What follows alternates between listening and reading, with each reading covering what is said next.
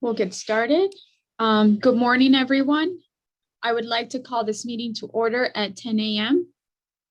As many of you know, the governor has recently signed Public Act 101-0640, making certain amendments to the Open Meetings Act so that we, along with other boards and commissions, can continue to host virtual meetings during this COVID-19 public health emergency, provided that certain conditions are met. One of those conditions is that I, as head of the Chicago Plan Commission, determine that an in-person meeting of the Chicago Plan Commission is nor practical nor prudent.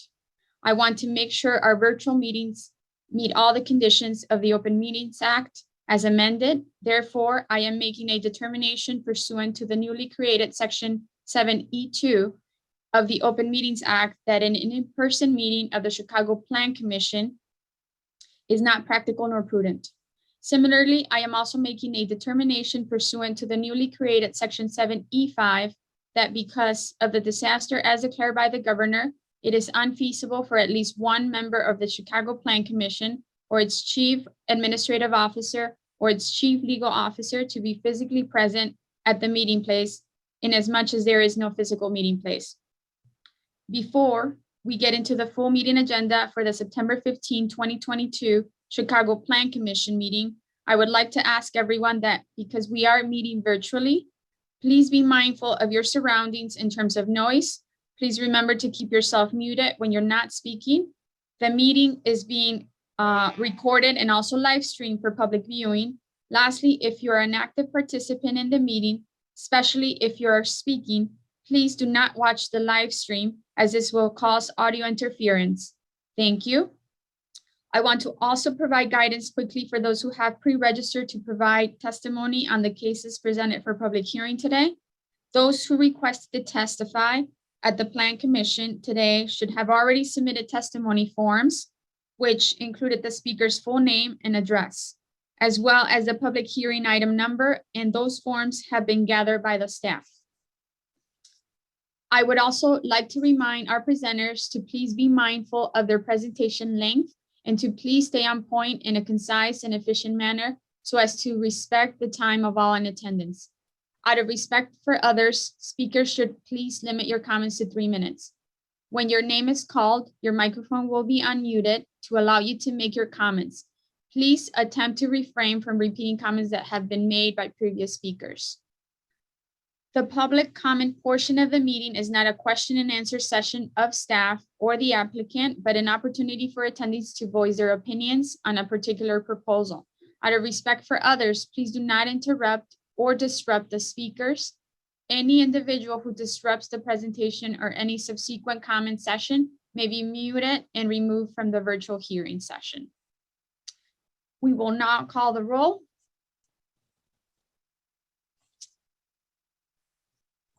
Commissioner Barclay. Here. Thank you. Commissioner Biaggi. Here. Thank you. Commissioner Brumfield.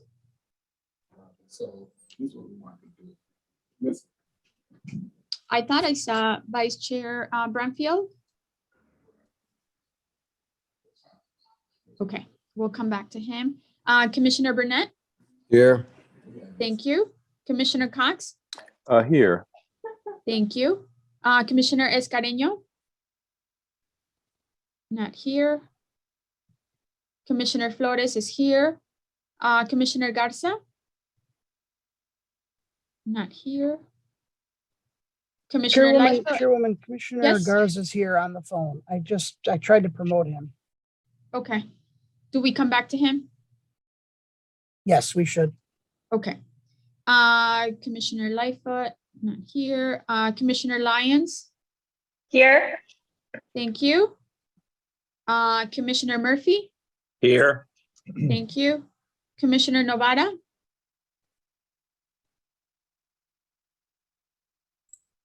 Here. Thank you. Commissioner Osterman.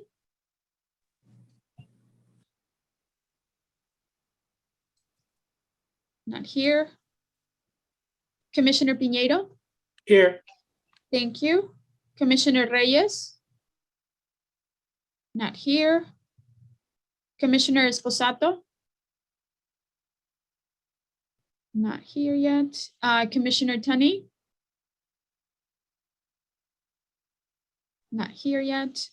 Commissioner Villegas? Present. Thank you. And Commissioner Wagensback? Present. Thank you. We will now approve the minutes from the August 18, 2022. Excuse me, Chairwoman, sorry to Yeah. interrupt. We wanted to go back to Commissioners Brumfield and Commissioner Garza. Yes, thank And you. Commissioner Good morning, Tunney. Madam Chair. I'm present. Okay, so we have Commissioner Garza in attendance, Commissioner Yes, Tunney, and Commissioner Brumfield, or who was the third one, Noah? Sorry.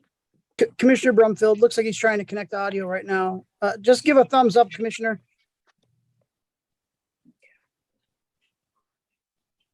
Do you see it? Commissioner, you want to give a thumbs up to the The video? license is a 2? Yes. We'll record him later, Chairwoman. Go ahead. Okay, thank you. Okay, so we will move on to the minutes. We will now approve the minutes from the August 18, 2022 regularly scheduled Plan Commission meeting. The minutes were distributed prior to today's hearing.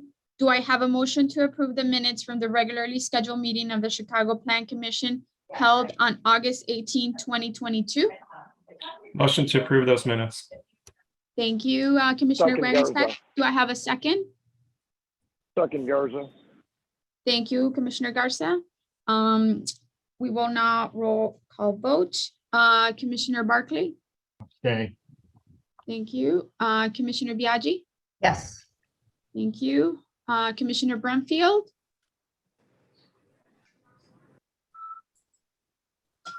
Commissioner Brumfield, we still can't hear you. We'll come back to you. Commissioner Burnett. Yes. Thank you. Commissioner Cox. Yes. Thank you. Commissioner Flores, yes. Commissioner Garza. Yes. Thank you. Commissioner Lyons. Abstain. Okay. Commissioner Murphy. Yes. Thank you. Commissioner Novara. Yes. Thank you. Commissioner Piñeiro. Yes. Thank you. Commissioner Tunney. Yes. Thank you. Commissioner Villegas.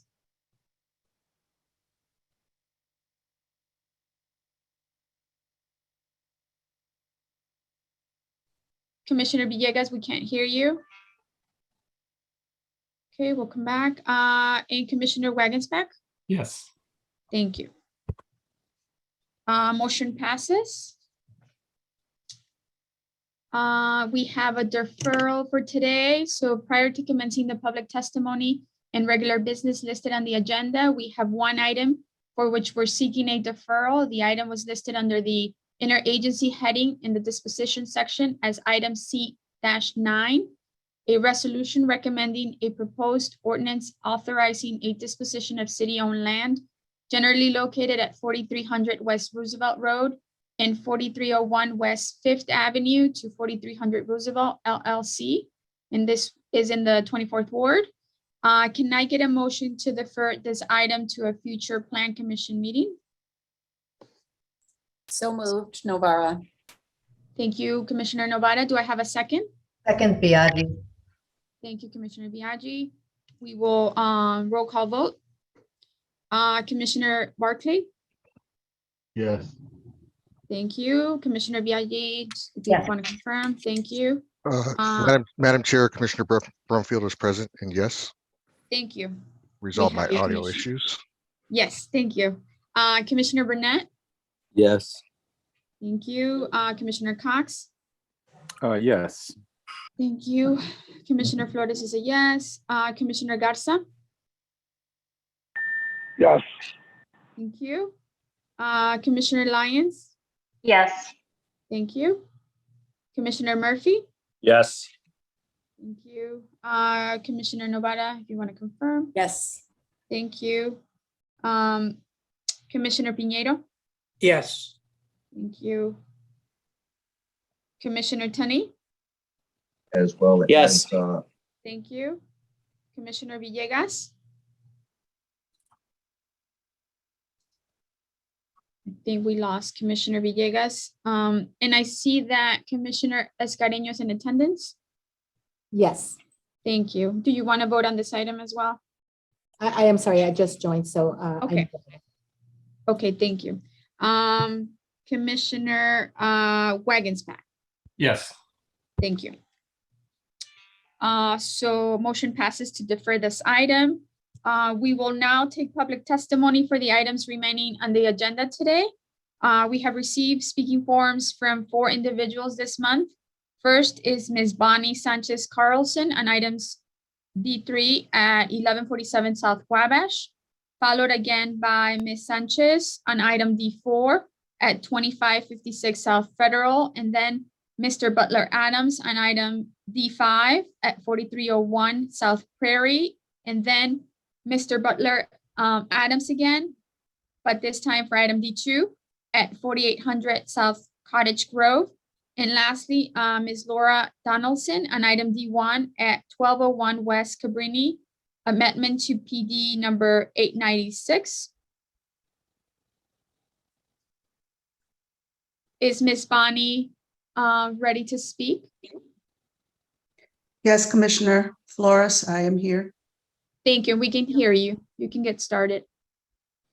Okay, so on item B3, 1147 South Wabash, my name is Bonnie Sanchez Carlson, and I am the President and Executive Director of the Near South Planning Board. My apologies, I had put in the submittal for 1147 South Wabash, thinking that we were going to be able to review the proposal. The applicant declined attending the meeting. For my understanding, they weren't ready, so I am surprised that they were moving forward with this permitted use. We have not seen it at all, so the organization itself cannot comment at this time. Should I move on to the next item? Yes, please. Okay, so this is for 2556 South Federal. Thank you all for allowing me to speak today. I'm here to testify in support of the proposal submitted by SL Solar Lofts for the property located at 2556 South Federal. It is our understanding that the applicant seeks to rezone the site from C2-3 to B2-5 and then to a residential plan development. Near South Planning Board does not object to this request, as plans call for rehabilitation and new construction additions with adapted reuse to provide a multifamily housing development in an existing warehouse building. The developer is proposing to bring new life to this vacant structure with 47 residential units, including 32 affordable, 15 market rate, and 25 parking spaces. Additional amenities include 28 bike parking spots, EV-ready parking spots, and a dog run. Near South Planning Board had the opportunity to quickly review the proposal earlier this week and found that the additions proposed have been appropriately set back and thoughtfully designed to enhance the character of the building, and therefore would have no adverse effect to the property and its surrounding community. The addition of trees and any further landscaping will bring vitality to this otherwise quiet streets. Near South Planning Board wholeheartedly supports the project and the applicant's request to rezone the site and recommends Chicago Plan Commission's approval. I thank you for your time. Thank you, Ms. Sanchez. Next, we have Mr. Butler Adams. Hello, can you hear me? Yes, we can. Thank you. Good morning, commissioners. This is Butler Adams. And for the first one, I'm going to do a D2. This is for the Northwestern Memorial Healthcare at 4800 and 4848 South It's actually Cottage Grove Avenue, and the agenda just says Cottage Avenue, but it's Cottage Grove Avenue.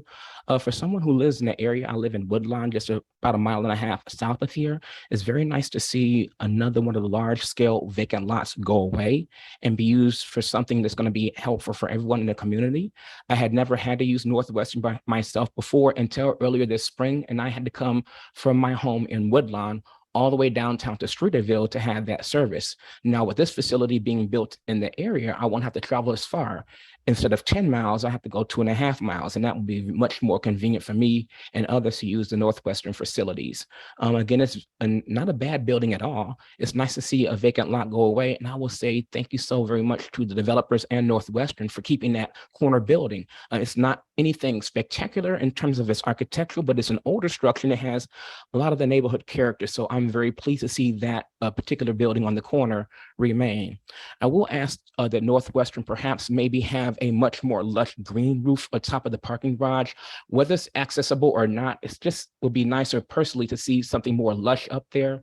And in terms of the overall landscaping, perhaps they can also hang like planter boxes with flowers from the light poles in the summertime, because it does still seem a little bit barren and hardscape. So it'd be nice to see a little bit more flowers there in the summertime. Otherwise, again, it's nice to see this facility coming to the south side into the area and to have another vacant lot bite the dust. So thank you very much and have a good day. And I'm ready for the next one.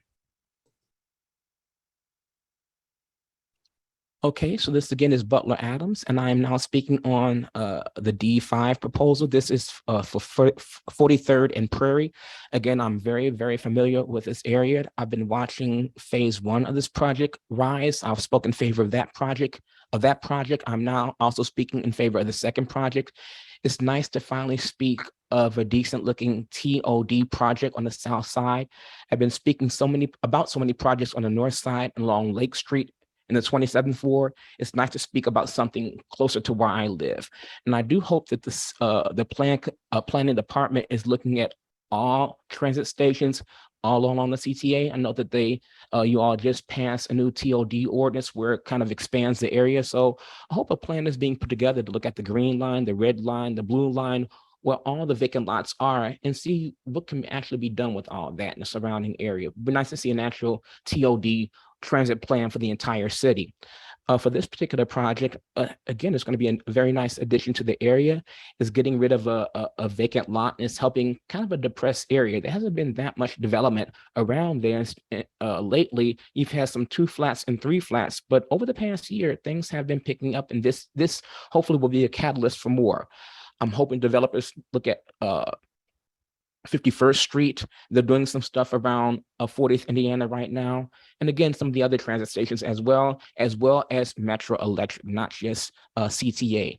But for this particular project, I certainly look forward to it. It's adding a height bump to the area, and there's nothing wrong with going vertical. So I'm glad that the south side is finally being looked at, and I certainly approve of this project and hope there are more in the future. So thank you for your time and have a great day. Thank you, Mr. Adams, for your comments. Lastly, we have Ms. Donaldson. Good morning. My name is Laura Donaldson. I don't know the number. I'm sorry, I forgot, but I'm B1? speaking B1. Thank you. B1. I am against the proposal to lease, sell, or anything to the Chicago Fire.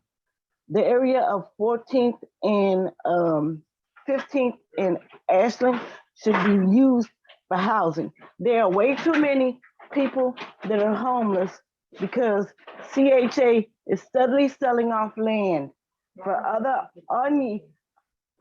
things other than housing. People are dying to get housing. Stop. We need housing. We need help, not a practice facility. We need a place to stay that's not on the street. We need a place to stay that's not on the street, not in the elements.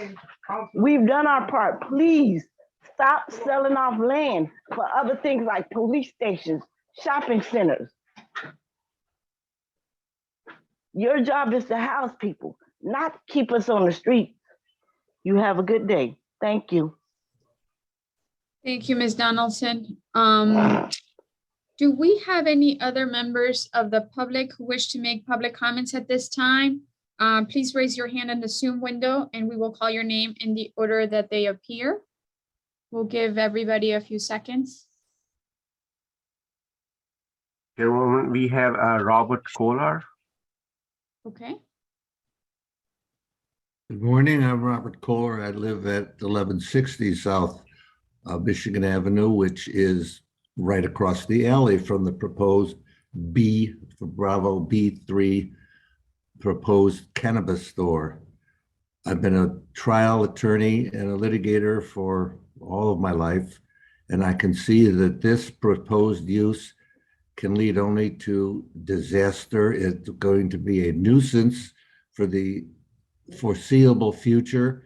I think that whoever proposed this failed to realize that a block away in Lincoln Park every weekend, Grant Park, every weekend, there are thousands of young and not so young people swarming into the park area, and to have a cannabis dispensary so readily at hand can only lead to, in my view, disaster. There will be people that overdo themselves. No, most people will not overdo it, but with all of the thousands of people that are in the park and going to the park and walking down Roosevelt Road, going to Soldiers Field and other venues, you're looking at a disastrous outcome, even if a very small, minute percentage of the people decide to overindulge.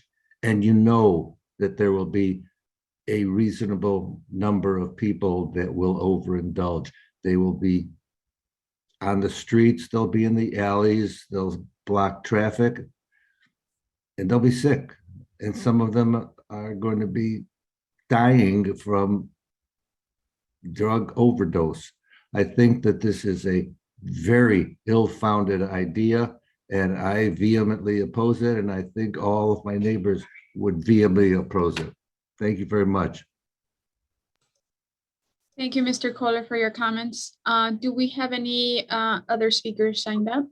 Yes, Or we have okay. another hand raised, Carol Phillips. You can go ahead, Ms. Phillips. Good morning. Good morning. We can hear you. Okay. I am calling in regards to the Northwestern Healthcare facility that's going to be built. I'm at 4835-37 South Evans, so this building is going to be directly behind me. I have had a chance to look at the final proposal or the final plan, and my concerns are lighting issues, natural lighting issues, green space on top of the structure as well as around it. I'm also concerned about the upgrade of the electrical facilities that is currently in the area. They're very old and antiquated. The transformers spark when we have high winds and storms. So I want to know if that's going to be changed out. The alley, is it going to be 16 feet wide or is it going to be wider? Is there going to be a loading dock on the back of the property? Things like that. And then I want to know about abatement plans for the disturbed warrens and nests for rodents and other vermin when the construction begins, and the additional noise, foot traffic, and security. The lighting that's going to be placed on the property, will it be shining down or out? Because I really don't want my backyard to be bathed in light at night. Acquisition of property owners' land for the project. If that takes place, when will we be notified? And what type of compensation will be paid to us if they have to acquire some of our land? I believe that's it for now. I want to continue to use my yard space. I work hard for my yard, and it's beautiful. And I like the idea that Northwestern is coming. I want to welcome you. I just want to make sure that we are able to work together to keep that alley clean and keep the riffraff from being in the alley when the place is closed at night and things like that. That's my comments. Thank you, Ms. Phillips. Hopefully the presentation will answer some of your questions. I think we still have two more hands raised. Is that correct? Yes, we have Derek Price. And also, Chairwoman, I want to mention that there are several people on the phone. If they need to raise their hand, they can press *9. Okay. We have Derek Price. Mr. Price, you can start. We can't hear you yet. You have to unmute yourself. Oh, can you hear me now? Yes, now we can. Okay, I'm calling about the project on Chicago Fire Project. I'm here to oppose that project. We representing the Mennonite Church, which is sitting on that property. We have put in a proposal to develop that property. We've had control or interest in that property since 1999. We met with CHA about the property. They didn't give us any indication that Chicago Fire was on to take that property. So we oppose the rezoning. We like to keep it housing. We propose to work with Related Midwest. They did the same project in Miami with the Legacy Project. And we propose to put housing up there. And also we propose to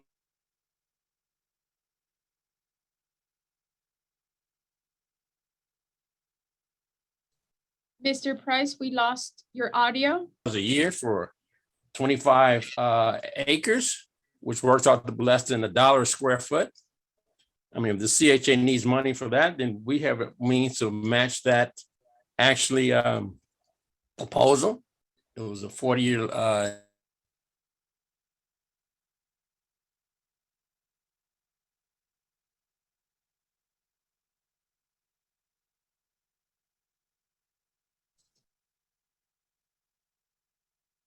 Mr. Price, you're going in and out with your audio.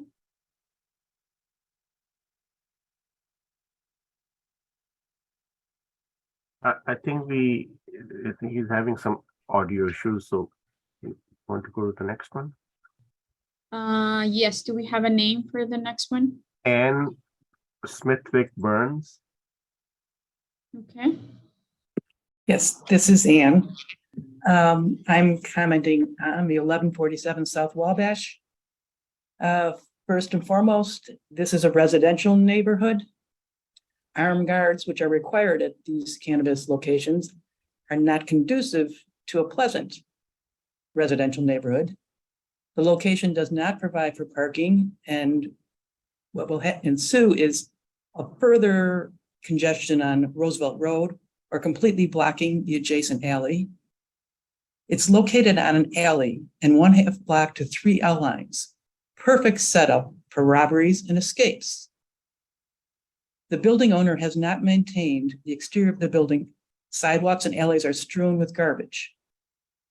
Roosevelt Road between State and the alley is regularly filled with either homeless people with mental issues or drug issues. Placing a cannabis location right in their proximity is not probably the best idea, because you combine the two and you are asking for violence or additional issues. Also, you have drug issues in the adjacent Grand Park area, where you have a skate park, which most of the time are legitimate skateboarders, but also regular issues with drugs. Police and the alderperson have not done anything about cleaning up Roosevelt Road. So adding a cannabis station to this problem, not the best idea. Thank you. Thank you. Do we have another speaker? If we have someone on the phone, please press *6 to unmute.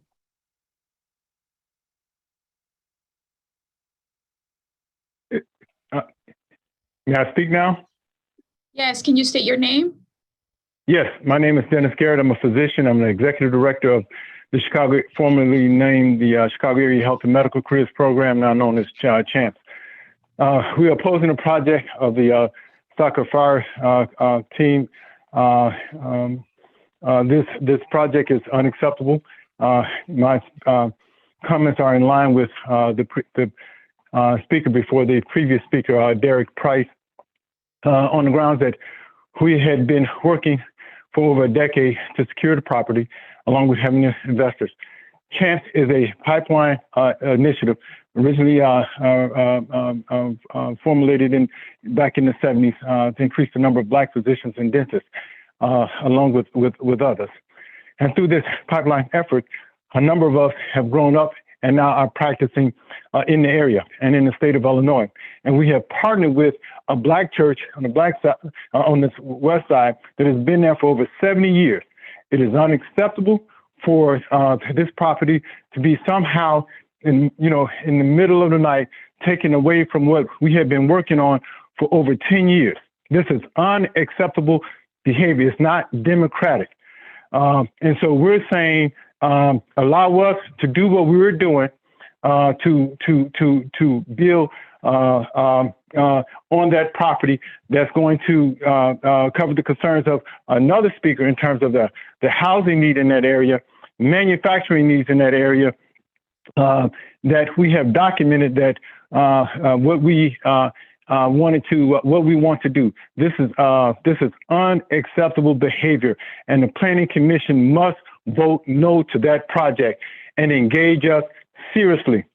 Those are my comments, and my name again is Dennis Garrett, and I can be reached at 773-945-1485. I'll formally submit my comments, by tomorrow, because I just learned about this Planning Commission meeting about this project. So I'll send you guys formal comments as well. Thank you for your time. Thank you, Mr. Garrett. Do we have another speaker? Yes, we have T. Bian.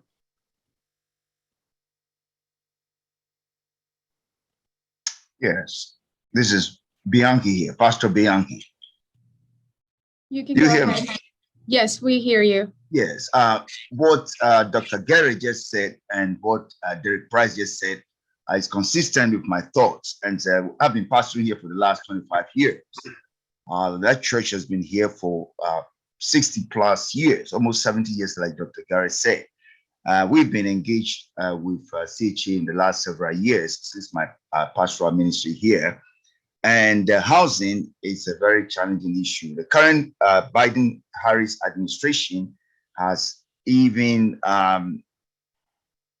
sanctioned that indeed housing should be part of the forefront issue agenda for them. So I believe that the city of Chicago and the CHA and the planning department should take a hard look at the issues on the table.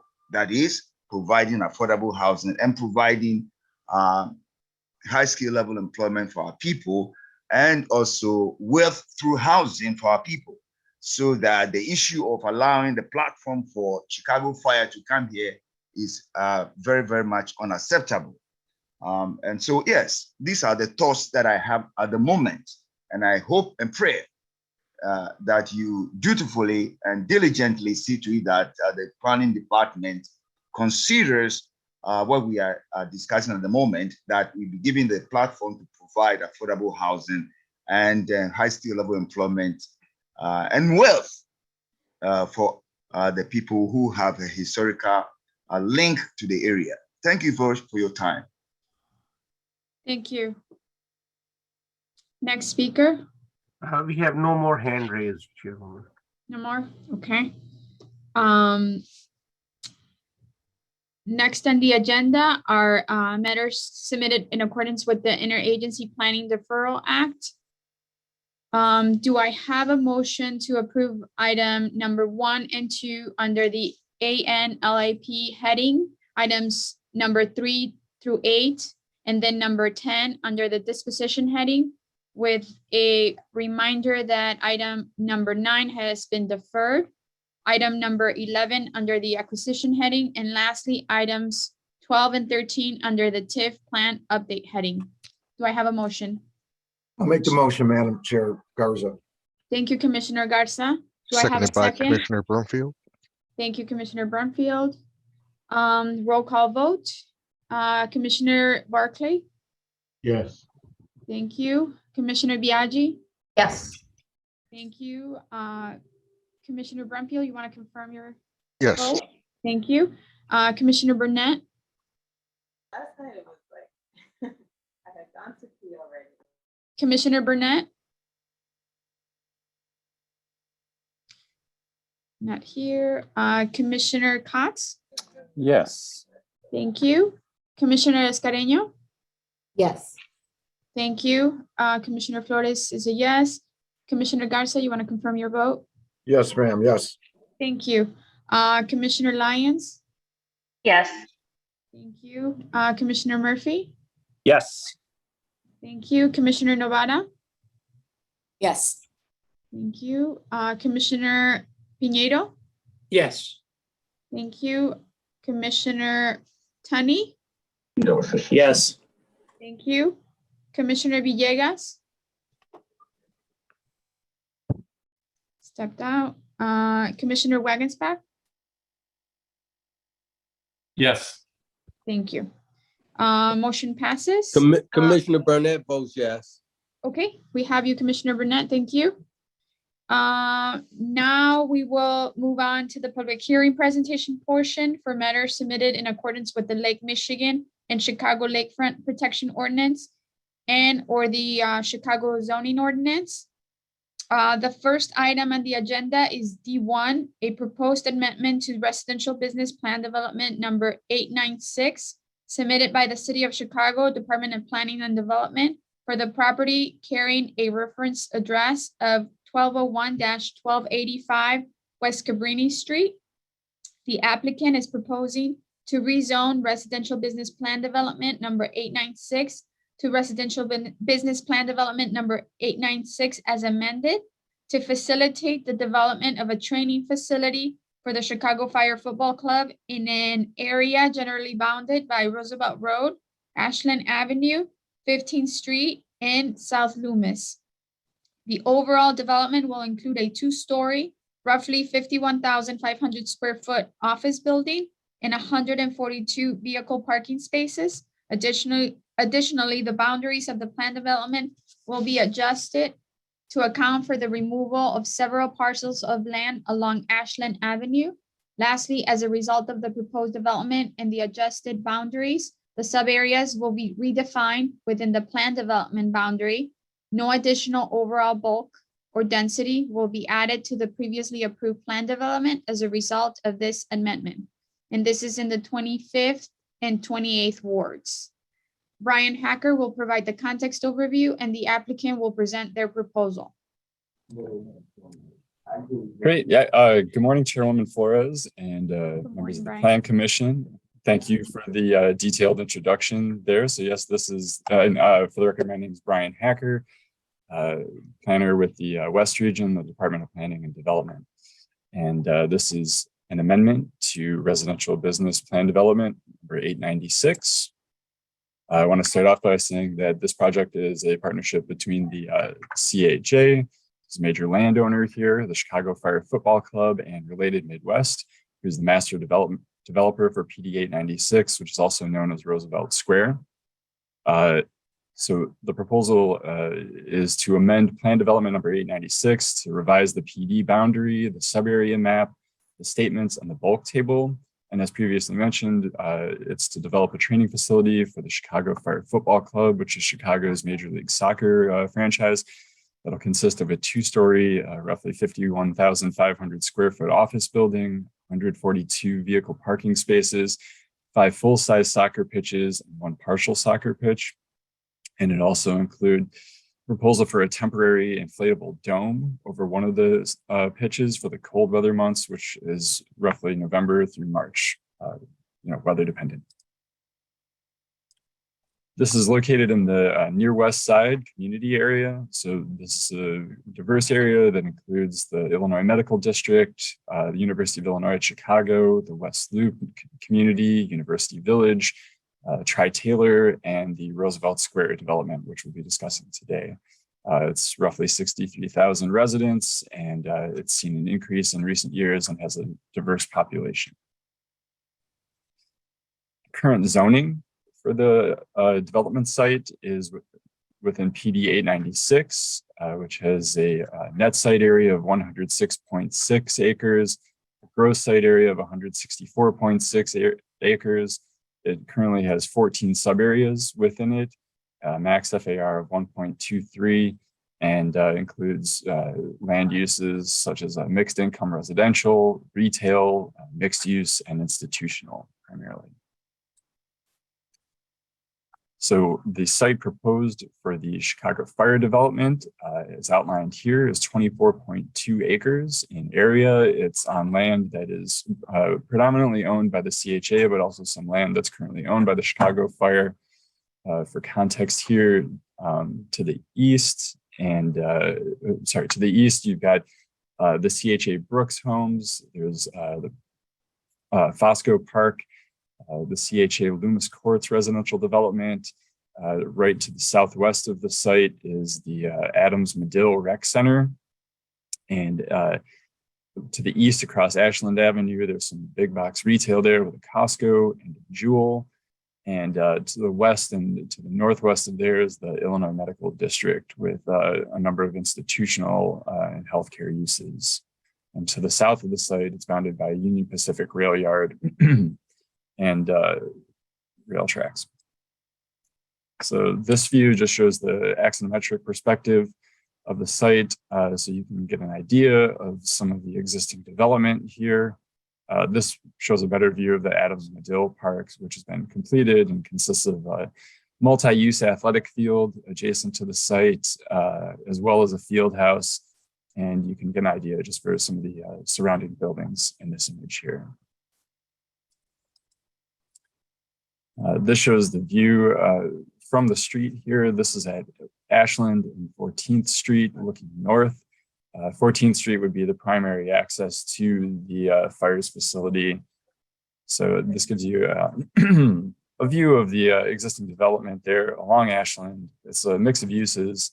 And as I mentioned previously, on the west side is big box retail. This is the view looking south at 14th and Ashland. You can see in the distance there the Jones Senior Apartments.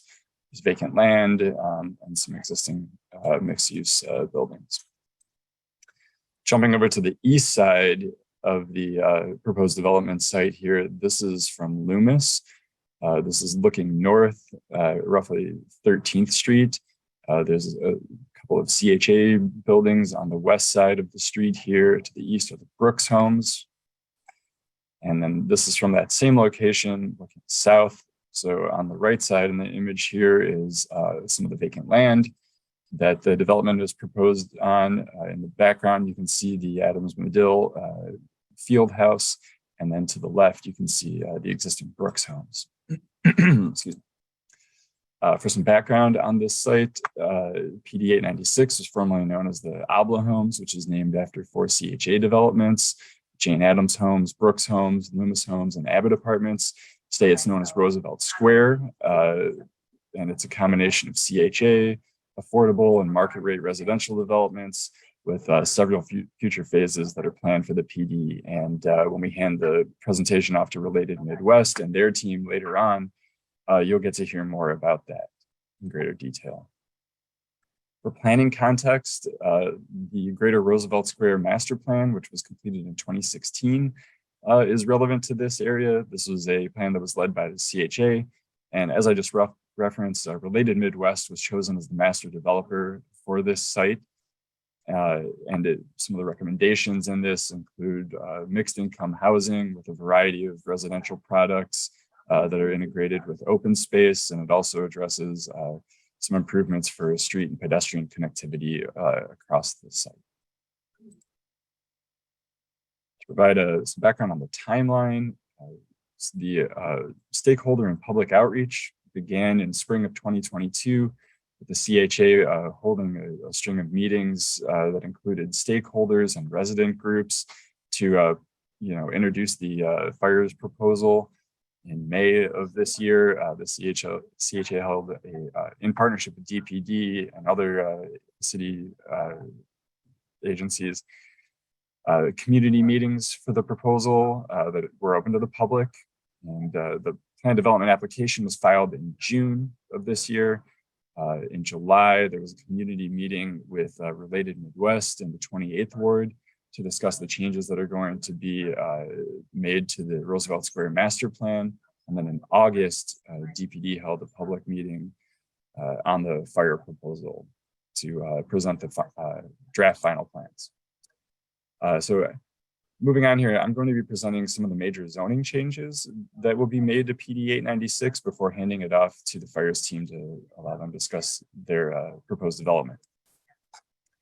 So here you can see a current map of PD 896, and outlined in red on the west side of the existing plan development are 3 sections that will be removed from the PD boundary. So this is going to result in a roughly 4-acre reduction in the overall site area of PD 896. And these parcels will be rezoned to a B3-3 zoning district. And they're being removed as they're not integral to the Roosevelt Square plan redevelopment. This map here shows the proposed revisions to the sub-areas within PD 896. So I would draw your attention to the sub-areas labeled G and H towards the west side there.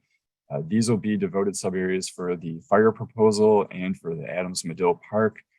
Some of the other boundaries within the PD are being revised based on the impact that's being made to the Roosevelt Square Master Plan and some of the development some of the plan developments that are being revised. And again, Related Midwest and their team will address those later on in the presentation today. Additionally, there's a change being made to the way the PD regulates publicly accessible open space. This is an important part of the residential developments within the PD. They all include some component of publicly accessible open space. So within the PD language, it'll be moving from a per unit approach of requiring a certain amount of open space per unit to a overall open space plan, as you can see on the screen here. And I just want to call out that this change will not result in a loss of any planned open space.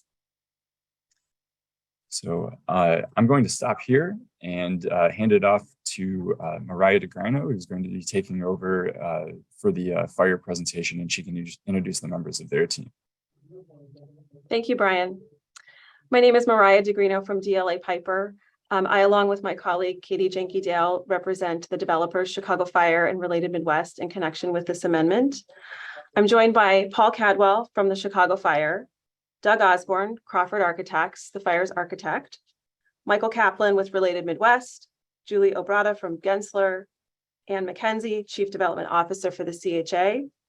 And the CHA is represented in this matter by Langdon Neal, Jeanette Sublette, and Carol Stubblefield from Neal and Leroy.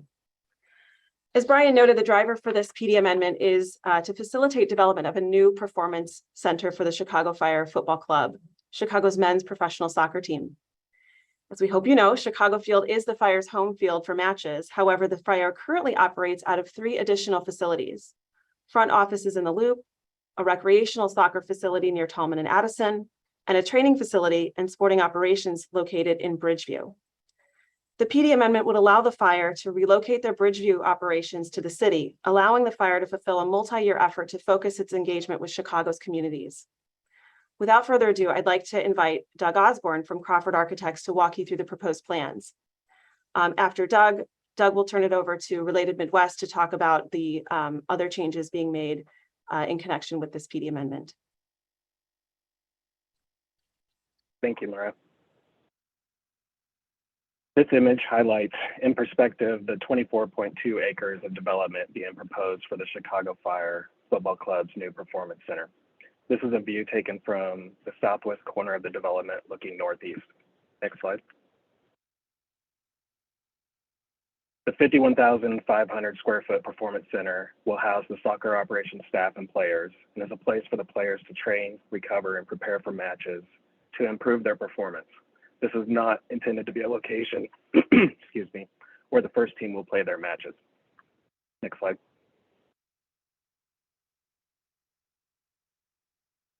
This site plan highlights how the performance center fits into the adjacent community. The two-story performance center is aligned north-south, perpendicular to West 14th Street. There are 5.5 fields being proposed for use by the club. A one-story structure that will house the field crew operations for the club is located along the eastern boundary of the site next to South Loomis Street. Parking will be available to the west and south of the performance center, and additional private parking for the club's use only is located to the southeast of the building. Next slide. This diagram provides a 3D aerial view of the site layout I just described. Next slide. As Brian mentioned, for approximate 6 months out of the year during inclement weather conditions, a seasonal inflatable dome will be erected over the northwesternmost pitch on the site. Next slide. The proposed landscaping design for the site is exceeding the 10% internal planting area required. Parkway planting along South Loomis Street is being provided in compliance with standards. Vehicular use areas are also being screened from the public right-of-way by fence. Next slide. Pedestrian walkways around the development are being maintained. A continuation of the pedestrian corridor just to the north of the Jane Addams Recreation Center will be provided through the proposed new Chicago Fire development, providing both bicycle and walkable access for South Loomis Street to South Ashland Avenue. This access will extend north at the existing north-south alley along the western edge of the development up to the intersection of West 14th Street and South Ashland Avenue. Next slide. Loading access for the facility is provided to the south of the Performance Center from South Laughlin Street. Access from West 15th Street at the south all the way through the site up to West Hastings Street is configured to allow proper turning and maneuvering of emergency vehicles through the site and adjacent to the new facilities. Existing emergency vehicle access to the surrounding community will remain unaffected. Next slide. The next 4 slides depict the proposed heights of the new Performance Center structure in context with the surrounding neighborhood. Existing buildings are highlighted in red, and the new structures being proposed are highlighted in blue. Next slide. The seasonal inflatable dome is a 1-story structure, approximate 80 feet in height. Next. The Performance Center is a 2-story structure, approximately 32 feet in height. Next. Next slide.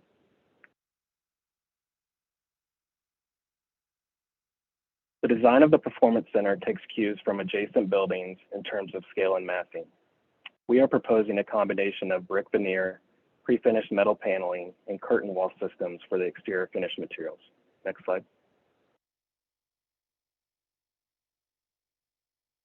This is a view from the building from the east.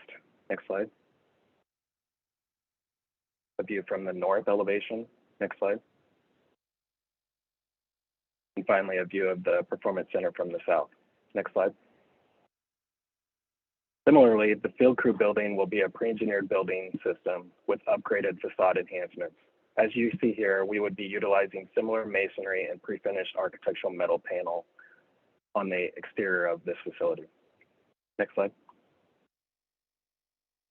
These next few slides provide a rendered perspective of the intended design for the new Performance Center. This particular view is of the west facade taken from West 14th Street. Next slide. Here's a view from the north from adjacent Chicago Fire training areas. Next slide. And this final view is taken from the east from adjacent pitch. Next slide.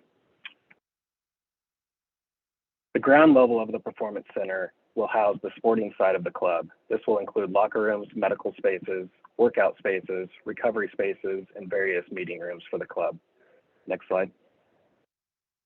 The second level of the Performance Center includes a mix of office, dining, and meeting spaces for the sporting operations.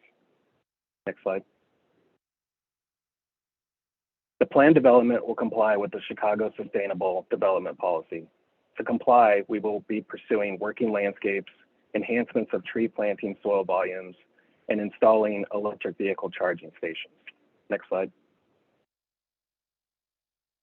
The initial 80 points towards the total 100 points required for planned development new construction will be achieved through LEED Silver certification of the project. Next slide. This slide begins to define the economic and community benefits of the project. Approximately 200 estimated temporary construction jobs will be created. Local youth soccer programming will take place on the site. There's opportunities for community internship programs, community mentorship programs, and community-focused events on site. A minimum 26% participation from qualified minority business enterprises, a minimum 6% participation from qualified women business enterprises, with a blended goal of 40% participation from qualified minority, women, and disadvantaged owned business enterprises to meet CHA goals. Next slide. The proposed stormwater design and compliance has been reviewed and coordinated with the Chicago Department of Building and Stormwater. Next.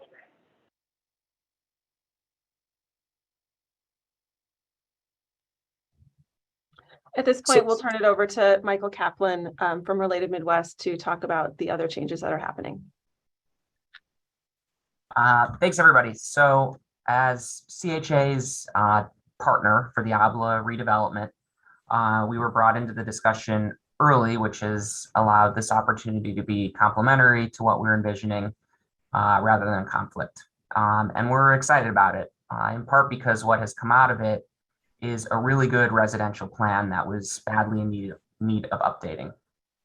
So to talk for a minute about the past before turning it to Julie to talk about the future, the hallmark of our redevelopment plan was to replace isolated public housing buildings with an integrated mixed income community that takes on the character of a traditional Chicago neighborhood with a variety of housing types, public and private open space, ground floor retail on commercial streets, and other job generating enterprises.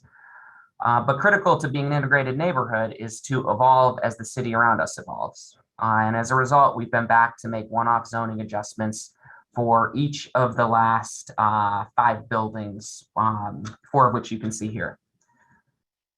So with or without the Performance Center, we would be back to you all seeking to finally clean up the broader PD and take into consideration the team's observations over the past 2 decades.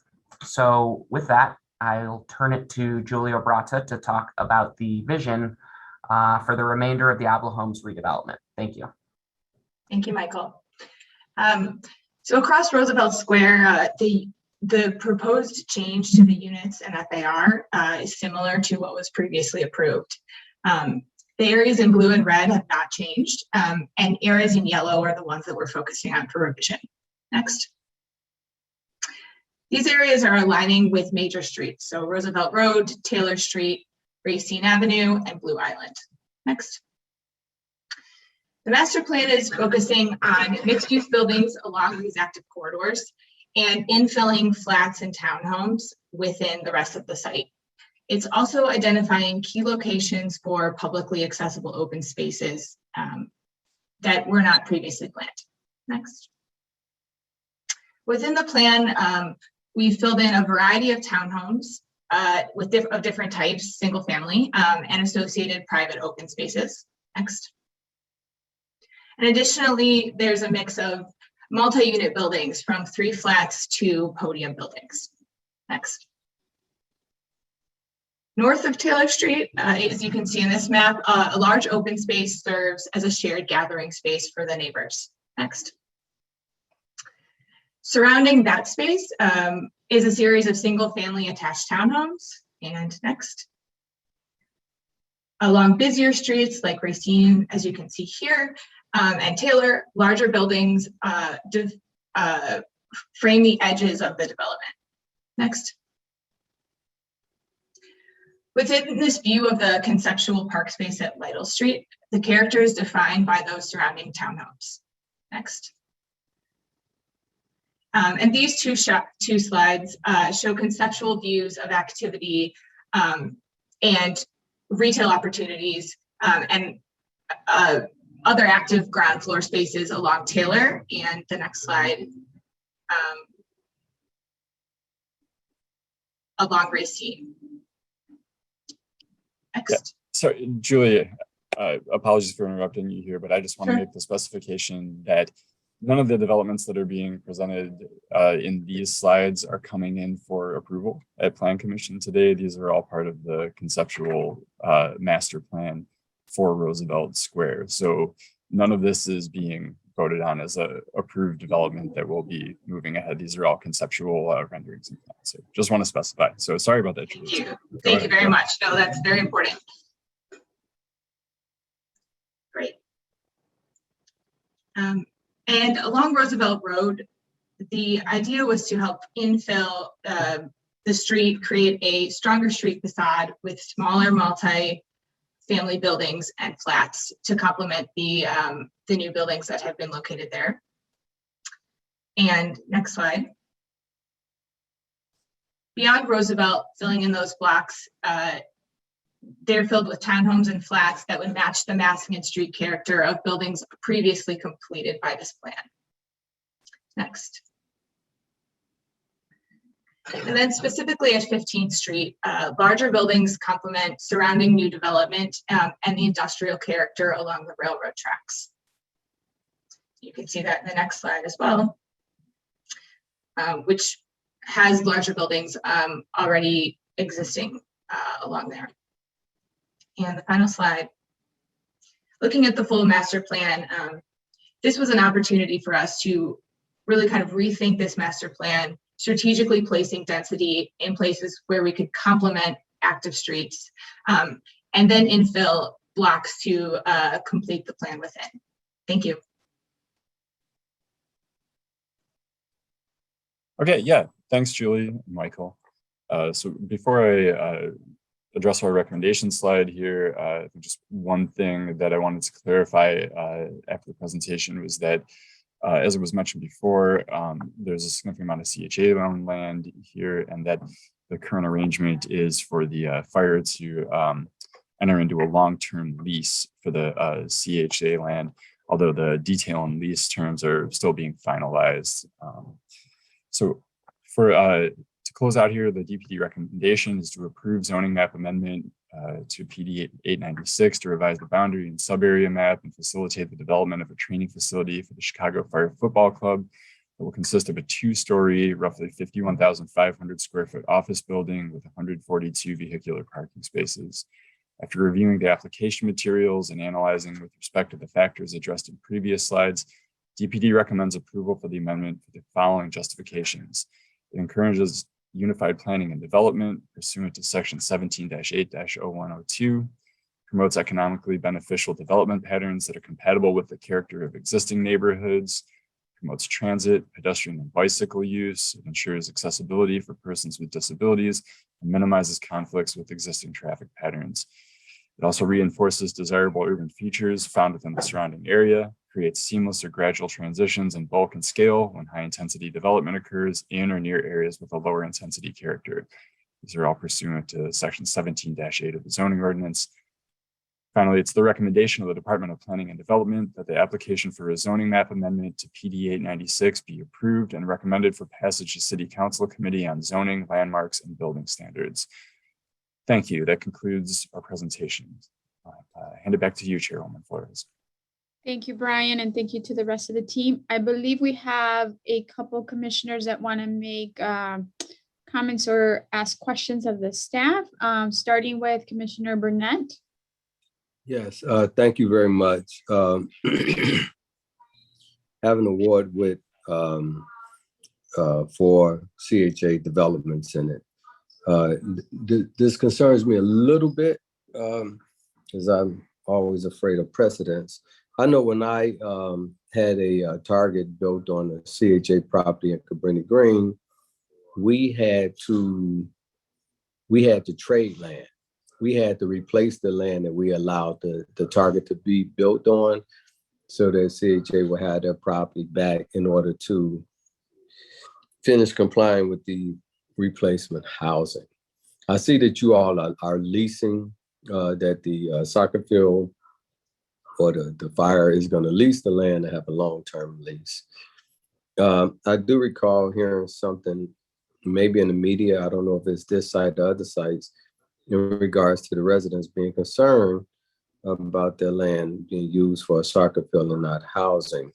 Were you all able to satisfy the residents in regards to those concerns? And then before you answer that, I want to ask, you know, with all of these, there's always an initial goal of how many units you want to replace on the property. And is it my understanding that your initial goal was like 3,080 something? Or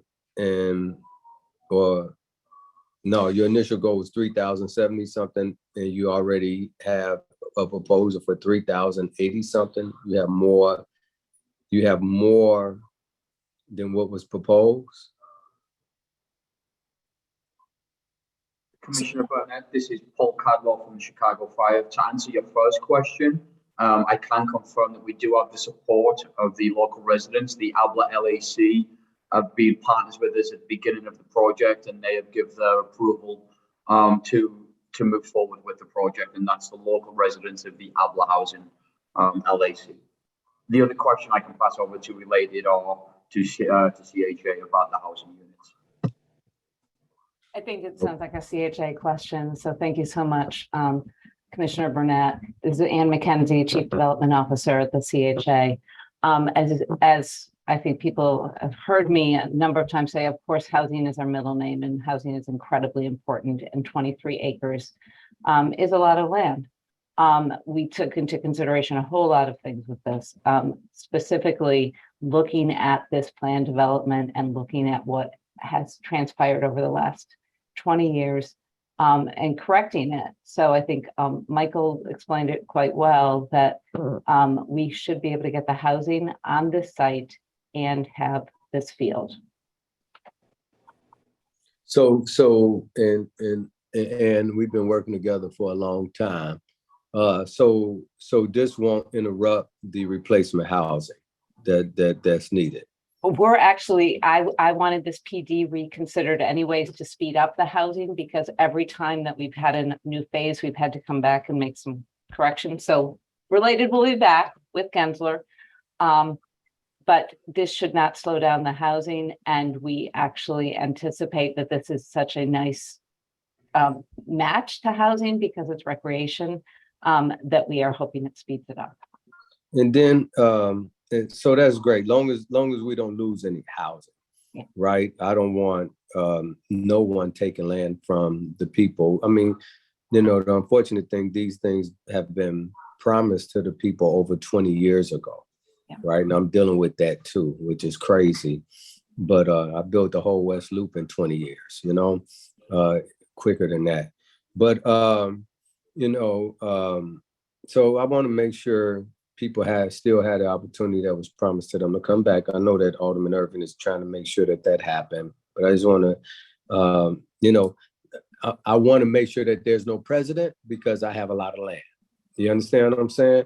And I don't want nobody trying to take the land that I promised people that they can come back to, right? With great ideas, you know. Right. So my priority is making sure that the residents, you know, I want to make sure my residents be able to come back, because I have valuable land too. And I just want to, you know, make sure, you know, it all be treated fairly. But also I want to know, so that's good that you're going to continue to build a housing, and there's not going to be no loss of replacement housing. I think that's a great thing. What is the community benefit for the residents, the CHA residents with the soccer field? Would the residents be able to use the soccer field? Would they be able to go through the training? You know, all of those things. I'm sure Alderman Irving negotiated for jobs and all of those good things. I know he's a strong advocate, and along with the residents over there, they don't take no mess. So, but what about them being able to utilize the soccer field and the field? We learn from you over there.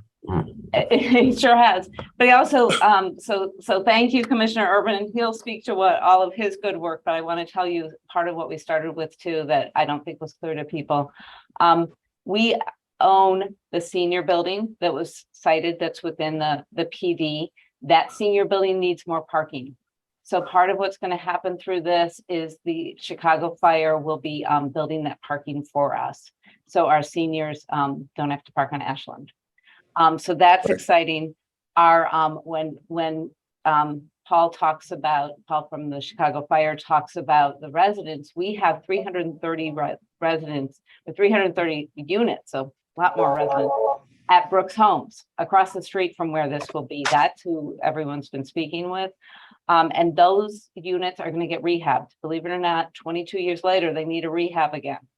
And then we have Loomis Homes, which is 126 units. So we have a lot of existing units there that aren't really part of Roosevelt Square that need that rehab. And we're going to use these payments. These are payments. In addition, we have been negotiating like crazy for other things from the Chicago Fire. So we will be making improvements to the Jane Addams Family Resource Center there, so that the residents have even better resources there.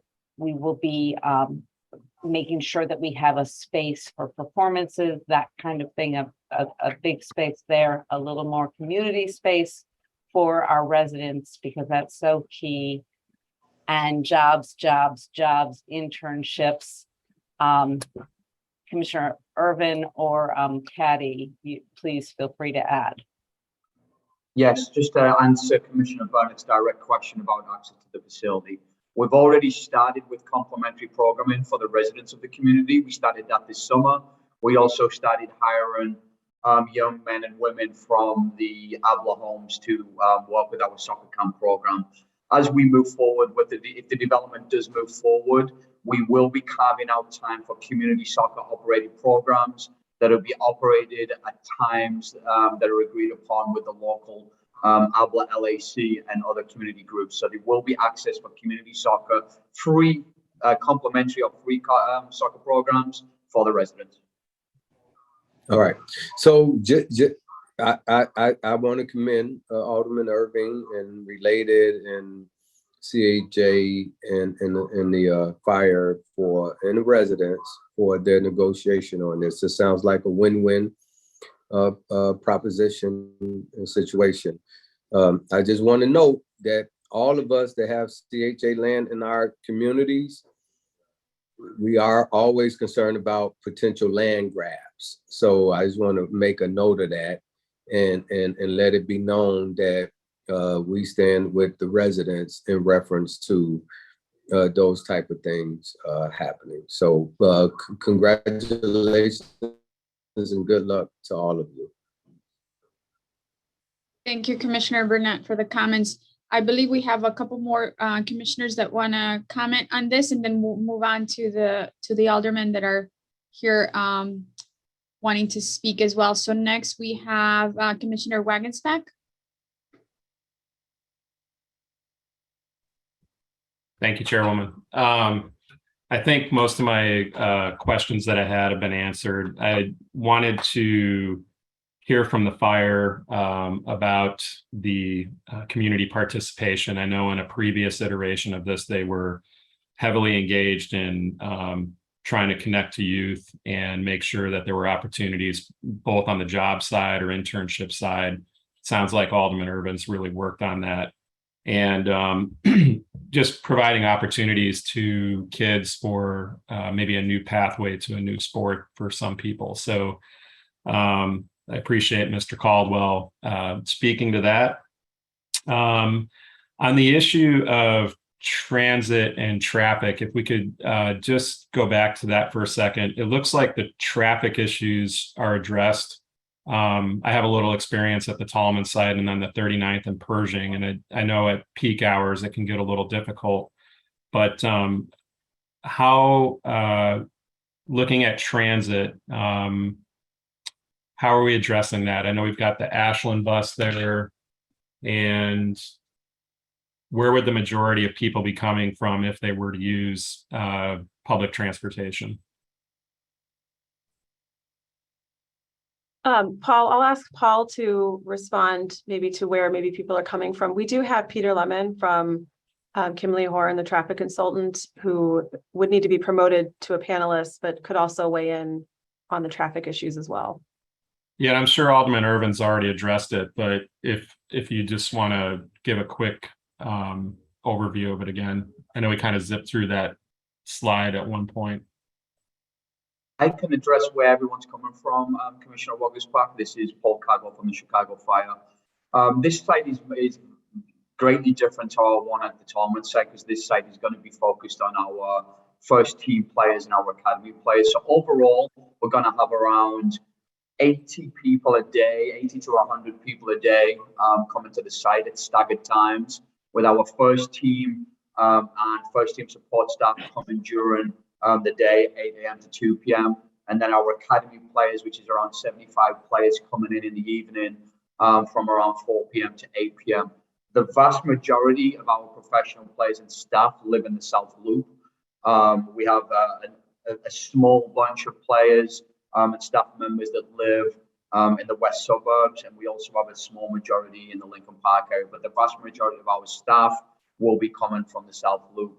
When it comes to our academy players, they will be coming from all over the city. We have got players from 12 to 15 different neighborhoods in the southwest and north sides, in addition to players, our academy youth players coming from the west suburbs. So that right now is where the majority of people coming to the site live.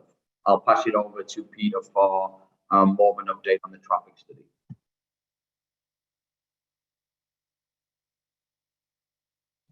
Thank you, Caddy. Great. Yeah, for the record, Peter Lemon with Kimley Horn. So Alderman Wagersbach, to answer your question, I mean, you can see on the map here, from a traffic standpoint, we assumed it was largely auto-oriented just from a conservative analysis, but you can see the 9 on Ashland and the 12 on Roosevelt, depending on the direction that people are coming from. It's a short, walk using the existing steps. Those are the primary locations. It's good proximity for those people where it's convenient, but our analysis primarily assumed more auto related, just from a conservative approach to the analysis. Thank you. Yeah, I was trying to blow it up on a different screen here, so I can see it a little better here. Thanks for that, Peter. Mm-hmm. And then I think it sounds like you've answered everything else. I saw, in the initial slides with the, how it looks. I don't know if Alderman Irvin might speak to this, but just the way that it, the design incorporates into the community there. Yeah, sort of the facade oriented ones. The height looks fine, and I think you're only talking 3 to 4 months for the inflatable dome. We've seen that up on Tallman, and it's once that comes down and opens up for the spring, it really gives a great look to the area. I see they've got Matt Bond hanging out there playing goalie in the front yard. All right. Well, I think this is a great project, and I appreciate Alderman Burnett's comments too, to make sure the CHA pays attention to that housing. I know we've changed this PD a couple of times in the past, and hopefully this really incorporates the community in a great way here to provide much more opportunities, and I'm glad the fire's doing it. So thank you for that presentation, and I will hand it back to you, Chairwoman. Thank you very much. Thank you, Commissioner. I think next is Commissioner Novara, followed by Commissioner Berkeley.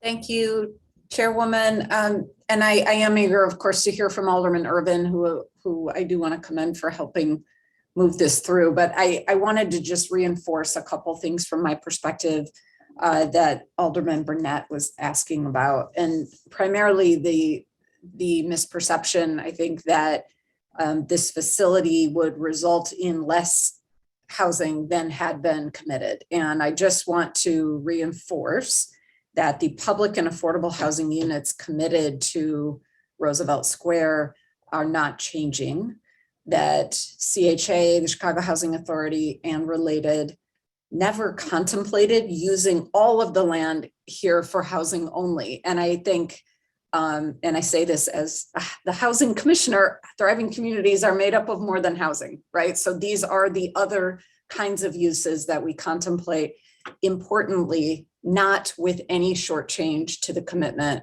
that was made to bring housing units back. So we are doing both. And I know you saw this in the presentation, but from my perspective, the city and CHA are funding over 400 units, starting construction, starting rehab later this fall. That includes 309 that are public and affordable. This is happening all around this site.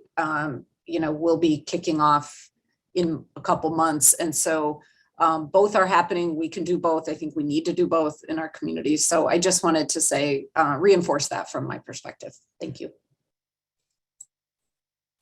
Thank you, Commissioner Novara. Commissioner Barclay. Thank you. I think Commissioner Navarro responded in part to my concern. I know the CHA residents have been promised this for many years, that there would be housing, they would be returned there. And it's taken a long time to get there. And I'm glad that the city is moving in that direction, and CHA moving in that direction with 400 units forthcoming. However, I do have some concerns about the residents who spoke earlier, the comments that were spoken earlier about, the timeliness and the level of engagement with the community to fully answer and respond to all of the concerns that were raised. Because I think at the end of the day, you want a win-win. You want the CHA to be satisfied. You want the city to be pleased, but you also want the residents as well to be engaged. I know that the alderman has put a lot of effort into this process, but I'm just wondering, has the community been fully engaged at this point before we pull the trigger here? My concern is that people who have been promised something for more than 20 years or so, and there's been no real deliverables, may have the same mistrust going into this process. It's one thing to, if you've been promised something for a long time and now all of a sudden something new is coming and they perceive this as taking land from potential housing residents. I just want to know if the residents have been fully engaged. Commissioner Barkley, this is Paul Cadwell from the Chicago Fire. We have had 12 to 15 different community meetings on the site over the past 12 to 14 months. In addition to that, we sponsored and hosted the ABLA Fund Days this August, where the entire community was invited out by the ABLA LAC, where we were present to answer questions. So we're still there today. We're happy to answer any questions that anyone has, but we've spent a lot of time in the community on the advice and guidance of Alderman Irvin. He's directed us to different community members, groups, and we're committed to that process because we do want to be a good neighbor that enhances the neighborhood and doesn't take anything away. Thank you. And may I add, Commissioner Barkley, the larger community will continue to be engaged because, as you know, each phase will be, I know that that the local alderman will require us to go with Related Midwest and to talk about those. So right now, I want to make clear, we have 3 buildings that are going to close and start under construction this fall. And also the National Public Housing Museum is going to get started. So we have not stopped housing, and we have delivered new housing on the larger site, and we are not at all stopping. And we will continue to engage the community, including those who previously lived in this area or other people on the CHA waitlist. Thank you. Commissioner Escareño, followed by Commissioner Cox. Yes, good morning. I just wanted to add to the comments of thriving community, which I believe Commissioner Navarra spoke of. I do know that my commitment is to continue to work with Alderman Jason Irvin, because we do have a park recreational center, which is going to be literally next in working very closely within this project. I think the important part of this is that Chicago Fire has been a great partner, but also on the expansion of recreation and green space to thriving communities, so important. I am committed just from the park side, and I know that one concern by the community recently that came up is that they want to be included in the conversation. And from the park district, certainly want to make sure that we are working with the aldermen, the community, on the community's involvement in recreation and what recreation means to the community. But I do know that this is a great project and that this is from the recreational standpoint and all that it will bring together as a sort of mini campus for youth, and the recreational opportunities for youth are really of benefit to this community. So just wanted to add the positive elements of this project as it relates to parks and recreation and all that it means for recreation and sports and positive impact on youth. So thank you for the opportunity. Thank you, Commissioner. Commissioner Cox? Yes, thank you.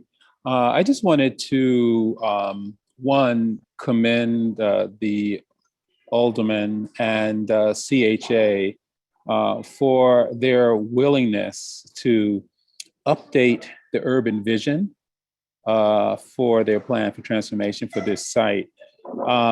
It's a number of the commissioners have underscored there's no loss of replacement housing.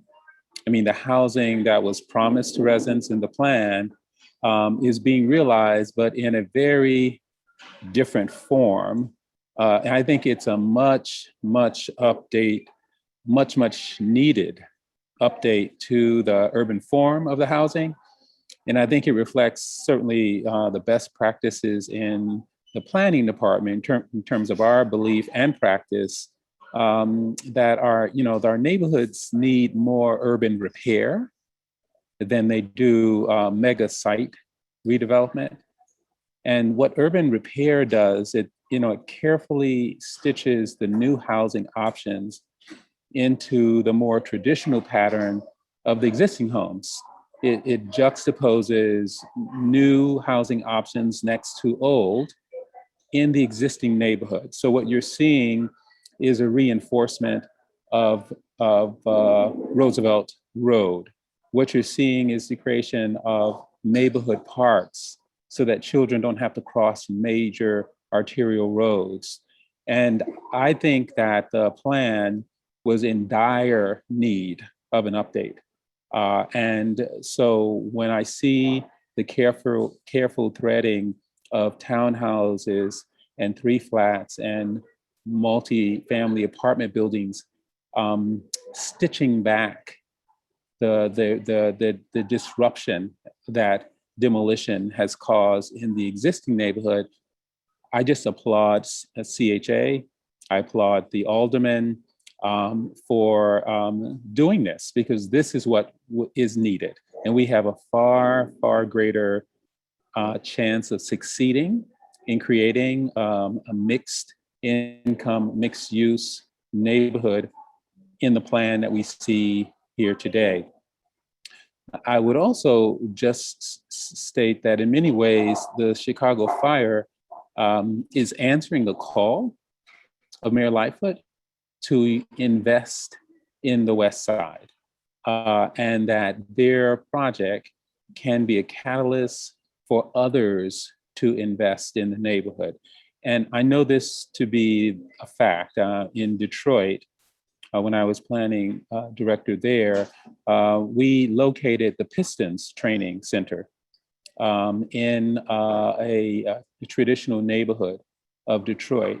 And what we have seen as a result of their investment is an entire redevelopment of the surrounding area by others who saw that investment and were willing to invest as well. So I think that there are benefits that we cannot even begin to imagine by the Chicago Fire coming in and investing in this kind of recreational facility training facility. So I look forward to working with them to look at the other edges surrounding this site that I think have enormous potential for redevelopment and stabilizing this area. So I think we all kind of win here. And once again, it takes a certain amount of courage for CHA to go back and try to update their vision, and for the aldermen to embrace this new vision with no loss of replacement housing. So just wanted to frame what I think is going on here and how much as a planner I support this project of urban repair. Thank you. Thank you, Commissioner Cox. Thank you to both aldermen for patiently waiting to speak. I have Alderman Sicho signed up first. Can we start with him and then we can wrap up with Alderman Urban?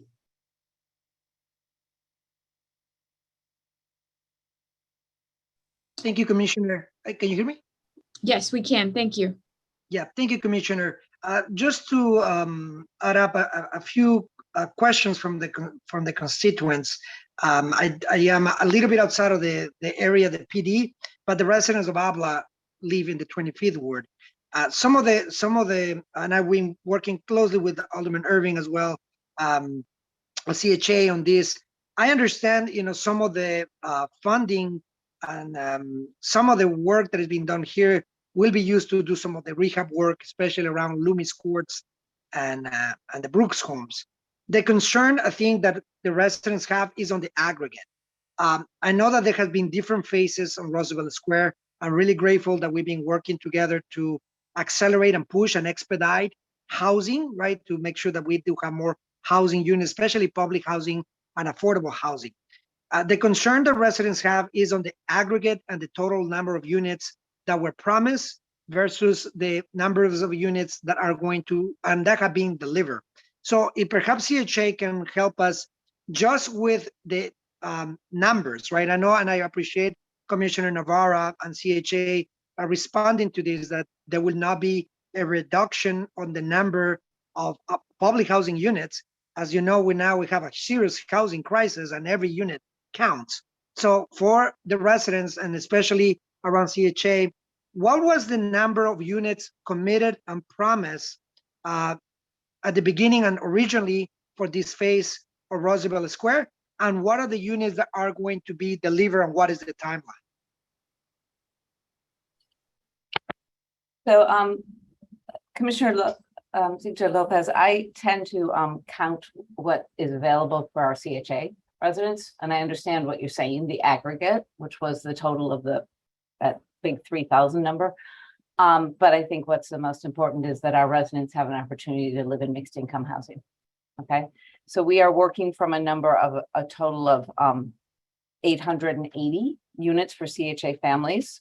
125 were previously in a previous phase are already delivered, then 120. So to date, we've delivered 282 of that 880. So we have a long way to go. And we're about to close a phase, which will be 80 new units for CHA families out of 222 units. So it really is truly mixed income. So that is where we are.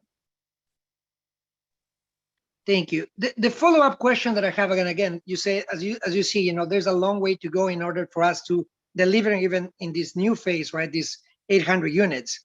My concern, and I think the concern of the residents, that on the aggregate, right, even as of public housing was demolished in this area a while ago, there were thousands of units that were lost.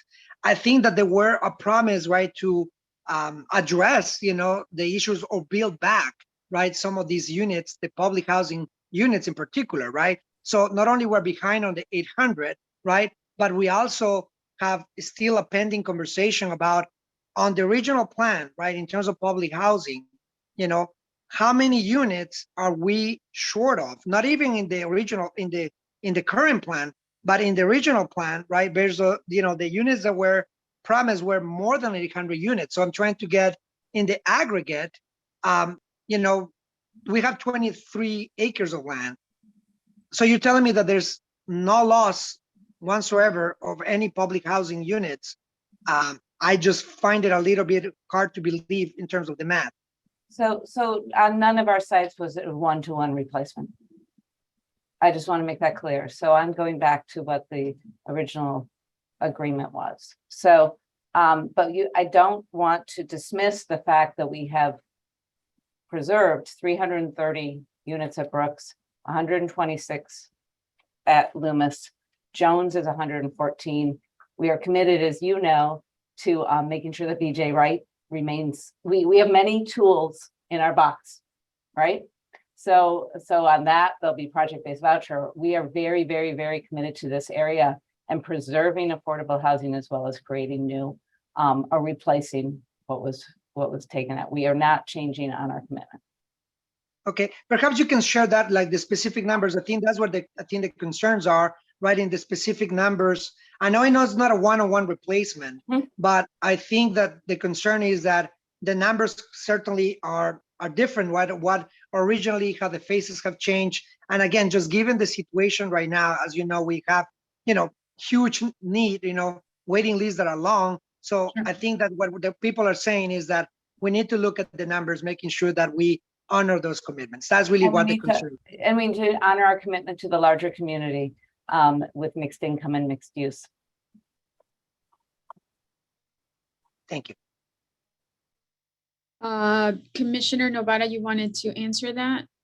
Just one quick point to Alderman Sigcho Lopez's question, and then I defer to Alderman Irvin. I think part of the reason that the numbers still work is that there's been a rethinking of the entire plan, and that some spaces that were previously had planned to be less dense, we now believe can handle more densities, such as on the major arterials on Roosevelt and so on. And that's why we can deliver, the Chicago Housing Authority can deliver the same number and make their commitment, even while using this space for some of the other things that people need and enjoy in their lives. So just, I felt like that part maybe didn't get explained clearly. Thank you for the clarification. Alderman Irvin, thank you for waiting.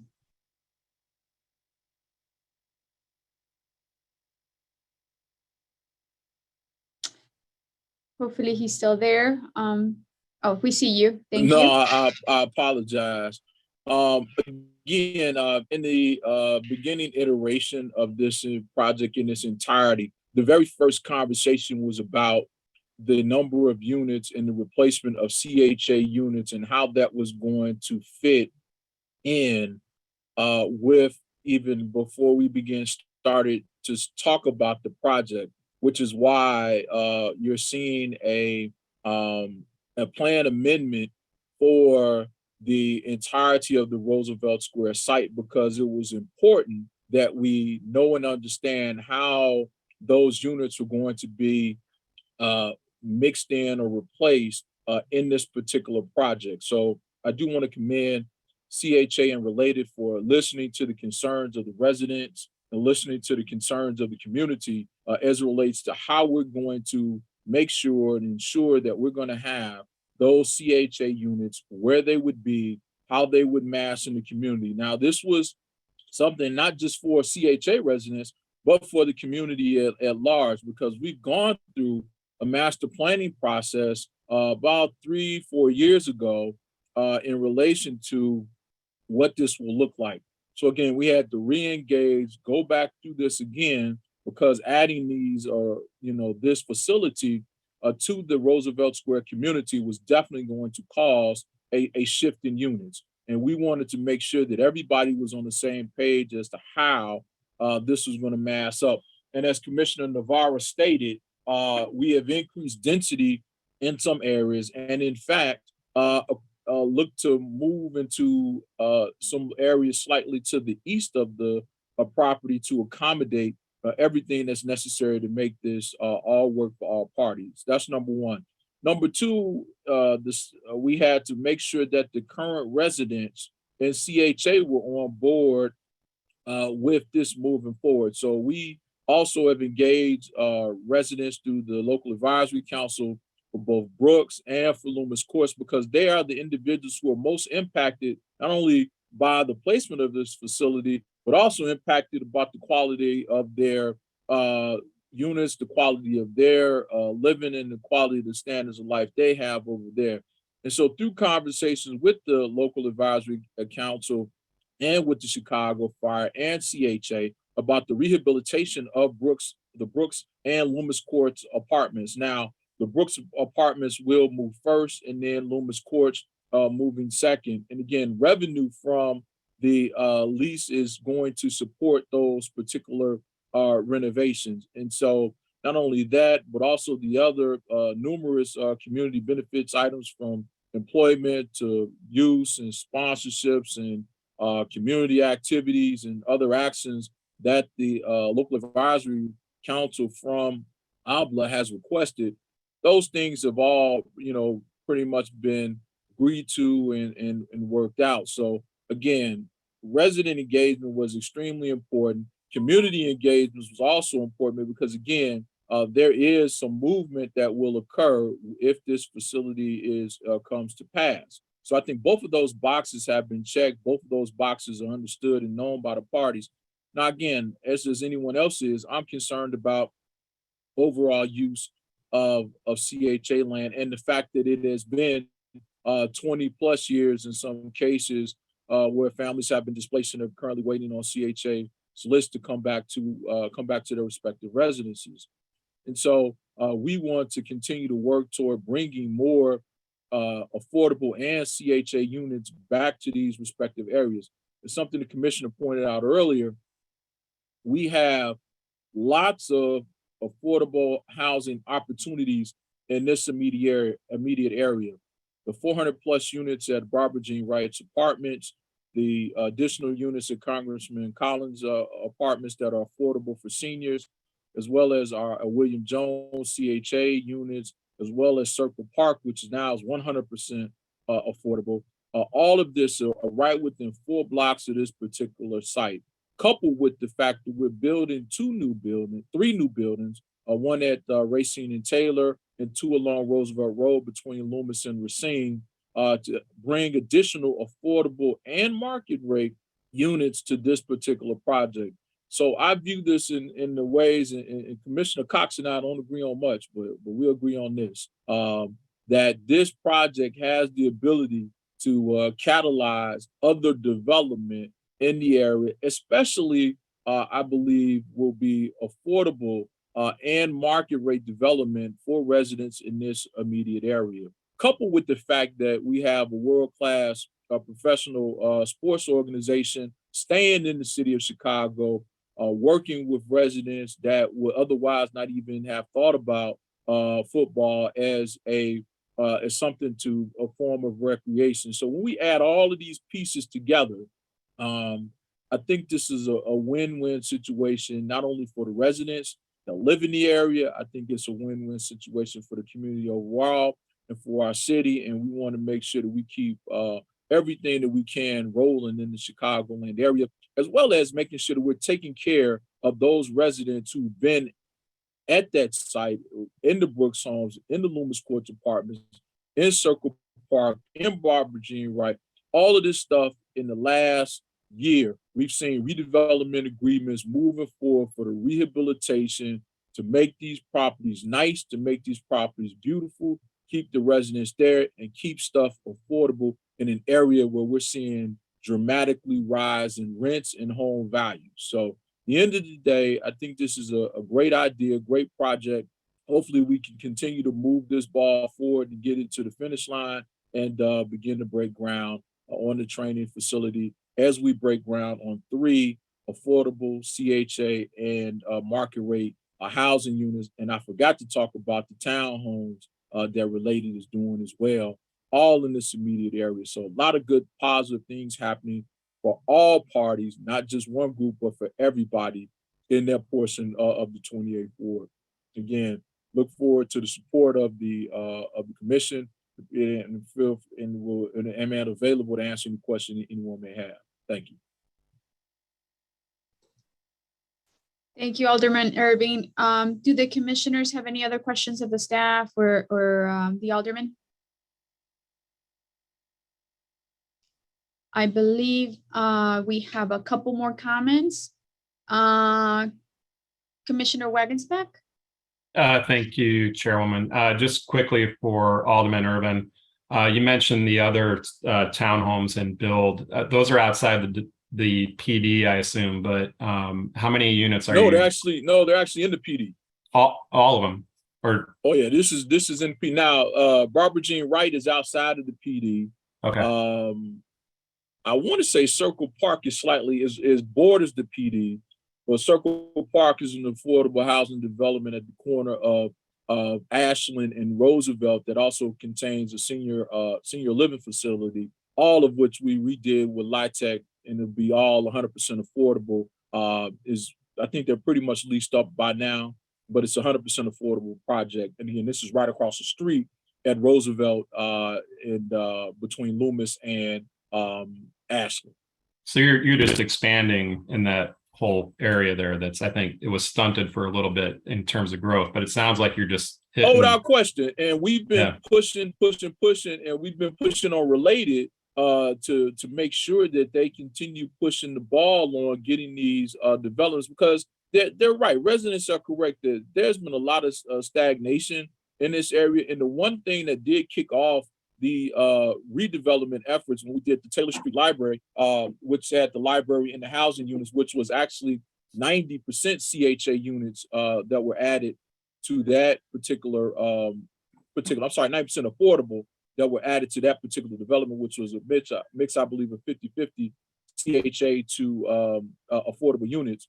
Again, beautiful architecture, real nice things, and it helped us continue to do more work. And it actually gave the residents in the Little Italy community faith that we could actually do stuff, make it positive, make it affordable. And residents has been the best thing that people have been very appreciative of it, even though a lot of folks at the beginning were against it because they felt it was going to be a recreation of the Jane Addams homes that was along Taylor Street to begin with. We've had great success. We want to continue that success with these other buildings in the area. Sounds great. Thank you. Thank you, Chairwoman. That's what I. Thank you.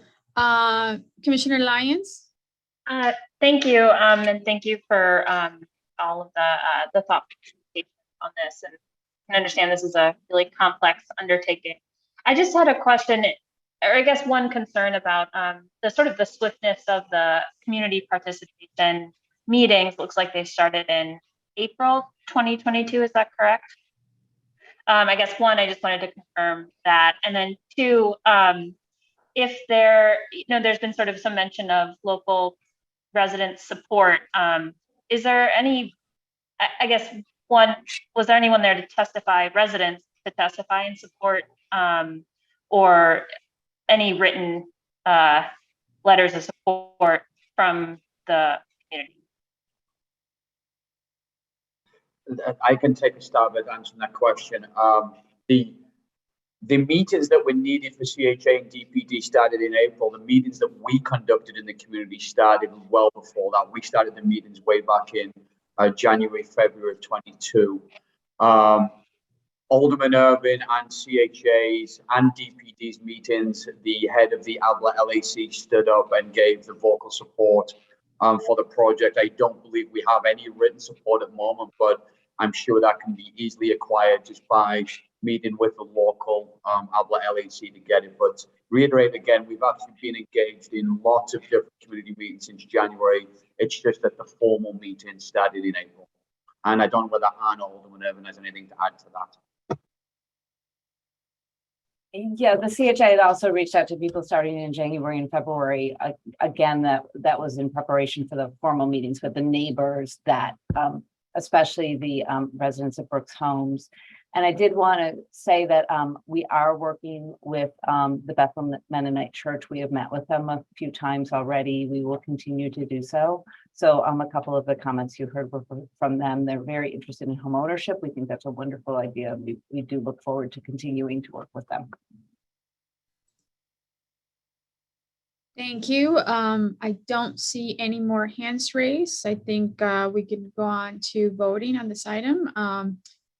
Do I have a motion on a proposed amendment to residential business plan development number 896 submitted by the City of Chicago Department of Planning and Development for the property carrying a reference address of 1201-1285 West Cabrini Street, finding that it meets the requirements for approval? Commissioner Wagasback, so moves. Motion by Commissioner Wagensbeck. Do I have a second? Second by Alderman Burnett. Thank you. We will now roll call vote. Commissioner Barclay. Yes. Thank you. Commissioner Biaggi. Yes. Thank you. I believe Commissioner Brumfield has recused himself on this item. Yep. Thank you. Commissioner Burnett, you want to confirm your vote? Yes. Thank you. Commissioner Cox? Yes. Thank you. Commissioner Escareno, I think you've also recused yourself, correct? Yeah. Thank you. Commissioner Flores is a yes. Commissioner Garza? Yes. Thank you. Commissioner Lyons? No. Thank you. Commissioner Murphy? Yes. Thank you. Commissioner Novara? Yes. Thank you. Commissioner Piñeiro? Yes. Thank you. Commissioner Tunney? Yes. Thank you. Commissioner Villegas? Stepped away. And Commissioner Wagensback, you want to confirm your vote? Yes. Thank you. Motion passes. Congratulations. Thank you. Okay. Next item on the agenda is D2. A proposed plan development submitted by Northwestern Memorial Healthcare, NFP, for the property generally located at 747-757 East 48th Street and 4800-4848 South Cottage Avenue. The applicant seeks a change in zoning from C2-3 motor vehicle related commercial district to C2-5 and then establishes a residential business plan development. The subject property is currently vacant and unimproved. The applicant proposes to develop the property with new construction of a multi-story medical office building of approximately 120,000 square feet. The proposal will include ground level retail, community space, and a naturally ventilated open air parking structure, along with the goal to obtain LEED certification. The development will contain approximately 237 parking spaces. The proposed FAR is 5.0, and this is in the 4th Ward. Lisa Washington will provide the context overview, and the applicant will present their proposal.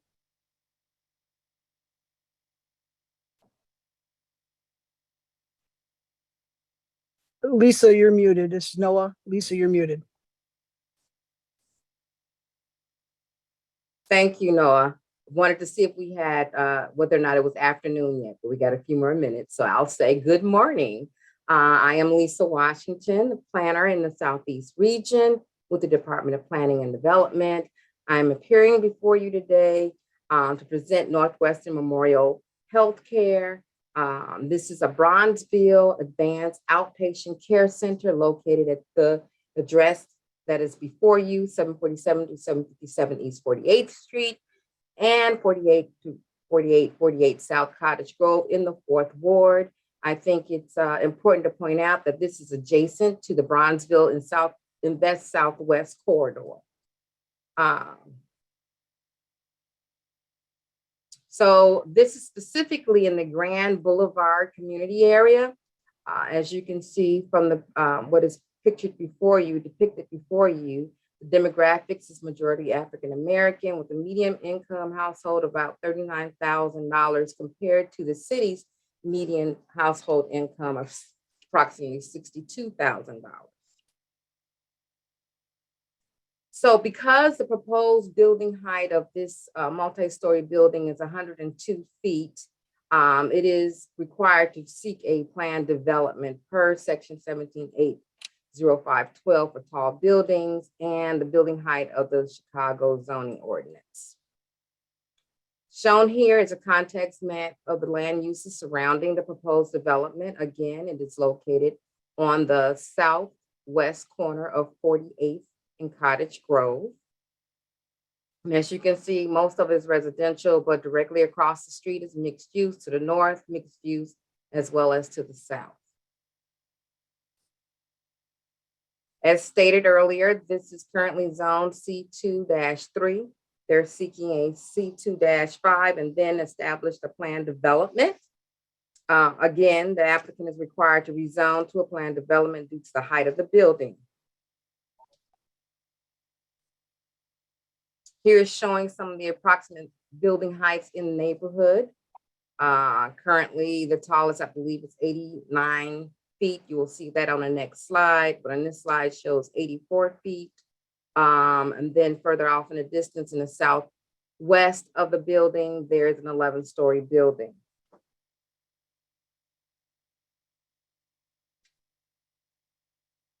Again, showing the approximate heights of the building around.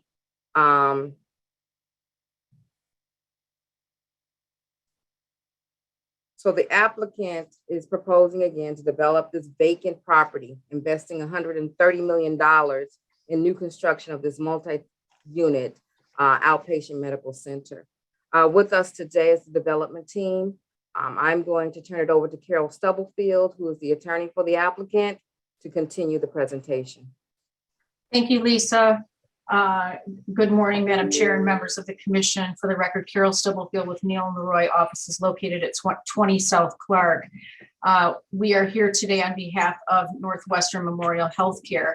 And with me today from the development team is our members from Northwestern, our project architects, Lamar Johnson Collaborative, and the traffic consultant from Sam Schwartz. As Lisa mentioned, this is a rezoning for the purpose of constructing the new Bronzeville Advanced Outpatient Care Center. The project will also include a dedication of Northwestern property for the construction of a new north-south alley directly west of and abutting the subject property, stretching from East 48th Street down to East 49th Street. This application has complied with all notice requirements and obtained all the required approvals from the Department of Transportation, Bureau of Fire Prevention, and the Mayor's Office for People with Disabilities. The project will comply with the city's sustainability policy by seeking LEED Silver. And Northwestern will meet the city's equitable hiring participation goals for minority and women-owned businesses and city residency. The project and the rezoning have the full support of the community and Alderman King. I'd like to now turn the presentation over to Charles Cloutier, the Director of Planning and Construction for Northwestern. Charlie. Thanks, Carol. Good morning. My name is Charles Cloutier. As Carol mentioned, I'm Director of Planning and Construction for Northwestern Medicine. I know I speak for the rest of the project team when I say how excited we are to be here before you presenting this project, our proposed new medical facility in Bronzeville. I'll be brief in my comments and let our designers do most of the talking, but I wanted to hit on a couple of points first before turning it over to them. As a quick intro, proposing to build a 120,000 square foot advanced outpatient care center that would house immediate care, primary care, specialty care, imaging, physical therapy, and oncology infusion. In addition to that, the building will have 7,000 square feet of community space, 4,000 square feet of retail space, and structured parking to support the patients and staff that will use the building every day. We've approached this project from the beginning with diversity and collaboration in mind. The design team's a joint venture with a larger firm as the lead partner and a smaller MBE, WBE firm as the other partner. And the construction team is a joint venture led by a minority-owned firm as the lead partner. On both of these teams, diversity has been at the forefront, as has delivering things the community needs in ways that the community needs it. Next slide. The benefits to the community are numerous. In addition to providing much needed healthcare services closer to home, the project will provide over 1,000 union construction jobs and over 130 permanent jobs after the building opens. The construction contracting strategy will focus on opportunities for MBE, WBE firms and individuals living in the city. Finally, as mentioned, the building will have over 7,000 square feet of space, dedicated to supporting community events and 4,000 square feet of retail. Northwestern is funding the project solely with cash and will receive no financial incentives from the city whatsoever. The property being developed is a combination of parcels NM has acquired from private parties and parcels currently owned by the city that we will be paying fair market value for. One more thing, we've committed to building a new public alley behind our building as part of the project that will connect 48th and 49th Streets, which is something the neighbors have been wanting for a long time. We have worked with CDOT to come up with a solution that will not require any additional property from anybody else to make that alley work. Next slide. We've been looking at this project for a long time. We started looking at property in Bronzeville before COVID, and we've been collaborating with city staff and Alderman King's office on this project for over 2 years. We began our formal community engagement process in September of 2021, and since then we've conducted 24 community meetings, gathering feedback on a variety of topics that have helped shape the project that you're about to see. Next slide. This is a quick summary of that community feedback that we received, and among other things, a sense of community, respect for Bronzeville's legacy, and a safe and healing environment were all common themes during these meetings. I'm now going to turn it over to the design team, and hopefully you'll find that the building that has been designed reflects the feedback obtained during our extensive community engagement effort. Thank you. If you can go to the next page. Thank you. Thank you, Charlie. My name is Mulu. I'm part of the Lamar Justin Collaborative design team. I am an associate design principal with the firm. So I will be presenting the section with my colleague, Paul Bryant.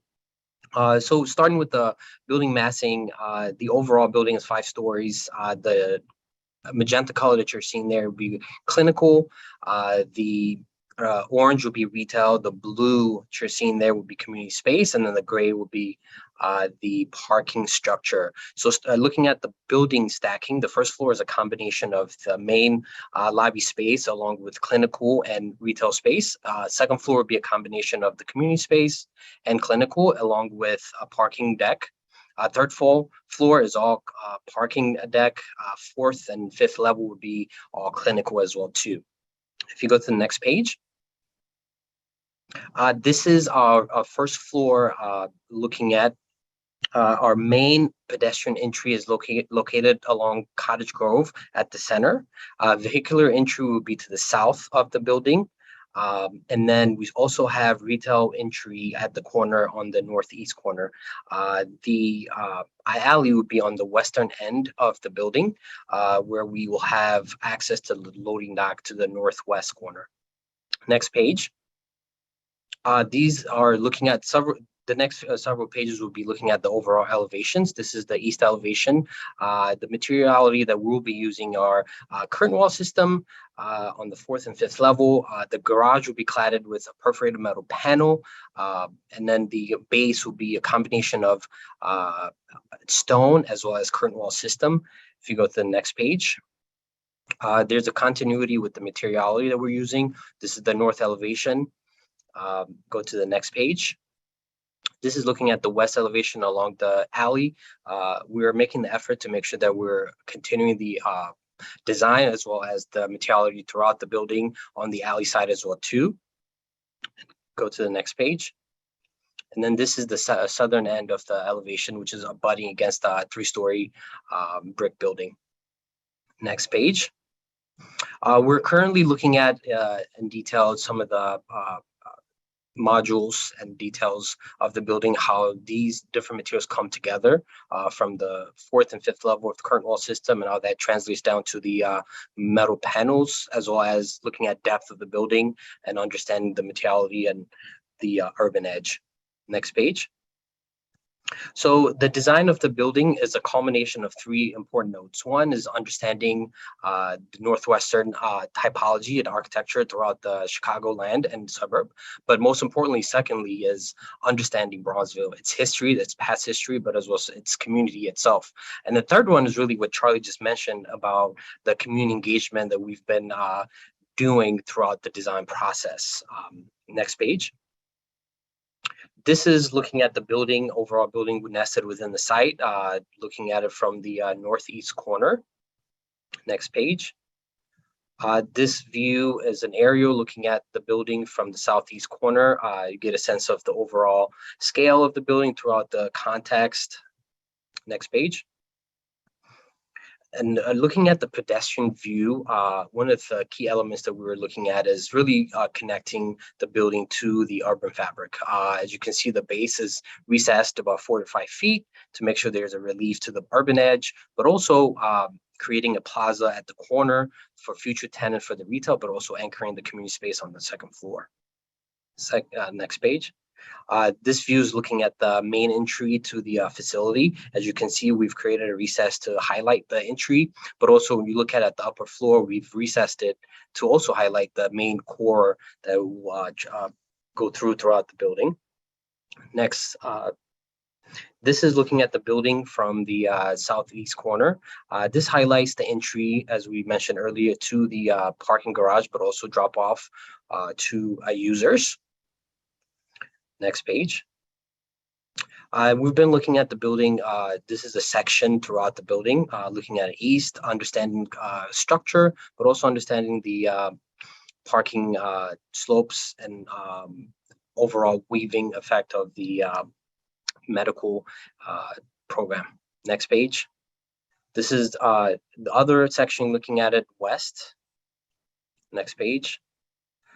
These two sections are looking at the transverse section, again, understanding the overall building height levels, understanding the building programs as well too. Next page.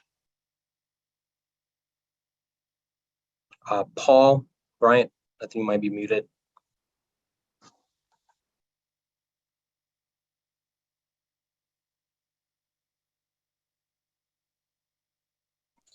Paul, you're muted.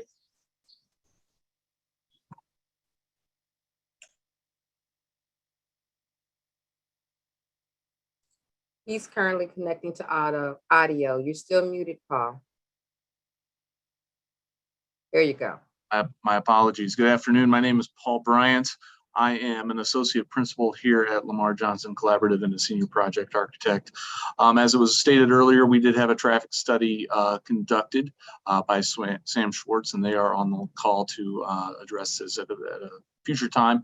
But some of the key takeaways from this was from the traffic study was to locate the vehicular ingress and egress from the building off of Cottage Grove, which is what we did, which is what Mulu talked about a few minutes ago, as well as creating a loading zone on Cottage Grove adjacent to the main pedestrian entry so that patients could be dropped off there at the building. And then also some additional signage along 48th Street there at the north end of the site to convey the fact that the traffic is two directions east of the alley, but one direction west of the alley. Next slide. This one here, this talks about some of the urban design aspects of it and the fact that we are trying to create a safe pedestrian neighborhood by addressing all of the CDOT standards along the streetscape project, and then also to locate and make sure we're separating the pedestrian access from the vehicular access. Next slide. And then this one also emphasizing the pedestrian entries with architectural interest there at the northeast corner by recessing that and creating a plaza space for the future retail, but also accentuating the other primary pedestrian entrance there along Cottage Grove at the center of the building. Next slide. As mentioned earlier, we are achieving the sustainable development policy requirements. We are achieving LEED Silver on this project, as well as meeting the waste diversion and enhanced bird protection on this building. Next slide. And then also the stormwater management strategy. It is a regulated development per the Chicago Department of Water Management regulations. We used the 10-year storm event to inform our calculations and provide an oversized detention tank out of precast concrete. Next slide. I'll turn it back over to Lisa. Thank you very much.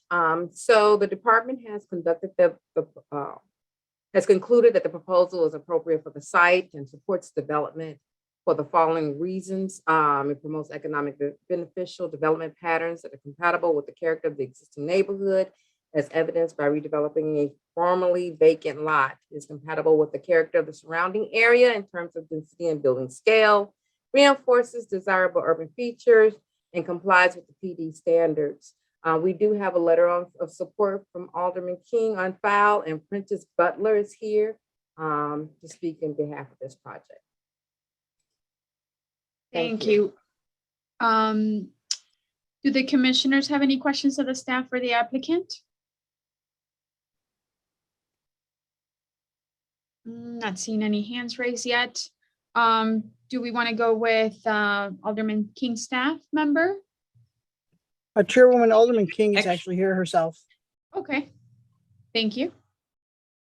Yeah, Chair Flores, thank you. Thank you for having me, and commissioners. I'm happy to be here today. Can you hear me? Just want to make sure before I go off on my soliloquy. Okay. Yes, we can. Go right ahead. All right, appreciate it.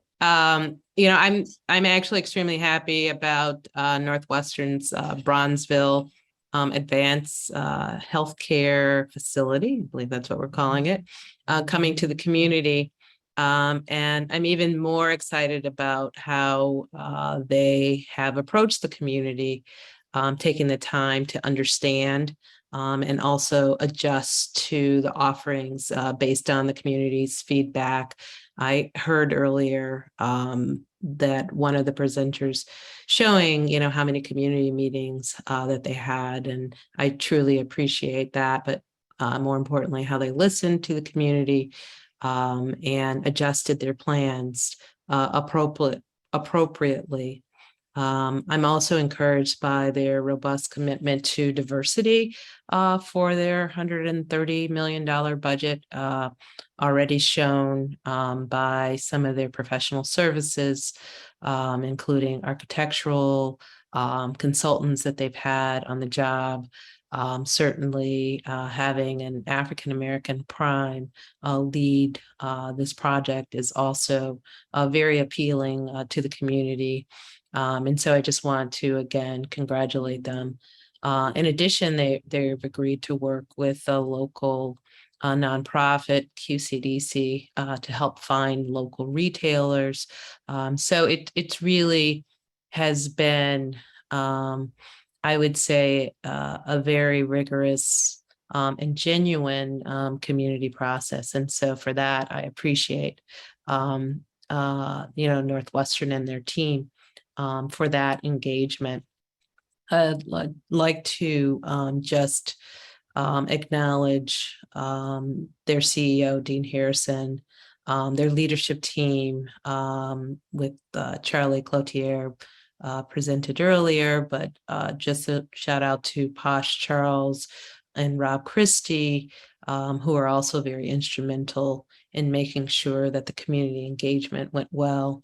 Also, I'd like to acknowledge Pastor Chris Harris for his continued advocacy on behalf of this amenity in the community, and for his initial introduction of Northwestern into the community, and for continuing to pastor outside of four walls.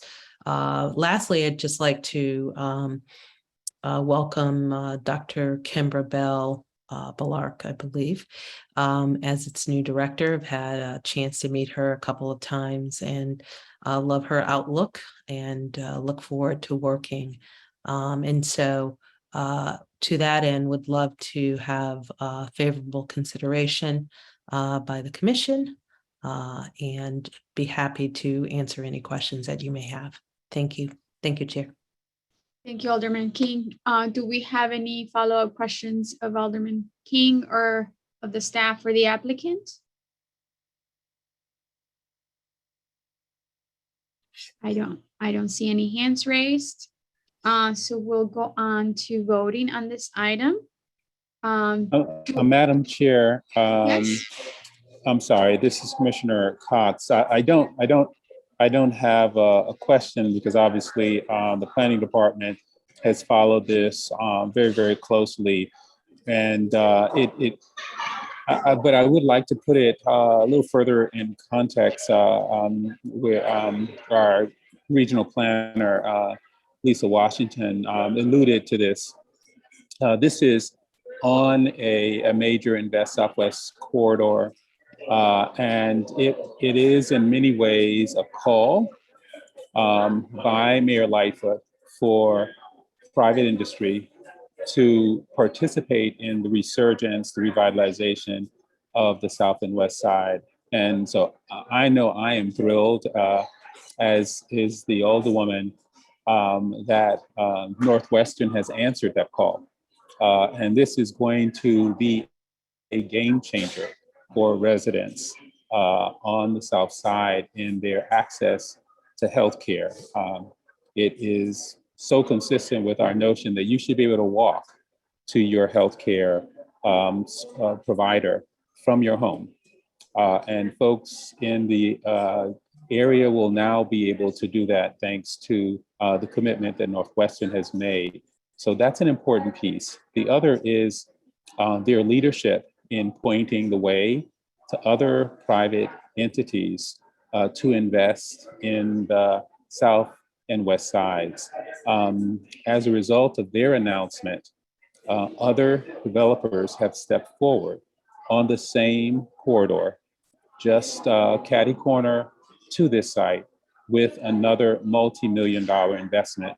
And this is really the power, I think, of Invest Southwest, encouraging leaders in the community to step forward with real, impactful, transformational investments and to invite others to follow in their path. So I see this as playing a catalytic role on that portion of the corridor, reinforcing investments that have been made up to date.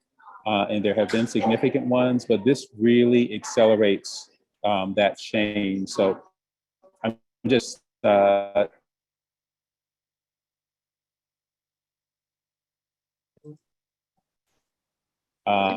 to make other investments happen is proving itself out. And so very excited, very happy for Brownsville residents, and very thankful to the Alderwoman and to the sponsors, Northwestern. Once again, I just wanted to put this in context. This is exactly what Invest Southwest is about. Thank you, Commissioner Cox. Commissioner Biaggi?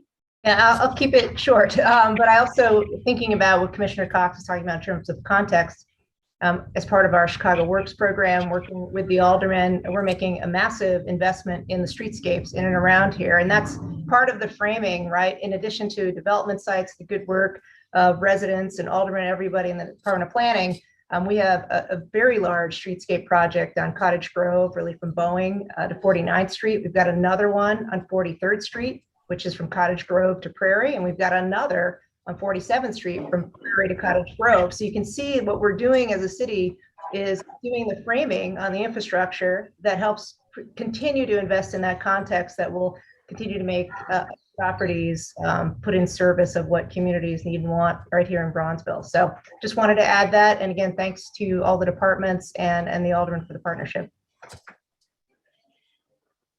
Thank you. I think we are ready for vote now. Do I have a motion on a proposed plan development submitted by Northwestern Memorial Healthcare, NFP, for the property generally located at 747-757 East 48th Street and 4800-4848 South Cottage Avenue, finding that it meets the requirements for approval? Moved by Commissioner Barclay. Thank you, Commissioner Barclay. Do I have a second?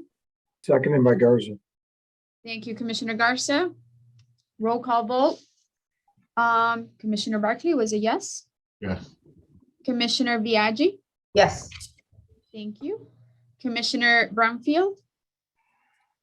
I believe he had to step away. Commissioner Burnett? Commissioner Burnett, are you still there? Not hearing him. Okay, Commissioner Cox? Yes. Thank you. Commissioner Escareño? Yes. Thank you. Commissioner Flores is a yes. Commissioner Garza, you want to confirm your vote? Yes, ma'am. Yes. Thank you. You're welcome. Commissioner Lyons? Yes. Thank you. Commissioner Murphy? Yes. Thank you. Commissioner Novara? Yes. Thank you. Alderman Burnett vote yes, Commissioner Burnett vote yes. Thank you, Commissioner Burnett. I believe Commissioner Pinedo had to step away. Building side, Yes. so there's some provisions Okay. on dealing with Commissioner windows Tunney, that are you face still here? west and Thank making sure you. that Commissioner Wagensback? Yes. Thank you. Motion passes. Congratulations. Thank you very much. Thank you, Chairman. Thank you. Thank Thank you, Chair. We'll move on to the next item. Next item on the agenda is D3, a proposed amendment to residential business plan development 815, submitted by Family Roots LLC for the property generally located at 1147 South Wabash Avenue. The applicant seeks to amend the use list for sub-area B of residential business plan development 815 to add cannabis dispensary as a permitted use, subject to the provisions listed under section 17-9-0129 of the Chicago zoning ordinance. No changes are proposed to the exterior of the existing building in sub-area B, and this is in the fourth ward. Emily Thrun will provide the context overview, and the applicant will present their proposal. Thank you. For the record, my name is Emily Thrun with the Department of Planning and Development. The applicant appears here today because they are proposing to amend residential business plan development 815 to add cannabis dispensary as a permitted use in sub-area B. No changes are proposed to the exterior of the existing building in sub-area B. The subject site is located in the Loops community area. About 67% of the population is between the age of 20 to 49, and 89% are 1 or 2 person households. 82% of the residents have a bachelor's degree or higher, and the median household income is just over $113,000. The subject proposal is located at 1147 South Wabash Avenue within Residential Business Plan Development 815. The planned development is bordered by East Roosevelt Road to the south, South Michigan Avenue to the east, an 8-story building to the north, and South Wabash Avenue to the west. Planned development 815 was approved in February 2002 with 2 subareas. Subarea A contains a constructed residential building with ground floor commercial space. Subarea B contains a 2-story commercial building and a parking lot. The proposed cannabis dispensary would be located in the existing 2-story building in sub-area B, adjacent to the Trader Joe's fronting East Roosevelt Road. The site is approximately a half block east of the CTA's red, orange, and green line Roosevelt station and numerous CTA bus lines. The zoning districts in the immediate area are DX-12, DX-16, POS-1, and planned developments 499, 727, and 1326. Surrounding land uses are predominantly commercial, residential, and mixed use. This is a view of the proposed cannabis dispensary space along Roosevelt Road. All alterations to the building will be interior. And here is a rendering of the exterior of the space. Illinois statute requires that a tinted film be placed on exterior windows of dispensaries. So that's why this image shows that at the ground floor. The proposal is subject to the vision for State Street, Wabash Avenue, and Michigan Avenue plan, whose goals include encouraging retail south of Congress. Now I will turn the presentation over to Katrina McGuire, the applicant's attorney, who will further explain the details of the proposal. Good afternoon. Thank you, Emily. Katrina McGuire here on behalf of the applicant Family Roots LLC. Matthew Brewer from the CEO of Family Roots LLC is joining me here today. It's our pleasure to be here this afternoon, and I did want to just explain a few things about the proposed plan development amendment for you today. Before you today is amendment, as Emily noted, to amend the use list in subarea B of the plan development. The approval here today is not an approval of an actual cannabis dispensary. It is simply an amendment to the use list to allow us to initiate the special use approval process and ultimately proceed to the Zoning Board of Appeals for approval. This plan development application was filed in July, and a virtual community meeting was held that was well attended, and it was held in early August. And as I have noted, while the applicant will ultimately seek approval to establish a cannabis dispensary here, the amendment before you is simply to allow us to advance to that next step, which is the special use approval process before the Zoning Board of Appeals. The ZBA approval process for any cannabis business mandates that a community meeting will be held in the ward before the matter can be heard by the Zoning Board of Appeals. So we will be required to have at least one additional community meeting before we advance to the Zoning Board of Appeals.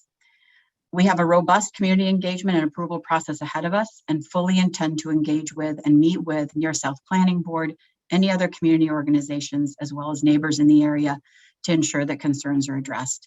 And to answer specifically or to address Ms. Bonnie Sanchez-Carlson's comment from the public comment portion today, assuming we are successful here and are therefore able to move forward towards fully developing the dispensary plans and operations, we will of course welcome the input from Near South Planning Board as well. And in order to ultimately be successful at the ZBA, we will be required to meet the various standards set forth by both the Chicago zoning ordinance as well as by the state for dispensaries before we are allowed to operate and open. Next slide, please, Emily.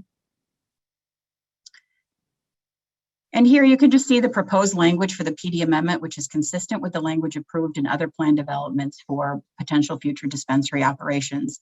As noted, it allows us to move forward to the ZBA if approved.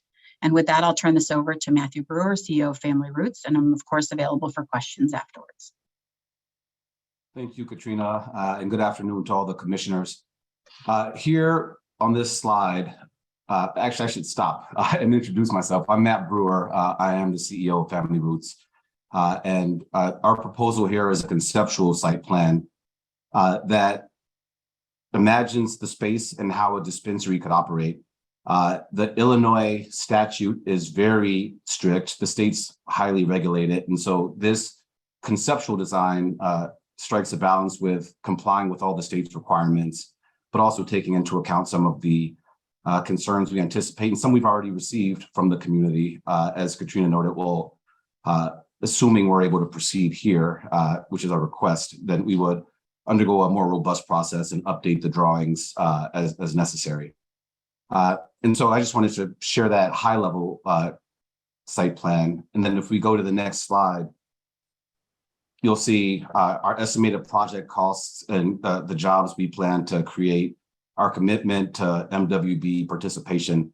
But more broadly than that, we're a truly minority owned company. And there's not as many as you would think in this new round of licenses and new dispensaries that are opening. And the way we approach the business is all about creating ownership, participation for all people, for minorities, for women. It's intended to be more diverse, more inclusive, a melting pot of excellence, if you will. So I'll stop there, and I'm also available for questions.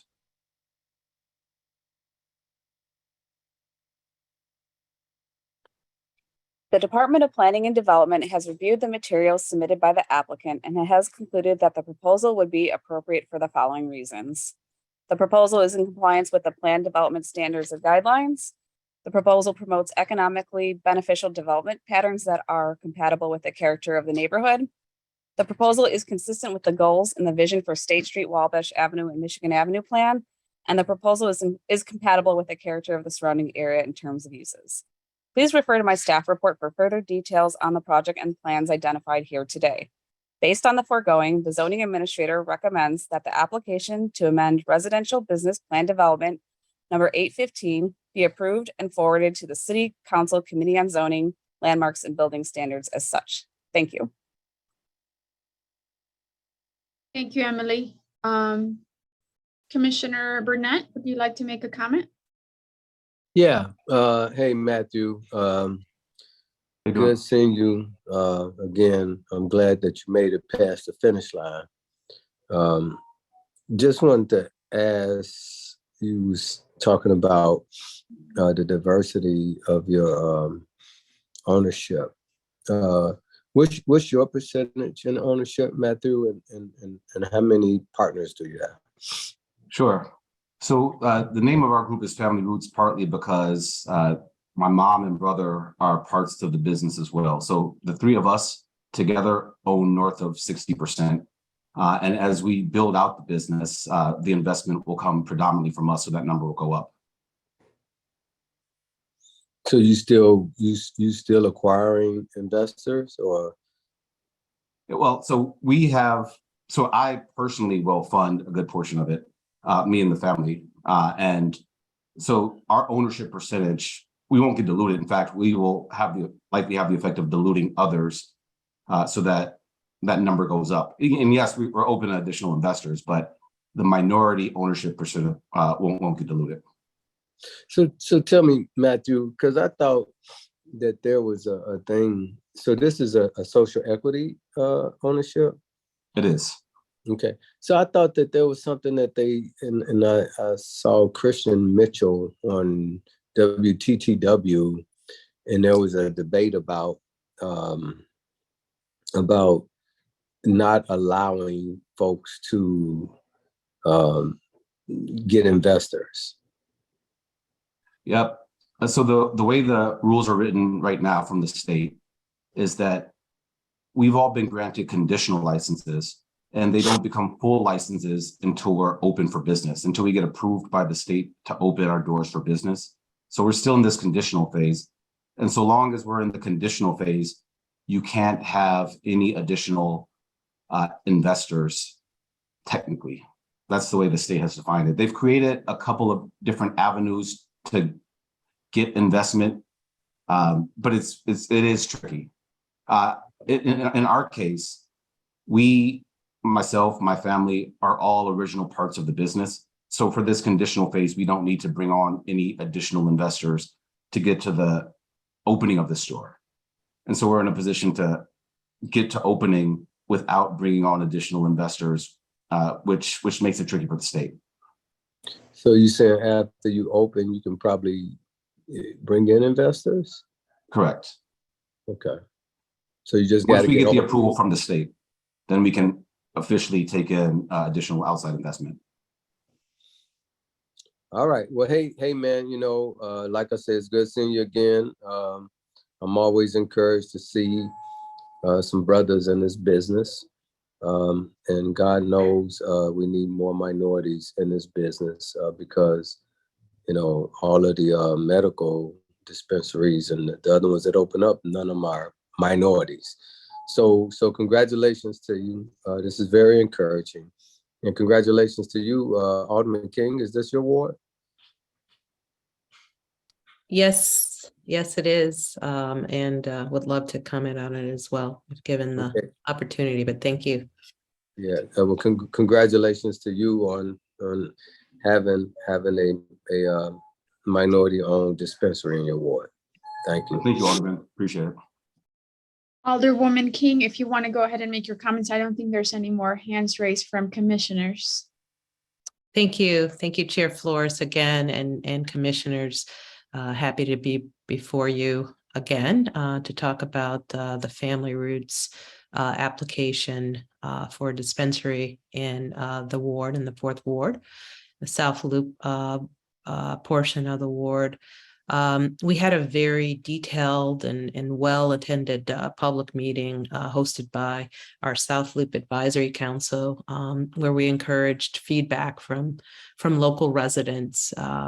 Most of the concerns raised were mostly about existing issues that we have around negative loitering, around the red line there.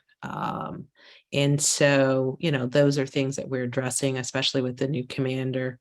And there were also some fears just around the perception of the negative impacts that dispensaries bring, a lot of perceptions around those. And fact, a lot of those are unfounded. There's fears around there, but they're super regulated. I've even found I had an opportunity to visit a dispensary in the West Loop and found it to be super secure, discreet, unassumingly blending in the community. So much so that I walked past it. Yes, I went in. I didn't inhale. Okay, good. There's some folks who are a little older who get that. But so we encourage folks on the call to actually visit a dispensary. And so I do not ultimately believe that adding a dispensary in the area will bring additional negative impacts to the community. We also did get feedback from residents who were not opposed to the dispensary, and others who encouraged it. So it was a good blend, I think, of folks on the call. I would say close to 100 folks were there. And so just to kind of reiterate what Chairman Burnett was saying, I also understand that the social equity applicants have had to needlessly wait for years to start dispensaries in the city, which shame on us, but should be given the opportunity to locate in high impact traffic areas where they can be successful as well. Also, in addition to that, the applicant is open to more community meetings, and so I appreciate that. And for these reasons, I am in support of this project moving forward, and would love to have your favorable consideration as well. Thank you, Chair. Thank you. Commissioner Burnett, do you have a follow-up comment, question? Yeah, I just want to concur with Alderman King on the dispensaries. She probably was in my ward when she went to one. I was. I have 4 dispensaries in my ward. They're very unassuming. There's no loitering. If you didn't know they were dispensaries, you wouldn't know they were dispensaries. Outside of the unfortunate incident that happened in Greektown at the Zen dispensary, where there was a mentally ill person who attacked the security guard with an X. Outside of that, we never had a challenge with any of our dispensaries, never had a complaint. And actually people in the community welcome them. As new ones come about, people are okay with it. So I think people had these preconceived notions of loitering and everything like that. The dispensaries are expensive. I mean, the marijuana and the product in the dispensaries, because of the tax that the city and the state put on them, makes it where folks have to have a little money to go in there. And most of the folks with money that go in there are pretty reasonable folks, and they're not the type that loiter and hang around or anything like that. So I think people have the wrong impression. So I just want to say that. Thank you. Thank you, Commissioner Burnett. I am not seeing any more hands raised. So with that, do I have a motion on a proposed amendment to Residential Business Plan Development 815 submitted by Family Roots LLC for the property generally located at 1147 South Wabash Avenue, finding that it meets the requirements for approval? So moved, Novara. Thank you, Commissioner Novara. Do I have a second? Second, Biagi. Second, Biagi. Now we will roll call vote.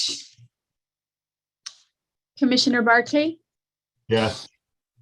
thank you. Commissioner Biagi was a yes. Commissioner Burnett, Yes. thank you. Commissioner Cox, Yes. thank you. Commissioner Escareño, Yes. thank you. Commissioner Flores is a yes. Commissioner Garza,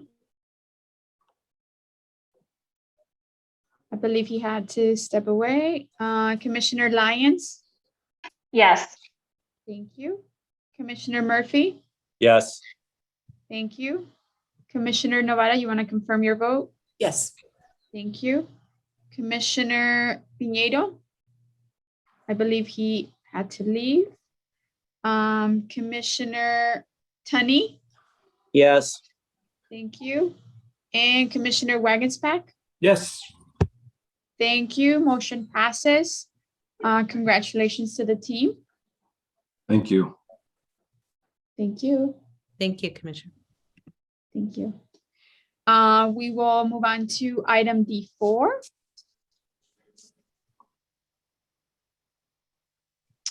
So the next item on the agenda is D4, a proposed residential plan development submitted by SL Solar Lofts LLC for the property generally located at 2556 South Federal Street. The applicant is proposing to rezone the site from C2-3 motor vehicle related commercial district to B2-5 neighborhood mixed use district, and then to a residential plan development.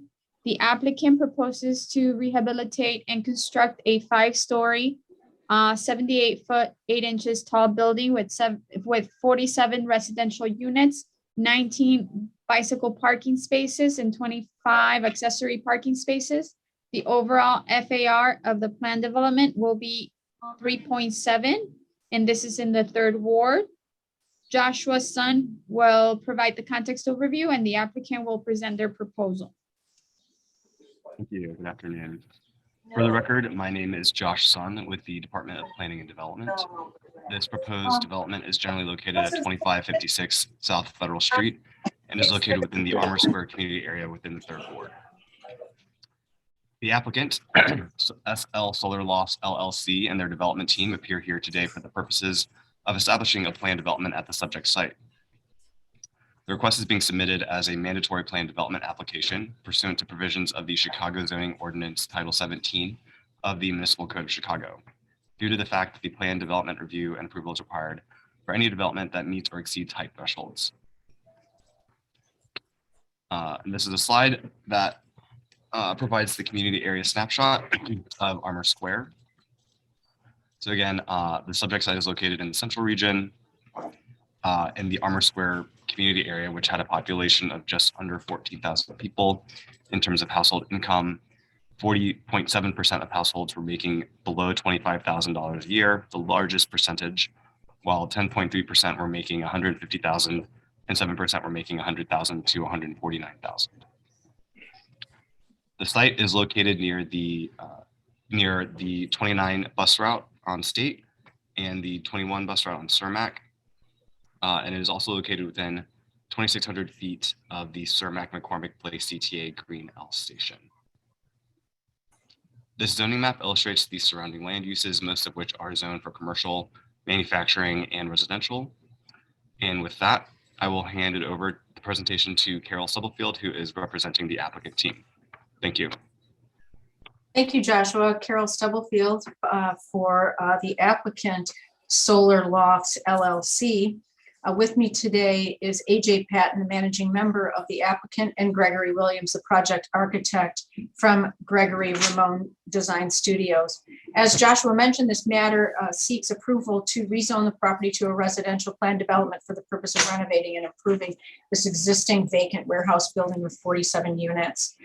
The composition of those 47 units is 32 affordable housing units, 28 of which are affordable units that this project is assuming from Plan Development 1524, located at 180 North Morgan Street. This application has complied with all notice requirements and obtained the approvals from the Department of Transportation, Bureau of Fire Prevention, and the Mayor's Office for People with Disabilities. The project will comply with the city's sustainability policy and the city's equitable hiring participation goals for minority and women-owned businesses and city residency.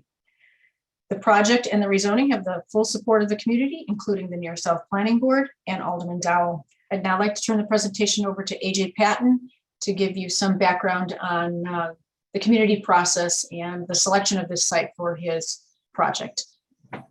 Yeah, thank you, Carol. Good afternoon. I'm AJ Patton, founder of 548 Capital and 548 Development. Excited to present you guys the project here at 2548 South Federal. We will be, this will be an adaptive reuse of a warehouse there. We'll be turning it into 47 lofts. The building will be all electric, rooftop solar, EV charging stations. This will be a mixed income development, and we'll be utilizing ARO funds from 160 North Morgan, which Carol mentioned earlier. So we're really excited about it. I'll be brief and hand this over to the architect and look forward to your questions at the end. So Greg, without further ado. All right, thank you, AJ. Again, my name is Greg Williams, and I'm the president and principal architect of Gregory Ramon Design Studio. And this has been an interesting project to work on. As AJ mentioned, there is some history to this building. The building itself is over 90 years old, and it started out as the rapid roller printing press back in 1928. The late 60s, the Nation of Islam took over the building to house their Muhammad Speaks newspaper printing press. But as of late, the building has been empty for a while. So this was opportunity for AJ and his development team to, have the vision for creating housing in an area that definitely needs it. And some of the things too about finding these the older pictures and the drawings, we also were able to kind of get an idea of what the building looked like at one point. Like for instance, the tower itself, you can see there it had smaller windows at one point, but now the building that we're acquiring, we have larger windows, which is going to give us an opportunity to create some unique two-level units there. Josh, if you go to the next slide, please.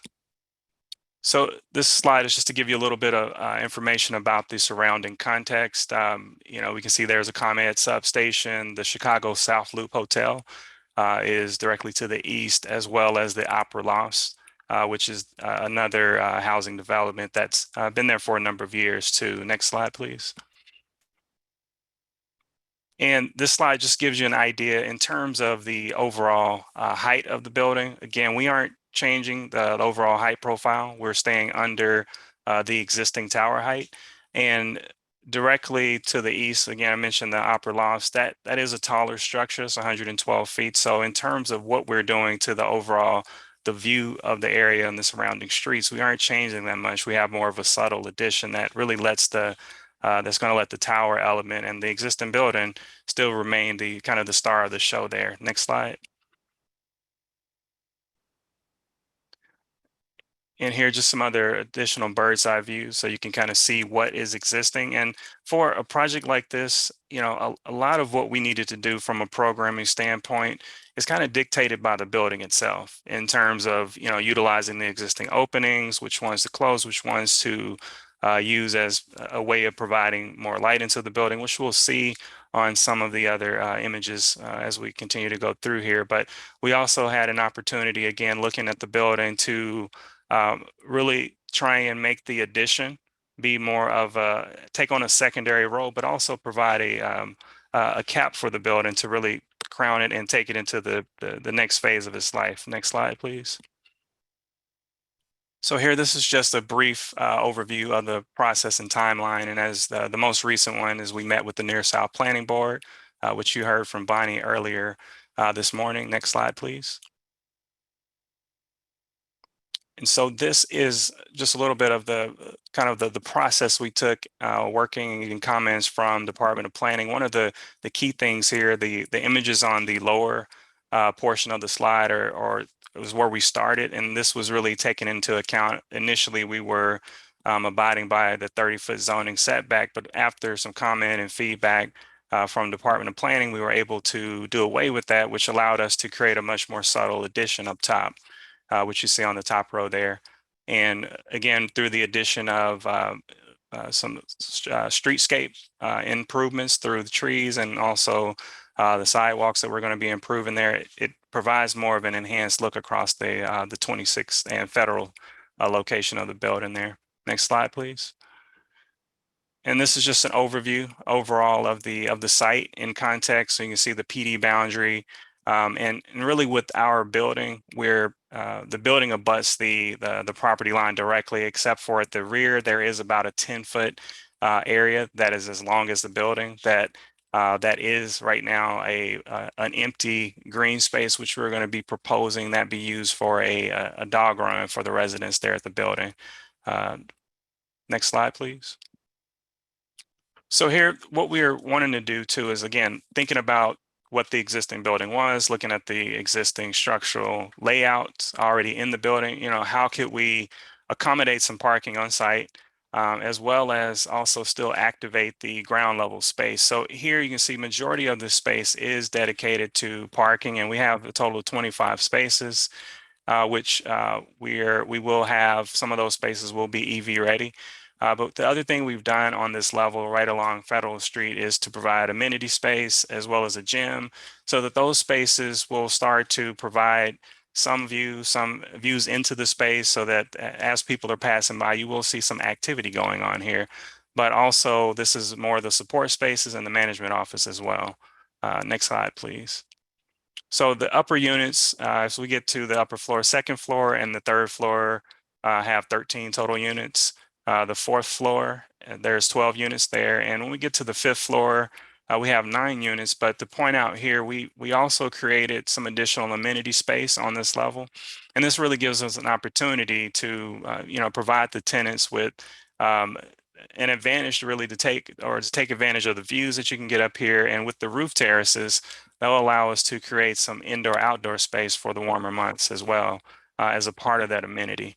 And also on this level too, to point out the tower, taking advantage of that additional height there, we created a couple of 1-bedroom units that will be 2 levels. So those will be the kind of the unique features here in the tower as well. Next slide, please. So as AJ mentioned, this will be a completely all-electric building, but one of the things too, it gives us an opportunity with the roof area is to provide a solar array to help offset some of the energy use for the building. And here again, just overall from the site, from a site planning standpoint, you can kind of see where the existing or where the new trees are proposed along along Federal and 26th Street. Next slide, please. And this is a view of the east elevation. So really, this is the primary side that will be activated from entry and egress. So both the vehicular entrances are located here. Also, the main pedestrian entrance is located here, as well as a secondary entrance. But what we did different from the existing building, we were able to utilize some of the existing garage door openings, but primarily open those the other ones up to create views into the space. Next slide, please. So this is a view along the south facade there, and at the bottom we can see just a streetscape study, so to kind of understand where our building sits in context. You can see that the elevated metro line is directly to the west of our building. Next slide, please. And the north elevation, which the box towards the bottom, the gray box, that's the existing warehouse building, the 1-story building that's adjacent to ours. But here you can see there is over the 3-story portion of our building, we are doing a 2-story addition to match the height, basically, of the addition that's going on the upper roof. So you can see in the axonometric drawing over there to the left, it's a little clearer there. You can see that.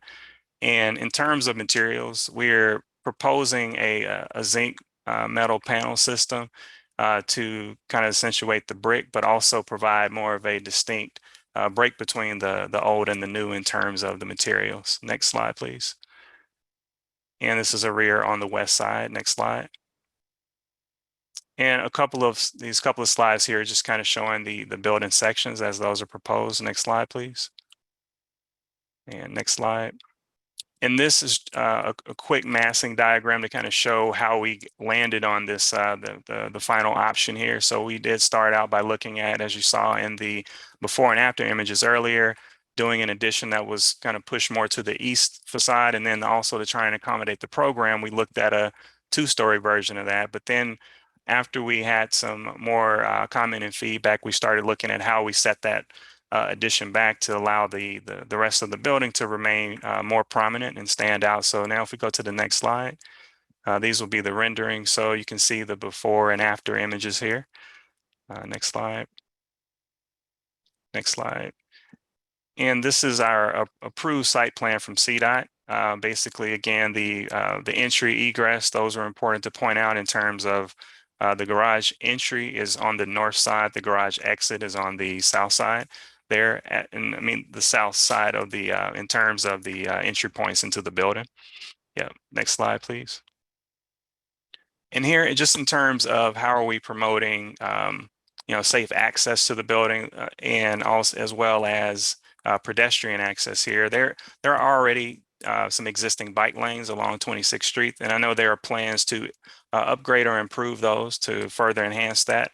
In terms of access to the building and to the site, closing off several of the other garage door openings that were there, only leaving 2 again to have the one-way ingress egress from the site, and also as Josh pointed out earlier, that we are in close proximity to a couple of bus stops along State and Michigan there, and also to further to the west there as well. Next slide, please. So in terms of urban design, again, this being an existing building, a lot of those requirements are things that we think about in terms of the building's proximity to the sidewalk. In terms of the overall scale of the building, the massing, really in terms of what we're doing, we added a very subtle addition here, but most of those requirements we're checking with the existing building. Next slide, please. And in terms of our open space, again, we don't have a lot of opportunities here. We have like a 10-foot area at the rear of the building, but what we wanted to do in terms of thinking about landscaping was, again, improve the streetscape by adding trees, but also providing open space, the elevated open space through the roof terraces, which will be primarily for the building tenants. And in terms of just addressing, you know, high-rise buildings and looking at the overall setback, one of the things that, again, I pointed out earlier was allowing the addition to be set back from the edge to allow the existing building more so to remain prominent throughout. Next slide, please. And this is just a quick look at the existing building here. You got the existing masonry, the limestone sills. So looking at a complementary materials and colors that would go with this, we're looking at a flat lock metal panel type system, which will be clad the upper story, but also kind of carrying that down to these new recessed entries to kind of make those connections there. And as an option, we were also looking at potentially a fiber cement type panel. Next slide, please. More examples here of what we're thinking in terms of the roof terrace. Again, these are some pretty good examples of narrow roof terraces, which we have about 15 feet of space, but I think we have an opportunity to create some nice outdoor areas for those spaces too. Next slide, please. And regarding the stormwater management, because of the amount of area that we're reconstructing, we're under that. So we believe that this project is not going to be regulated by that at this time. And from a sustainability standpoint, we're doing this without certification, but we are going to achieve, we're assuming we're going to achieve up to 100 points. And a lot of that is through the Energy Star program, looking at exceeding the energy code. We will have on-site energy generation and also a reduction in water use, as well as the bike parking and things that we're providing as well. Next slide, please. And again, Carol mentioned this at the beginning, but for this project, there are 32 affordable housing units here. And she mentioned the distribution of those two with the other, with the assumed units for the other project. Next slide. And again, just in terms of the economic community benefits. I believe that it's important, again, just to remember to note that this is an all-electric development. We'll have on-site energy generation, which will help with overall cost in terms of your energy costs, which tend to, be a big portion of people's expenses on a regular basis too. Next slide. And I'll turn it back over to Josh. Thanks, Gregory. So the Department of Planning and Development has reviewed the materials submitted by the applicant, and we have concluded that the proposed plan development would be appropriate for the following reasons.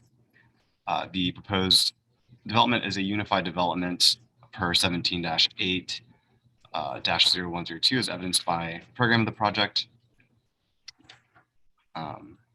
The proposed plan development promotes economically beneficial development patterns that are compatible with the character of existing neighborhoods. The proposed plan development promotes a level of amenities appropriate to the nature and scale of the project. It demonstrates urban design as evidenced by reinforcing desirable urban features found within the surrounding area. And it demonstrates green design as evidenced by use of renewable energy and materials that are sustainably harvested and supporting alternatives to fossil fuels. Please refer to my staff report for further details regarding this project and the plans identified here today. Based on the foregoing, it is the recommendation of the zoning administrator of the Department of Planning and Development that this application to establish a plan development be approved and forwarded to the City Council Committee on Zoning, Landmarks, and Building Standards as such. Thank you. Thank you, Josh and the team for the presentation. I believe Commissioner Burnett wants to make a comment, followed by Commissioner Novara. Yes, thank you very much. First of all, I want to commend the developer on a beautiful project, the architect, all involved. It's a very nice project. Just want to note that 180 North Morgan is in the 27th ward. So they're getting their ARO funding from the 27th ward. This young African-American developer, everyone's proud and happy to help see him grow. Several people have come to me on his behalf to help him out, not only with this project, but another project in the 37th ward. So I don't want people to think that, some of my colleagues are always saying the 27th ward get everything, but we share with everybody, right? So some of our ARO money is going in the 37th ward, and some of our ARO money is going to the 3rd ward. And I hope my colleagues appreciate that. But also, I think that it should be noted, I think, if I'm not mistaken, this is a Sterling Bay development where the money is coming from. And sometimes people hate on Sterling Bay because they have so much going on, but Sterling Bay shares the wealth, and we really appreciate that. And one of the other reasons, besides all of the people who came to see me to help you with this project, one of the other reasons why I wanted to help with this was because if you all recall, when the Lincoln Yards was being proposed, that Sterling Bay committed to allowing for me to have some of their ARO money to come to the 27th ward. So I thought it would only be fair and just, if we can help a project that was in line and that was already ready to go, to be able to do something, and looking forward to the great Commissioner Navarra from the Housing Department and allow Sterling Bay to use the AO units in my ward. Thank you all from Lincoln Yards. Thank you very much. Thank you. Commissioner Novara. Wow, there was a lot packed into that speech. Thank you, Chairwoman. I do want to say a few words, and I really wish that Chairman Reyes were here today. Commissioner Reyes were here today, because she would love this project. And I do really want to commend Mr. Patton for making his way through this process to figure this out. It is a 68% affordable development with no public subsidy. And for many of you who've been on Plan Commission longer, you'll remember like the first 2 years of this administration, I was often getting the question, why are they doing so little affordable housing? And my answer was, well, they're under the old ARO. That's all that it required. This project is under the new ARO, and this is what it can do. And I think the creativity and the flexibility that the new ARO allows means we can combine requirements from other projects and other wards. Alderman Burnett, the largesse of the 27th ward, is duly noted. We can do that, and we did do that here. And I really, again, I want to commend AJ Patton.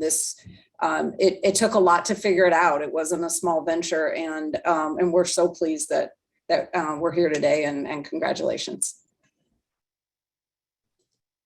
Thank you. Commissioner Lyons? Thank you, and thank you to the team for your presentation. And I apologize for if I, missed it, but I'm just wondering, just for to better understand the ARO, could someone just walk through a little bit about how 160 North Morgan plays in, and just to reiterate I saw 4 units affordable on-site, is that correct? And just wanted to better understand this sort of the new configuration. It sounds great. And then the other thing I just wanted to note, which I really appreciate, is that in the sustainability requirements, you noted workforce development, which I think is a great sort of a great piece to include as we think about sustainability more broadly. So curious if you could speak a little bit about your plans for workforce development in that capacity. Yeah, absolutely. Great questions and good catch. I'll take those questions in reverse order. In Q1, we'll be rolling out our foundation. The 548 Foundation has received funding to roll out a new workforce training program and we'll actually be anchoring on the west side to teach community members how to install solar and participate in the clean economy. And so we're going to tie this project and a couple others to that workforce training program. So those the members of that particular cohort will be actually installing the solar on this project. And so we're going to be tying our core 3 projects around the city to our workforce training program. To your first question about ARO, I'll probably take a piece of that. I'm assuming maybe the housing commissioner probably would want to speak to it more thoroughly, but 160 North Morgan has approximately 20% ARO responsibility. They would have paid a $5.2 million in lieu fee. As Commissioner Burnett referenced, that this project was kind of ready-made for us to move forward. And so the housing commissioner allowed us to take that in lieu fee and put that in our capital stack, which gave us a much more cleaner path to execute on this and execute on this project. And then in addition, just because we took the ARO from one site did not mean that we did not have our own ARO commitments as well.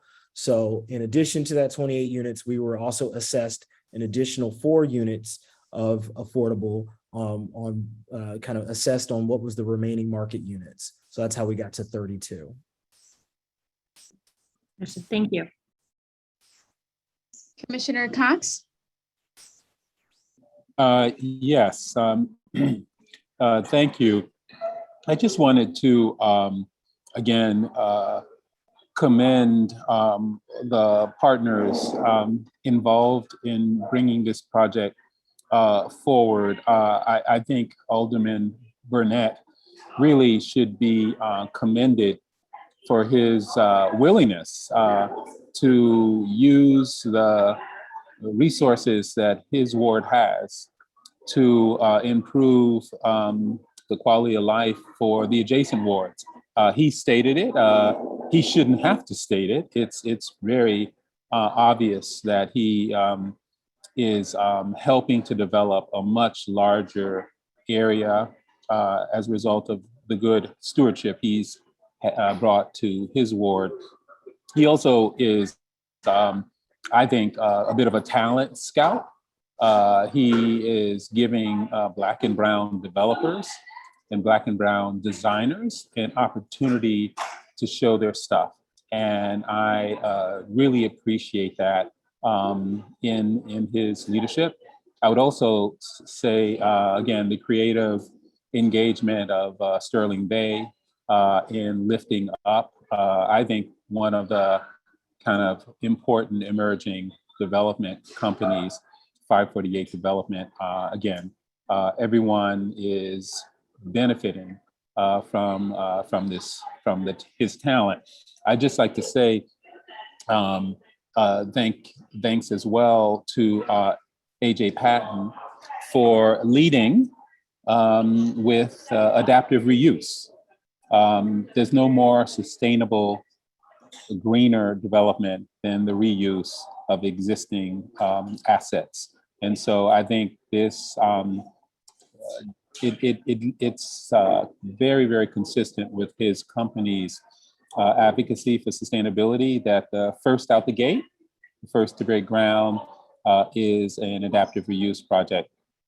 I also appreciate 548 for giving an African-American owned small design practice an opportunity to do great adaptive reuse work. And I believe introduced Chicago to yet another emerging design talent in the design community here. So it's been a pleasure to watch the project evolve. It's been a pleasure to watch 548 evolve over the years. And I look forward to many, many more projects of this caliber and with this kind of forward-thinking and progressive agenda. So again, congratulations to all the parties involved. This is really the kind of work that I think we all are extremely proud of when we are as commissioners. Thank you. Agreed. Commissioner Burnett, follow-up comment?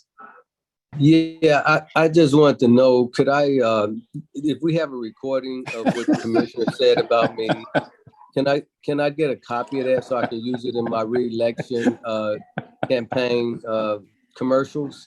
Thank you very much.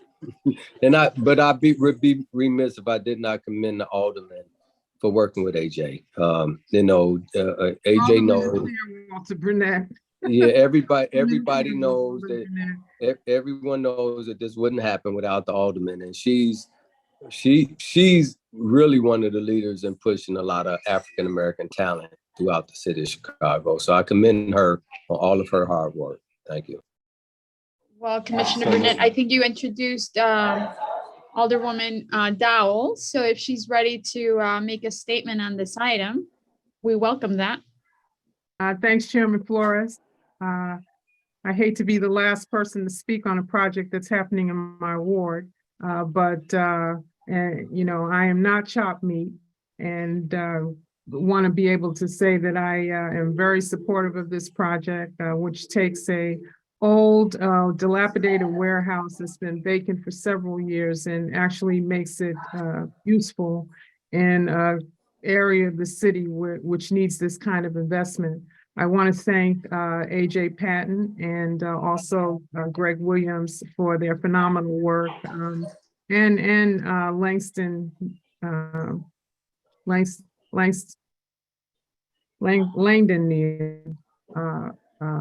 for their work on this project. I want to thank Opera Lofts, my residents who have been supportive of this project, in the Near South Planning Board, clearly DPD and DOH, and Alderman Burnett for your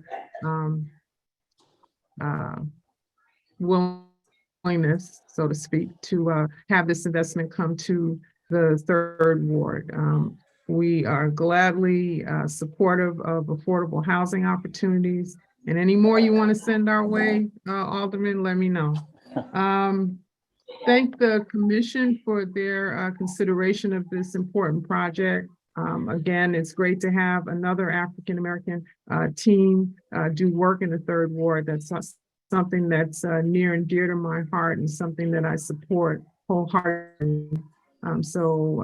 Look forward to passage of this by this commission. Thank you. Thank you, Alderwoman. Do we have any follow-up comments from the commissioners? I don't see any hands raised. So we'll move on to voting. Do I have a motion on a proposed residential plan development submitted by SL Solar Lofts LLC for the property generally located at 2556 South Federal Street, finding that it meets the requirements for approval? So moved. And So moved seconded. by right. Okay, so moved by Novara, second by Commissioner Commissioner Cox. Cox. Thank you. Roll call vote. Commissioner Barclay, Yes. thank you. Commissioner Biaggi, Yes. thank you. Commissioner Burnett, Yes. thank you. Commissioner Cox was a yes. Yes. Thank you. Commissioner Escareno, Yes. thank you. Commissioner Flores is a yes. Commissioner Lyons, Yes. thank you. Commissioner Murphy, Yes. thank you. Commissioner Novara, you want to confirm your vote? Yes. Thank you. Commissioner Tunney, Yes. Okay. thank you. And Commissioner Wagensback, Yes. thank you. Motion passes. Congratulations. Thank you, Chairwoman and Commission. Thank you. Thank you. Two more items. We're on to item number 5. The next item on the agenda is D5, a proposed plan development submitted by 43rd and Prairie Phase 2 LP for the property generally located at 301-313 East 43rd Street and 4301-4313 South Prairie Avenue. The applicant seeks a change in zoning from B2-3 Neighborhood Mixed Use District and RM-5 Residential Multi-Unit District to B3-5, and then to establish a residential business plan development. The subject property is currently vacant and unimproved. The applicant proposes to develop the property with a 10-story mixed-use building with 80 residential units, retail space, and 13 accessory parking spaces. The proposed FAR is 4.2, and this is also in the 3rd ward. Justin Peterson will provide the context overview, and the applicant will present their proposal. Thank you, Chairwoman and members of the Commission. My name is Justin Peterson. I'm an architect and planner in the Southeast region with the Department of Planning and Development. I'm here to introduce 43 Green Phase 2 today, proposed plan development in the Grand Boulevard community area in the 3rd ward, represented by Alderwoman Pat Dowell. The proposed development falls within also the 47th and King Drive TIF district. The development team is 43 Green JV LLC. It's a joint venture between the Habitat Company and P3 Markets. They've retained Land & Bone Baker, Moody Nolan, and Beehive as their architects. Members of the development and design team appear here today as well for the purpose of establishing the residential business plan development. As noted, the proposed PD is located in Grand Boulevard, or Bronzeville, as it's better known by generally. Bronzeville is, of course, the historic heart of Chicago's African-American community. Its population peaked at nearly 80,000 in the mid-20th century and declined for decades after that, until recently increasing again with infill development since around 2010.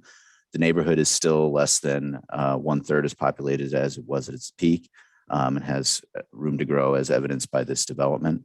The neighborhood is primarily African-American and increasingly mixed income, with 38% of the population still making less than $25,000 a year, while 30% make more than $75,000.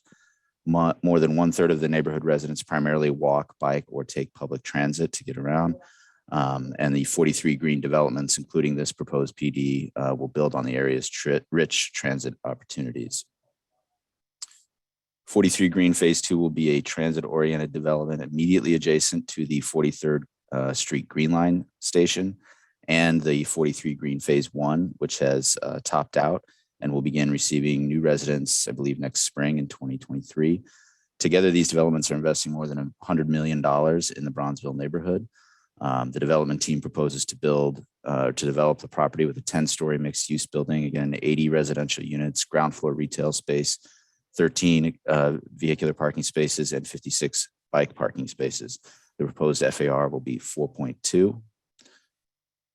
The site is indicated here by the red box, is again immediately adjacent or to the west of the 43rd Street Green Line station, and 43 Green Phase 1, which is the blue box pictured here.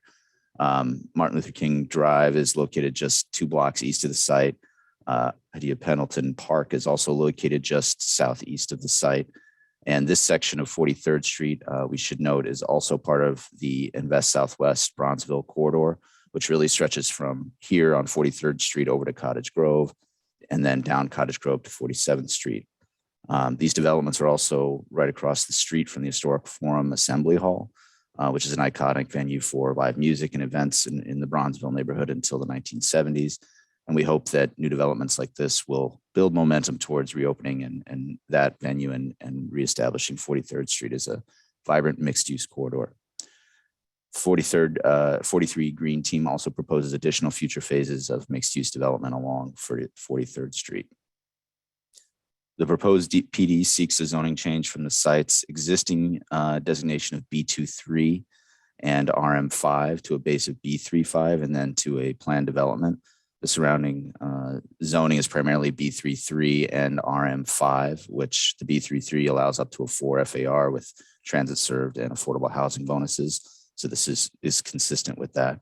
The B35 designation, however, is necessary in this case to accommodate the building's height at 106 or almost 106 feet, which is the same as the phase 1 development, again, on the other side of the green line, also with the 4.2 FAR. With that, I'd like to turn it over to Steve Friedland, the attorney for the applicant and the development and the design teams. Thank you, Justin. My name again is Steve Friedland with the law firm of Applegate and Thorne Thompson. As Justin mentioned, this is the second project. You can go to the next slide, Justin. The second project undertaken by this joint venture of Peace 3 Markets and the Habitat Company. With me today, I've got representatives from both of those organizations, Phil Beckham, who will speak in a moment, from P3, and Jeff Head from the Habitat Company. We also have with us members of our joint venture architecture team, Jennifer Stanovich from LBBA and Renal Mitchell from Moody Nolan will both also be presenting. What this shot shows you, it's really a bird's eye view looking north. You can see to the our project that we're presenting today is to the west of the tracks, but as Justin mentioned, to the east of the tracks is the other project. I would just note that if we had pulled our bird's eye view back another block or two, we would be showing that Northwestern healthcare facility. And as Alderman Cox mentioned, interesting that that will be an amenity that certainly would be very useful to people living in this location. With that, let me hand it over to Phil at the next slide.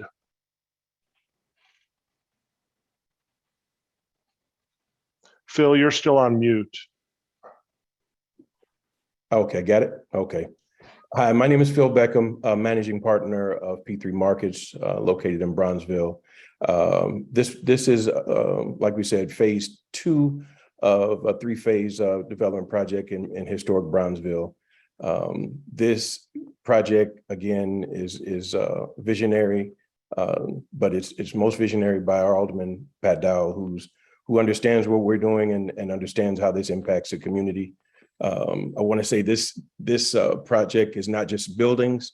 This is a community project. The neighbors are all involved. They're always encouraging and wanting more. I'd like to say this picture of my dad sitting in front of my grandfather's truck has been used a lot, but it's most apropos on this second phase because it is actually on the intersection of 43rd and Prairie where the phase 2 is, done in 1955. He was in his 20s at that time. Next slide, please. Again, we've been well received. There's not a moment you can go out on the first phase and not have neighbors come up asking when is it going to open, when is the next one. We've had great support from, like I said, the aldermen, and to be involved on the Invest Southwest project makes it all that more sweet.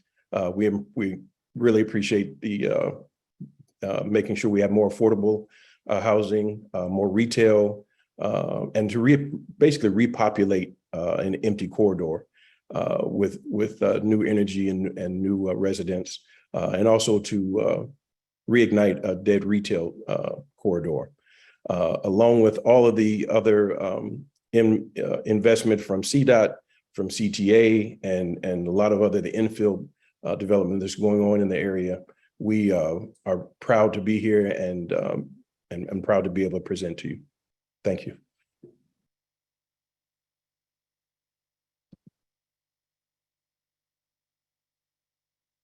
I'm sorry. I think if we go to the next slide, Jennifer, is that? Thanks, Steve.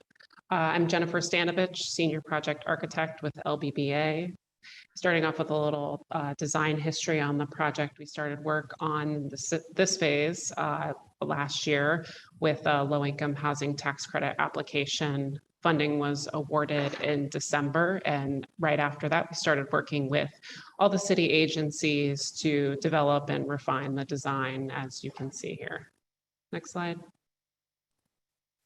We've assembled a diverse design team, including our associate architect, Moody Nolan, represented today by Ronald Mitchell, who will discuss the exterior design of the building a little bit later on in the presentation, but we've engaged mechanical, local civil engineers to round out our team. Next slide. During the development of the design, we referenced all the relevant planning documents as shown on this slide in an effort to respond to all the city's goals and priorities within the overall city, as well as within this specific Invest Southwest area.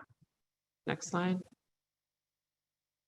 We responded to these documents through a variety of strategies. As mentioned, the building is a transit-oriented development due to its direct adjacency to the 43rd Street Green Line station. It's a mixed-use building, providing commercial on the ground floor to help activate that 43rd Street corridor.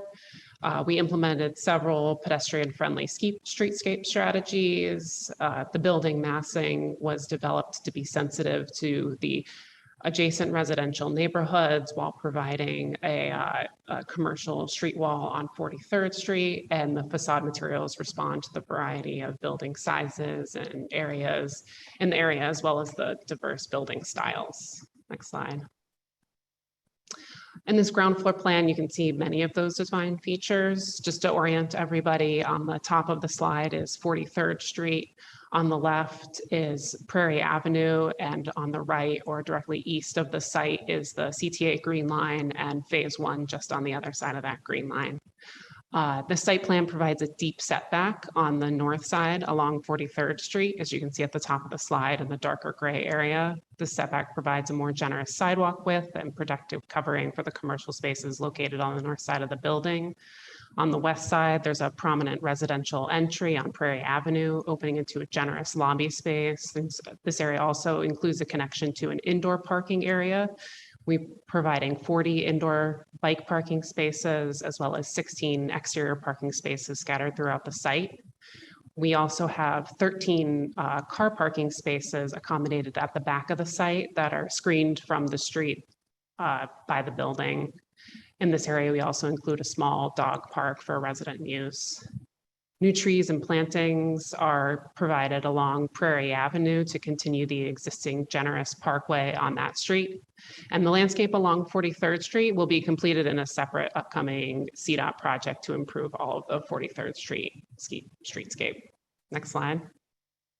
The 10-story building will provide a total of 80 residential units, including studios, 1-bedroom and 2-bedroom sites. Scattered throughout the building are several amenity spaces. As you can see here on level 2, there's a fitness room, co-working, and community laundry. Next slide.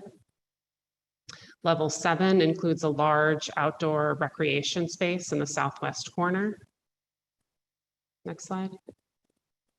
And level 10 features a large community space and adjacent terrace with expansive views of the city and the skyline, which we think will be great for all the residents in the building. And these terraces within the building are critical due to the site constraints, as you saw on the ground floor slide. Next slide.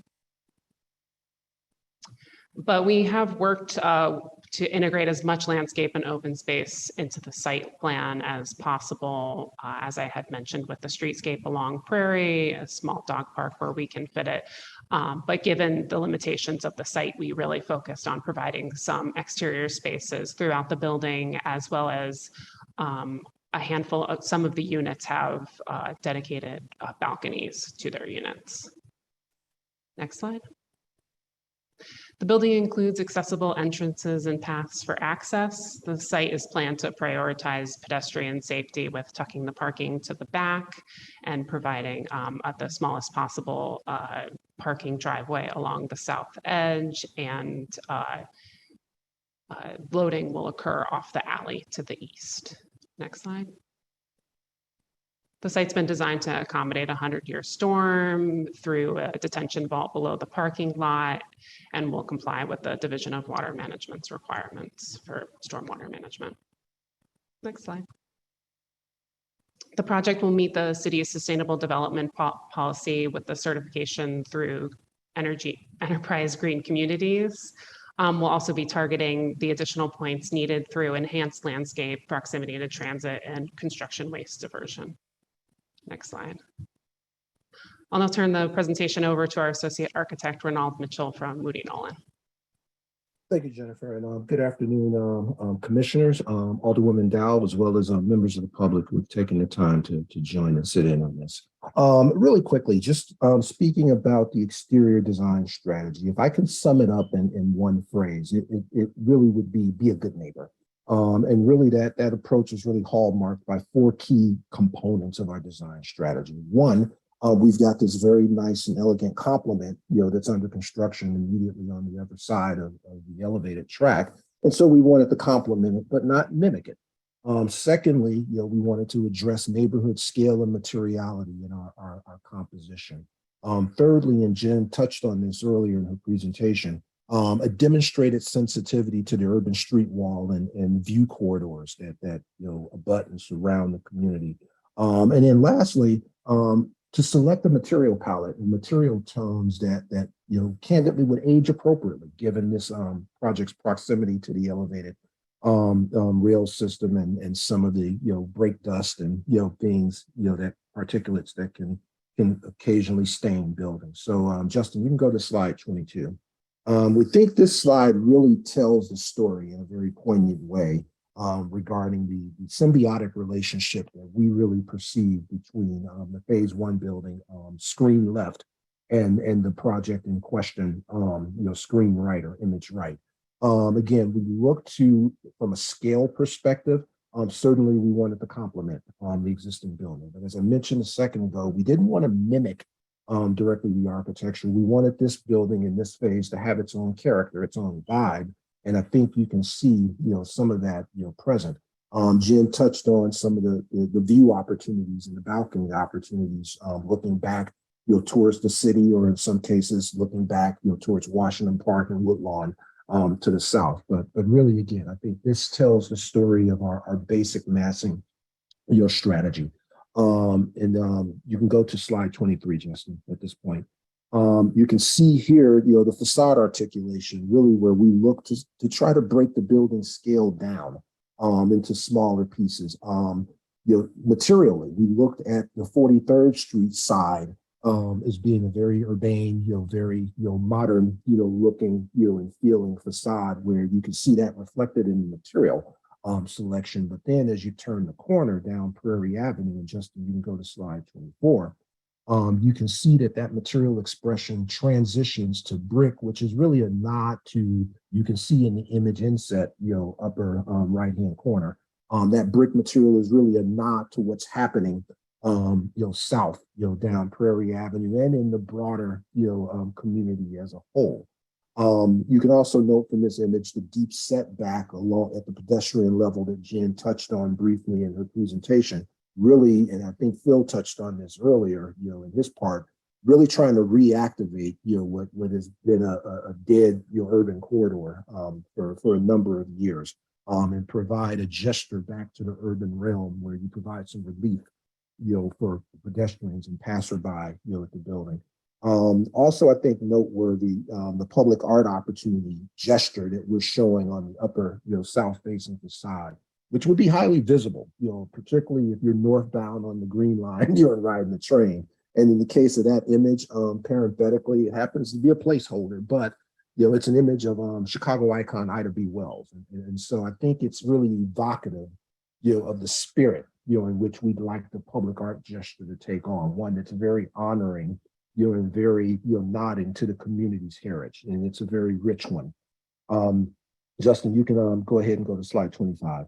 Also wanted to have a very distinct and defined sense of arrival, for the residential, entrance of the building. And I think you can see here, as you transition, from the commercial side to the entry and then ultimately to the brick side, of the building, you can see that material, transformation, happen, and you can see the brick and how really in its detailing, trying to be, again, very connected, with and complementary of what's happening, due south of here, with the rest of the community. Justin, you can go to slide 26. And here, one thing I should note is the tremendous partnership, between, the design team and the Department of Planning and Development on this project. Every one of these projects goes through a rigorous, process of review. I think we took the added step here of actually inviting the department, kind of into the sausage making process, the creative process, as it were. We actually had a couple of design charrettes with department staff, and really, they were able to kind of dig in as we dug in and envisioning, this project. And so, my goal and my hope is that the outcome, both from a massing strategy as well as material selections, are one that represents a consensus of minds, and really an approach that is sensitive to the community and appropriate for the community. Having said that, like every other project that's been presented to you, not just during this session, but in previous ones, we've got market pressures, in the construction, industry to respond to. And so what you're seeing depicted on this screen are a series of primary selections and then a series of alternate material selections, where we look to, being respectful of those market pressures, that are being felt, by this developer and every other one, trying to provide, cost-effective options without compromising the basic material aesthetic and design intent. So again, I think we've achieved that, in this realm. And then lastly, Justin, I'll say you can cycle through slides 27 through 31, slowly, maybe a few second pause on each. These are all the two-dimensional elevations, of the building. Jen made reference to, and I think Justin even made reference to the 106-foot height, established by precedent of the neighboring phase one structure. And then concluding with slide 31, you can see a basic building section that kind of defines use, as you stack vertically, throughout the building from the commercial realm up through the residential floors, and then concluding with a 10th level rooftop, amenity that we think will be a very exciting feature, that the community will be able to take advantage of. So with that, I'm going to hand back to the development team for some concluding remarks before they hand it back off to Justin. This is Steve Friedland. Phil, were you going to speak to ARO and benefits, or was that Jeff? That's Jeff. Jeff, thank you. Thank you, Steve. Thank you, Renaud. For the record, Jeff Head, Vice President of Affordable Development with the Habitat Company. Just speaking quickly on the last couple slides in our presentation. First, to note where we are relative to the ARO requirements.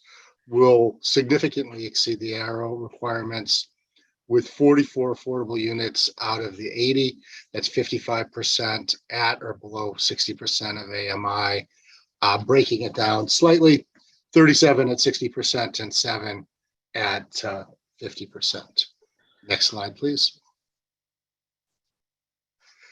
In terms of the community economic benefits, continuing on the path with the transit-oriented development that was started in phase one, continuing to enhance the 43rd Street streetscape, providing an additional 3,700 square feet of commercial space. We intend to satisfy the city's participation goals.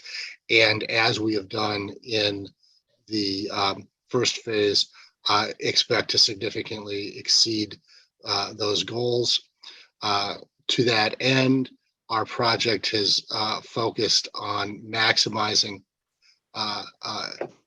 MBEWB participation with our starting first and foremost with our development partnership with P3, with our MBE-led joint venture between BOA and McHugh, MBE engineering consultants, the partnership between LBBA, Moody Nolan, and Beehive, and then continuing forward with expected MBE retail and small business opportunities, which we expect will total approximately 40 new permanent jobs in addition to the 125 construction jobs. This $45 million project is the second phase of what we expect to be a further multi-phase project with additional phases to come in the future. And will be at a minimum $100 million investment into Bronzeville. And we hope to significantly exceed that as well. And with that, I just want to take 1 second at the end of the presentation to thank all of the folks who've helped in getting us to this point of presenting to the Plan Commission. Alderwoman Dowell has been a tremendous partner in the project, and I do especially want to point out, because sometimes we beat up a little bit on planning and DOH, but the partnership on this project has really just been tremendous. We started with a very aggressive timeline, and we've met it every step of the way, even exceeding it, in getting to where we are, which we're hoping, we have our fingers crossed to work aggressively and close this project before the end of the year. On Tuesday, we presented the project to the Plan Commission, to the Community Development Commission, and both DPD and DOH did a tremendous amount of work to get us on this schedule and to work through a lot of difficult challenges, design and financing wise. And I just want to acknowledge that and say how much we appreciate it. And with that, I will hand it back to Justin to conclude our presentation. Thank you, Jeff. DPD has reviewed the proposal and determined that the project is consistent with the surrounding neighborhood's mix of residential and business uses, and that it presents an opportunity to extend transit-oriented mixed-use development in the heart of Bronzeville. The department has concluded that the proposal is appropriate under Chapter 1713 of the zoning ordinance due to neighborhood growth and development trends.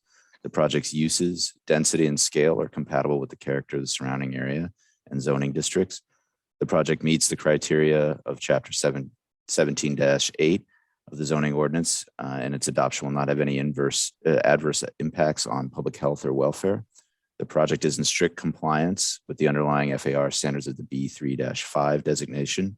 All sides and areas of the building that are visible from to the public are treated with high quality materials, finishes, and architectural details.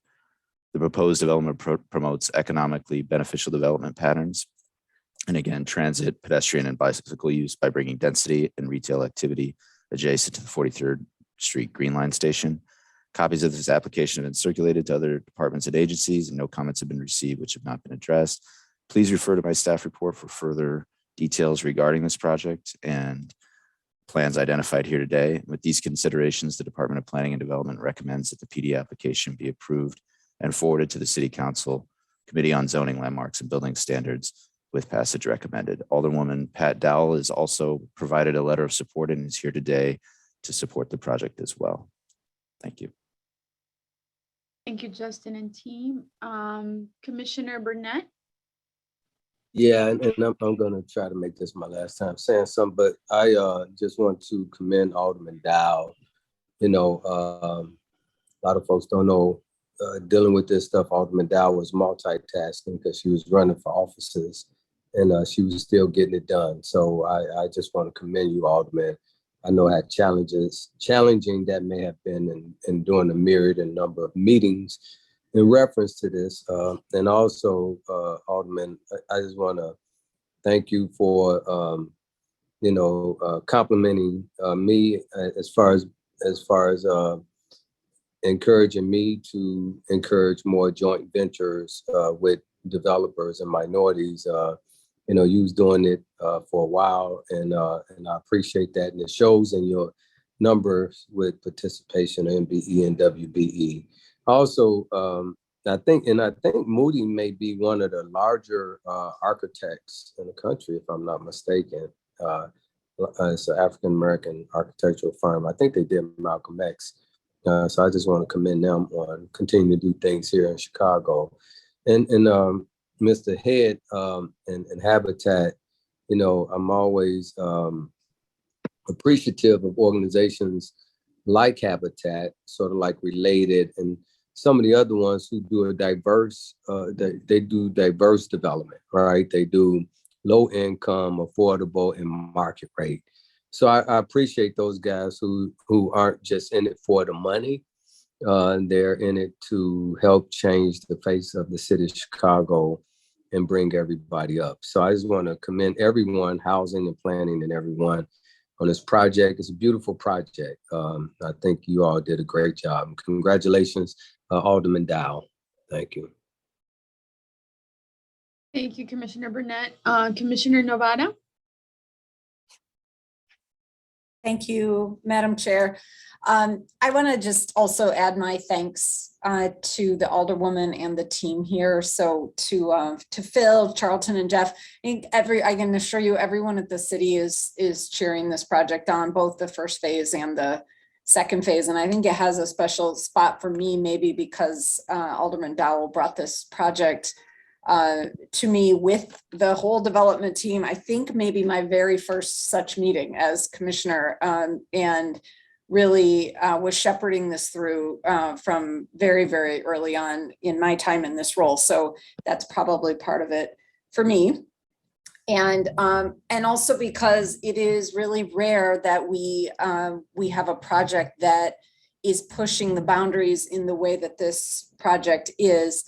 Most of our developments that we subsidize are either they're 100% affordable or very close to it. And this is a rare instance where there's a community that the question was really, could we push the boundary here and see if we can meet both of the needs? We have a community with a long history of public housing. That public housing will have a never-ending, presence in the community. We know that that's a backbone. So we can experiment a bit with some market rate as well and find a balance here in a way that, we just don't have that in other communities. So I'm really grateful for the team for stepping out on that and figuring out how to make it work. To the alderman for pushing that through. And again, I wish Commissioner Reyes were here. She would love this. More than 50% affordable development here. And then one last thing, really my thanks to Charlton and Phil, who went above and beyond over the past several months, broader than just, getting my development to the finish line, which can be all consuming. They really helped us as a city in passing our equitable transit-oriented development ordinance and really connecting the importance of projects like this. And if we expand that ordinance, how more we can do more of them as a city, which we did in fact pass the ordinance in July. So thanks again for your help with that. Thank you, Commissioner Novara. Commissioner Barclay, followed by Commissioner Cox. I'd also like to applaud the alderman for the hard work in this project. I've driven by it on 43rd Street. It looks great going up. Looking forward to phase 2 of this and beyond. I want to also commend Phil and his team for the great work that they have done. As you know, the board of directors at the CTA, we support equitable transit oriented development. And it is something, we've got a lot of tracks, we've got a lot of stations.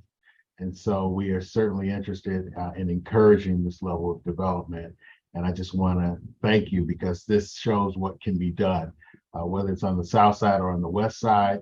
some of our stations are very dated and need are in need of a facelift. And this revitalizes the community around transportation.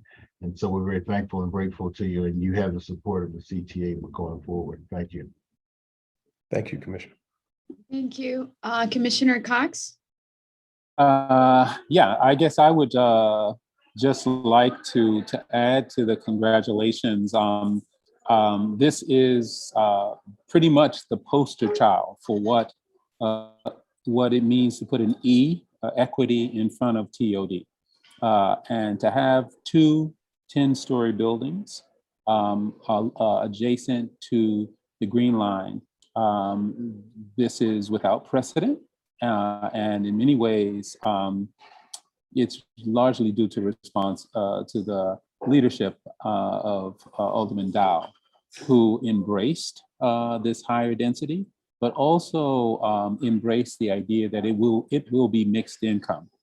And so we are setting a model here that allow people to understand the power of the recently passed ETOD policy. It's also a very, very conscious strategy. I hope it's visible, visible to everyone that we are trying to fill the gaps on commercial corridors, whether it's other Invest Southwest corridors where blocks are being plugged in with mixed use residential development to continue the urban vitality of those streets. But in this case, again, we have a lot of we have a lot of vacancy. We have a lot of this street to rebuild. And these two projects really are the cornerstone of that revitalization. I couldn't help but look at the minimal amount of parking and the maximum amount of bike storage, which again suggests that people here will be able to live a transit lifestyle and be able to go on bike to all of the things that they need. I also just appreciate the development team and the partnership between Habitat and P3 partners. It shows us how you can lift up Black and Brown developers and help them develop the capacity to do these complex projects. So I look forward to both companies in their continued work in this space. And then maybe lastly, just an applaud to the architecture team, Landon Bone Baker and Moody Nolan, and the lifting up of diverse architectural talent, and yes, entering into communities in the spirit of joint venture and partnership, and allowing, quite frankly, that talent to lead. And we've seen a lot of that during this Plan Commission agenda. So these are the kind of days that we're all really proud to be commissioners, looking at just a parade of extraordinary projects, one after the other, all on the South and West side, all being advanced by the type of partnership that I think we are most proud of. So again, my compliments first and foremost to Alderman Dow for setting the tone, setting the aspiration, and today we get to see the results of that. So thank you. Thank you, Commissioner. Thank you, Commissioner Cox. Would Alderwoman Dowell like to make a statement? Thank you, Chairman Flores and the members of the Plan Commission. Delighted again to ask for your support for this proposed transit-oriented development project. I have a number of things to say. So first, I want to start with Commissioner Navarro, who I want to take back to her when we were standing at 43rd and Calumet discussing transit-oriented development when she was at Metropolitan Planning Council, and how her council and recommendations actually made sense and stuck in my head. And so when P3 Markets and Habitat approached me about their work here. It just was a, synergy.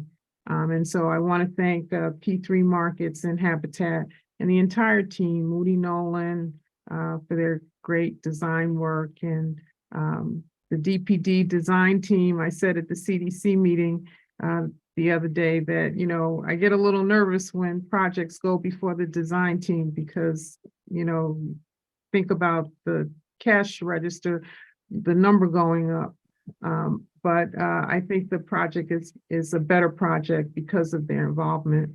I want to also thank the Department of Housing for their support, and Justin for just shepherding it through and helping me when I got a little nervous here, Esther Sorrell, when I got a little nervous here about some things that were happening, for having those discussions with me, so that I'm pleased to be able to say 100% today that I'm happy that this project is happening.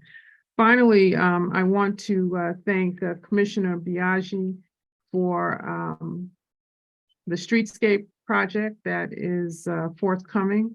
I see this is that investment is helping the entirety of the Invest Southwest corridors around 43rd Street. And to CTA President Lester Barkley, I just wanted to thank the CTA for their investment in fixing up the 43rd Street station. We look forward to, seeing that dilapidated structure get a facelift that will add value to this development and other developments across the street.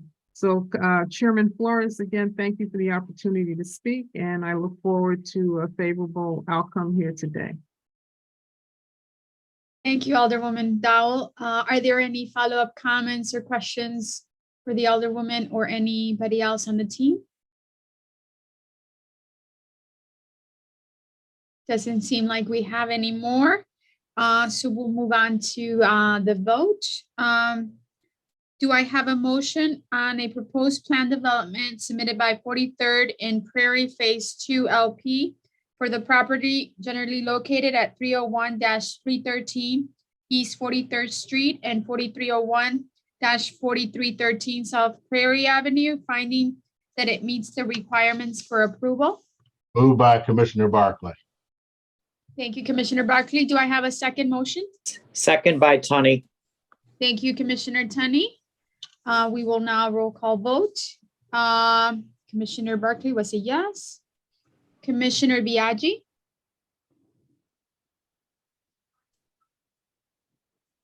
Chairwoman, she had to step away. Okay, thank you, Noah. Commissioner Burnett? Yes. Thank you. Commissioner Cox? Yes. Thank you. Commissioner Escareño?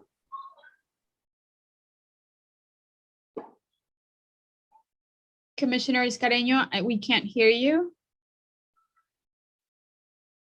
Okay, we'll come back. Commissioner Flores is a yes.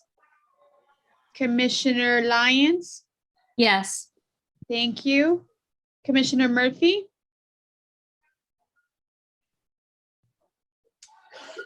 Commissioner Murphy, are you still here? He's away on a call, Chairwoman, Okay. sorry. Okay. Commissioner Novara? Yes. Thank you. And Commissioner Tunney was a yes, correct? Yes, correct. Thank you. And Commissioner Wagensbeck? Yes. Okay, thank you. I think that's still enough, correct, Noah? Yes, it is. Okay, thank you. Motion passes. Congrats to the team. Thank you, Commissioners. Thank you. We're moving on to the last item on the agenda, item D6.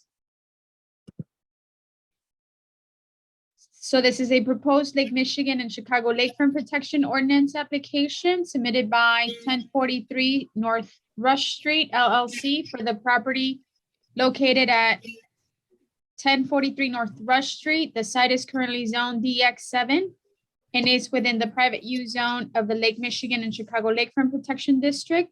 The applicant proposes the demolition of the existing Carmine's restaurant and the construction of a two-story structure with 21,370 square feet of commercial retail and restaurant retail space. and this is in the 42nd Ward. Max Lyon will provide the context overview, and the applicant will present their proposal. Thank you, Chairwoman. Good afternoon, Commissioners. My name is Max Lyon with the Department of Planning and Development. I'm the lead planner for this proposal. I'm joined today by representatives of the project team for 1043 North Rush Street, who are seeking review by the Chicago Plan Commission under the Lake Michigan and Chicago Lakefront Protection Ordinance.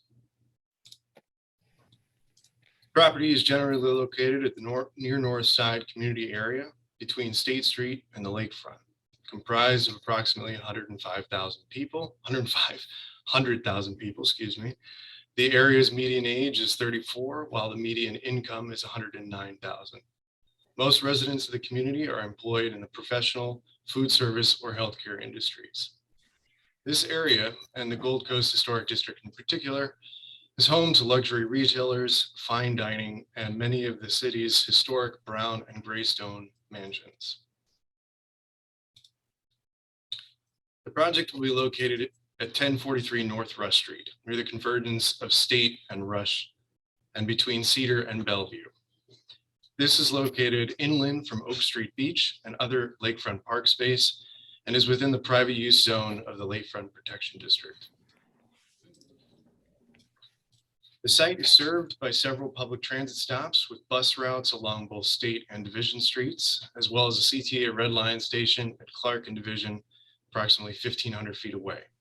The property, currently zoned DX-7, which is downtown mixed use with a maximum floor area ratio of 7, is surrounded primarily by similar DX-7 zoning and planned developments. 1043 North Rush is adjacent to Mariano Park at the convergence of Rush and State Streets. The site is surrounded by other luxury retailers, low-rise commercial and restaurant services, and high-rise residential. Since mid-2020, this block of Rush Street also closes to vehicular traffic in warmer months to allow for pedestrian and food service uses of the street. From the street level, we can see the existing conditions of the proposed site, which is currently occupied by Carmine's Restaurant. Centered around Mariano Park, the property is amongst a cluster of low-rise retailers surrounded by larger high-rise residential developments beyond. The proposal involves the demolition of Carmine's and the construction of a new two-story commercial retail and restaurant structure. With that, I'll turn the presentation over to the applicant's attorney, Jack George, who will further explain the details of this proposal. Good afternoon, Chairman Flores and members of the commission. My name is Jack George, and I'm with me today is Mr. Hanlon Dooley from L3, the applicant, and Mr. David Irvin, one of the architects on the project. Members of the commission and chairman, this matter was in the 42nd Ward, Alderman Brendan Riley. I met with him on a number of occasions regarding this project. This was also published in Who's newsletter so that all the people in his constituents would know about it. The application was filed on June 21st, and that's what's before you today. This, as Max indicated, the building here would be demolished. That would occur in March of 2023, and it would take about a year until it would be reopened in 2024. The projected cost would be $9 million to $12 million. There would be an estimated 120 construction jobs and 30 permanent jobs. This would be, as Max indicated, a new development on Rush Street. It would be a great development for the area. It would create new development in that area. It would, the way it's being designed and developed is giving great weight to the pedestrian experience for the people in the community. And with that, I would just now like to turn it over to Hanlon Dooley from L3 so he can explain a little bit more about the project, and then the architect will follow him. Thank you very much.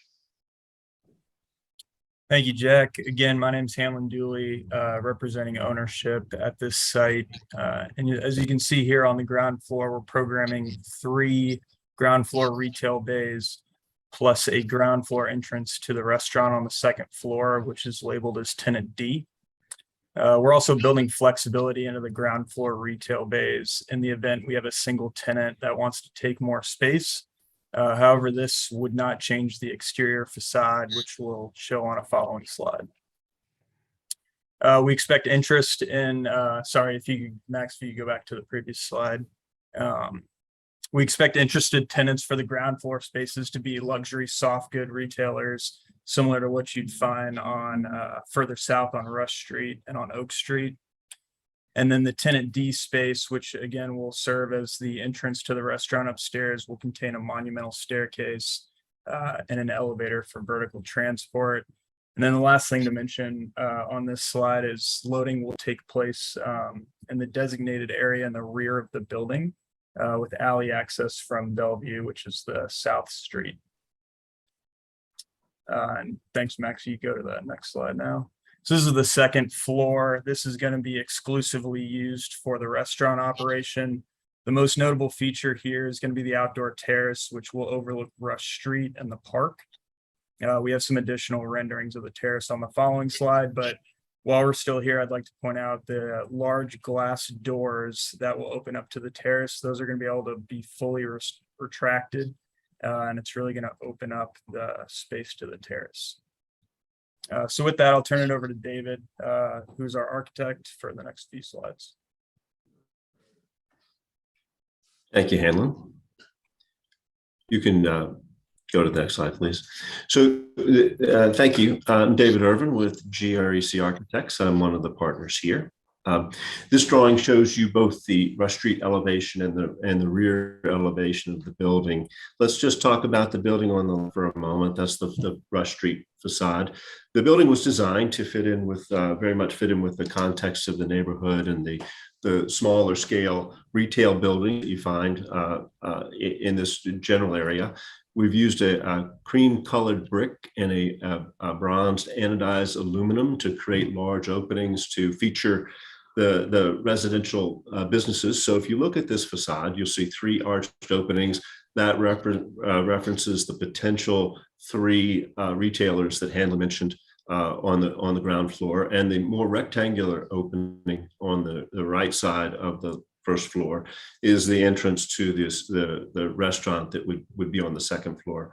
The building is 2 stories, but from most of the street experience on Rush, it'll have a feeling of really a 1-story building because of the setback of the restaurant that creates that dining terrace that Hanlon mentioned, which is a significant feature of the building. You can see the glass handrail up there above the first floor that forms the boundary of the restaurant terrace. The building is approximately 36 feet tall, and it features a lot of grade level lighting fixtures to just energize the Rush Street pedestrian experience. The drawing on the right, the rear elevation, just shows you the materiality of the alley side of the project, the east side of the project. You can see that we're continuing masonry and metal panel there, and the major feature here is just the loading dock door off the alley that Hanlon mentioned. We can go to the next slide. These 2 drawings are simply building sections. The lower drawing shows you on the left would be Rush Street, and it would show you how the dining terrace and how much it sets back off of the Rush Street facade. It indicates that it's a 2-story building, and the top section just crosses the building in the other direction, showing the stairs from the grade level up to the restaurant level. Next slide, please. This slide's a little bit technical, but it'll show you a few things of interest. Again, here, Rush Street is to the left. The sidewalk is to the left. It shows you that the retail glazing is set back off of Rush Street to create some depth and interest in that facade. It indicates that the primary elements of the facade are that beige brick that I mentioned and the glazing. You can see that the restaurant terrace, which varies in depth from approximately 12 feet to approximately 25 feet, as it is kind of angled as Rush Street is an angled street. And you can see that the second floor, which has been set back, has large glazed openings as well for the restaurant to enjoy evening light, and a small bronze anodized aluminum eyebrow, as we call it, or sunshade, to create a little bit of detail in the facade. Thanks very much, David. This is a lakefront protection application case, and as such, we're required to meet the 14 policies of the Lakefront Protection Ordinance. When you go through and you look at the renderings of this proposed project, and as David pointed out, look at the height of it and where it's located, there is no impact, adverse impact at all on the lakefront or lakefront parks or along the lake. Nothing, this proposed project can't be viewed from the lakefront or the lakeshore parks, and therefore does not impact any of those policies. The next slide, please, Max.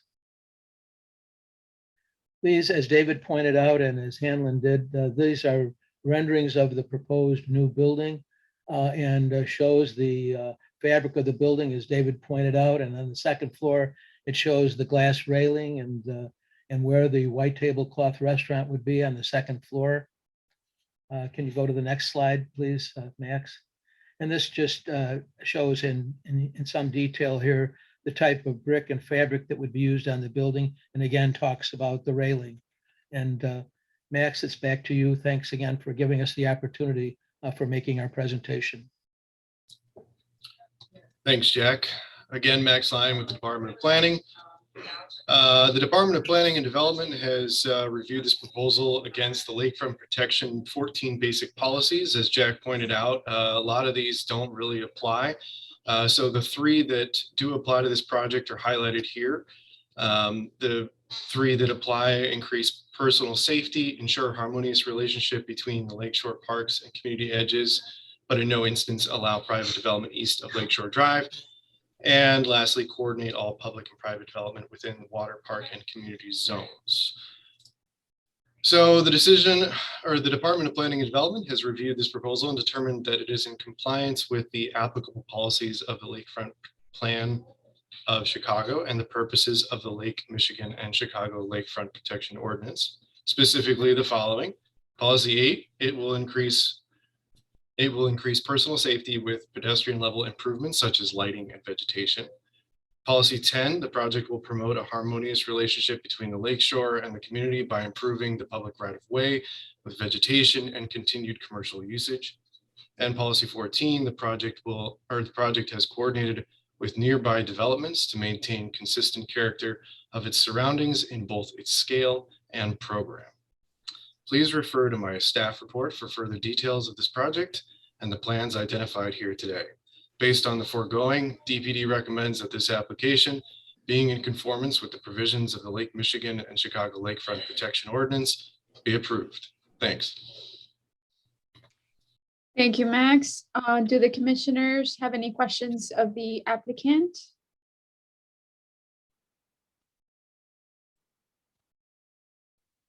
Nothing, okay.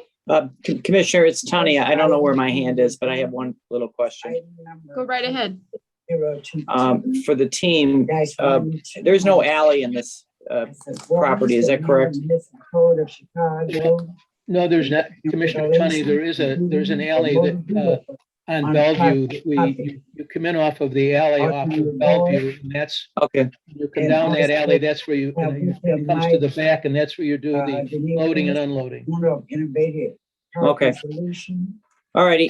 That was it. I'm sorry, I should have seen it earlier, but okay. Thank you. And I see we have already.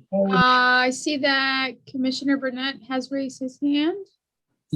Yes, I just want to know, so with Carmine's, is Carmine's a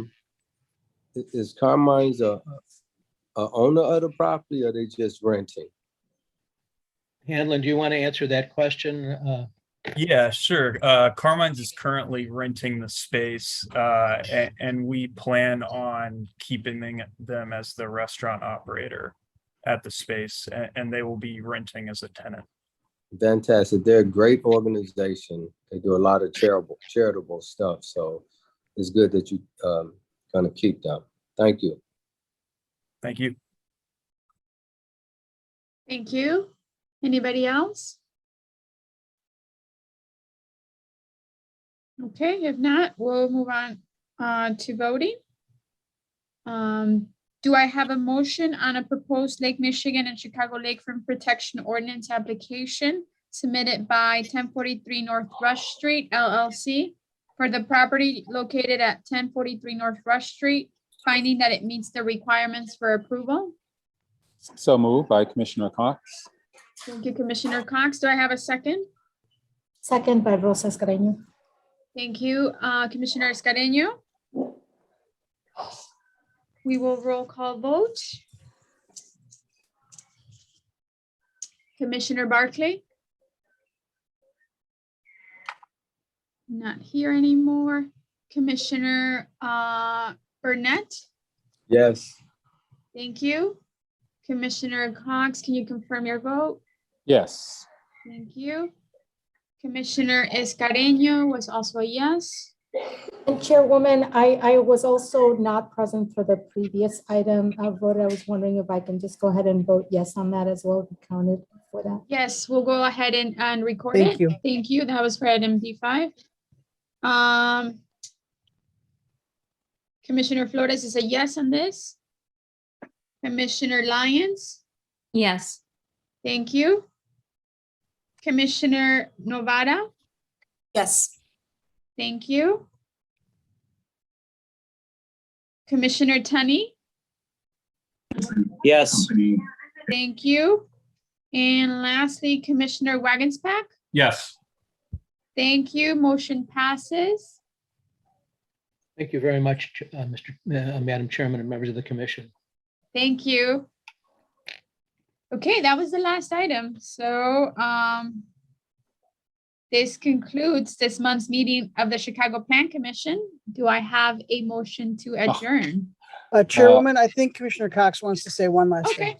Yeah, Right ahead. no, thank you, Chairwoman. I must admit, it can't go without noting the Plan Commission agenda today was particularly satisfying. I think it makes me kind of proud of being Commissioner of Planning and Development in Chicago. When you think about the power of the partnership you saw today between aldermen, the planning department, the housing department, and what is a kind of growing pipeline of emerging diverse design firms and development firms, all working on the south and west side.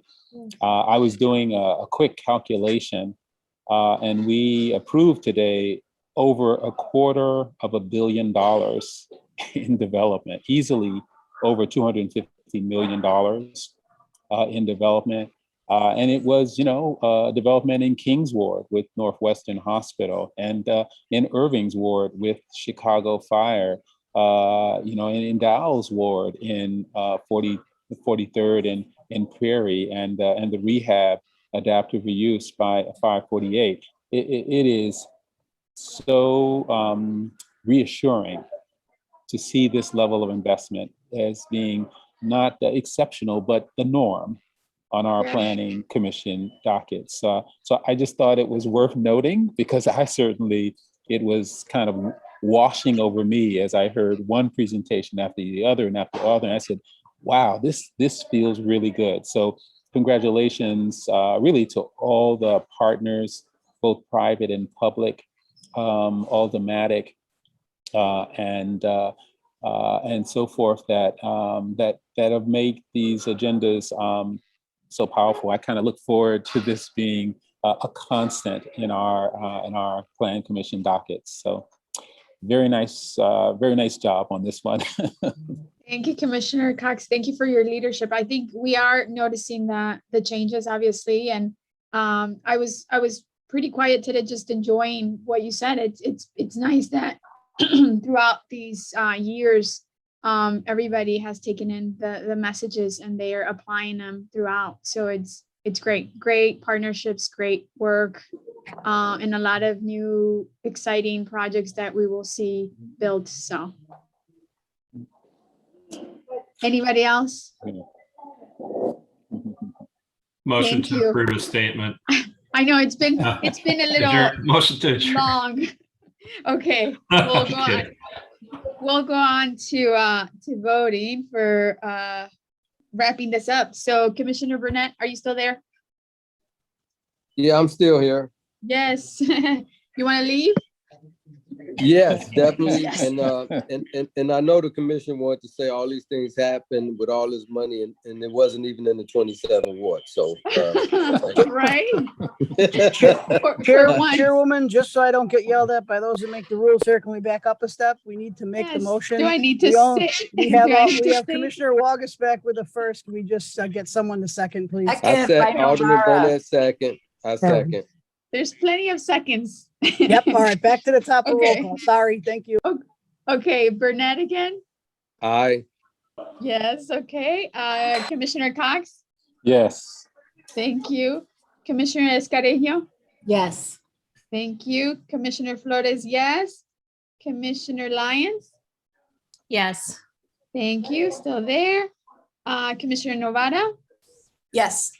Thank you. Commissioner Tunney, are you still there?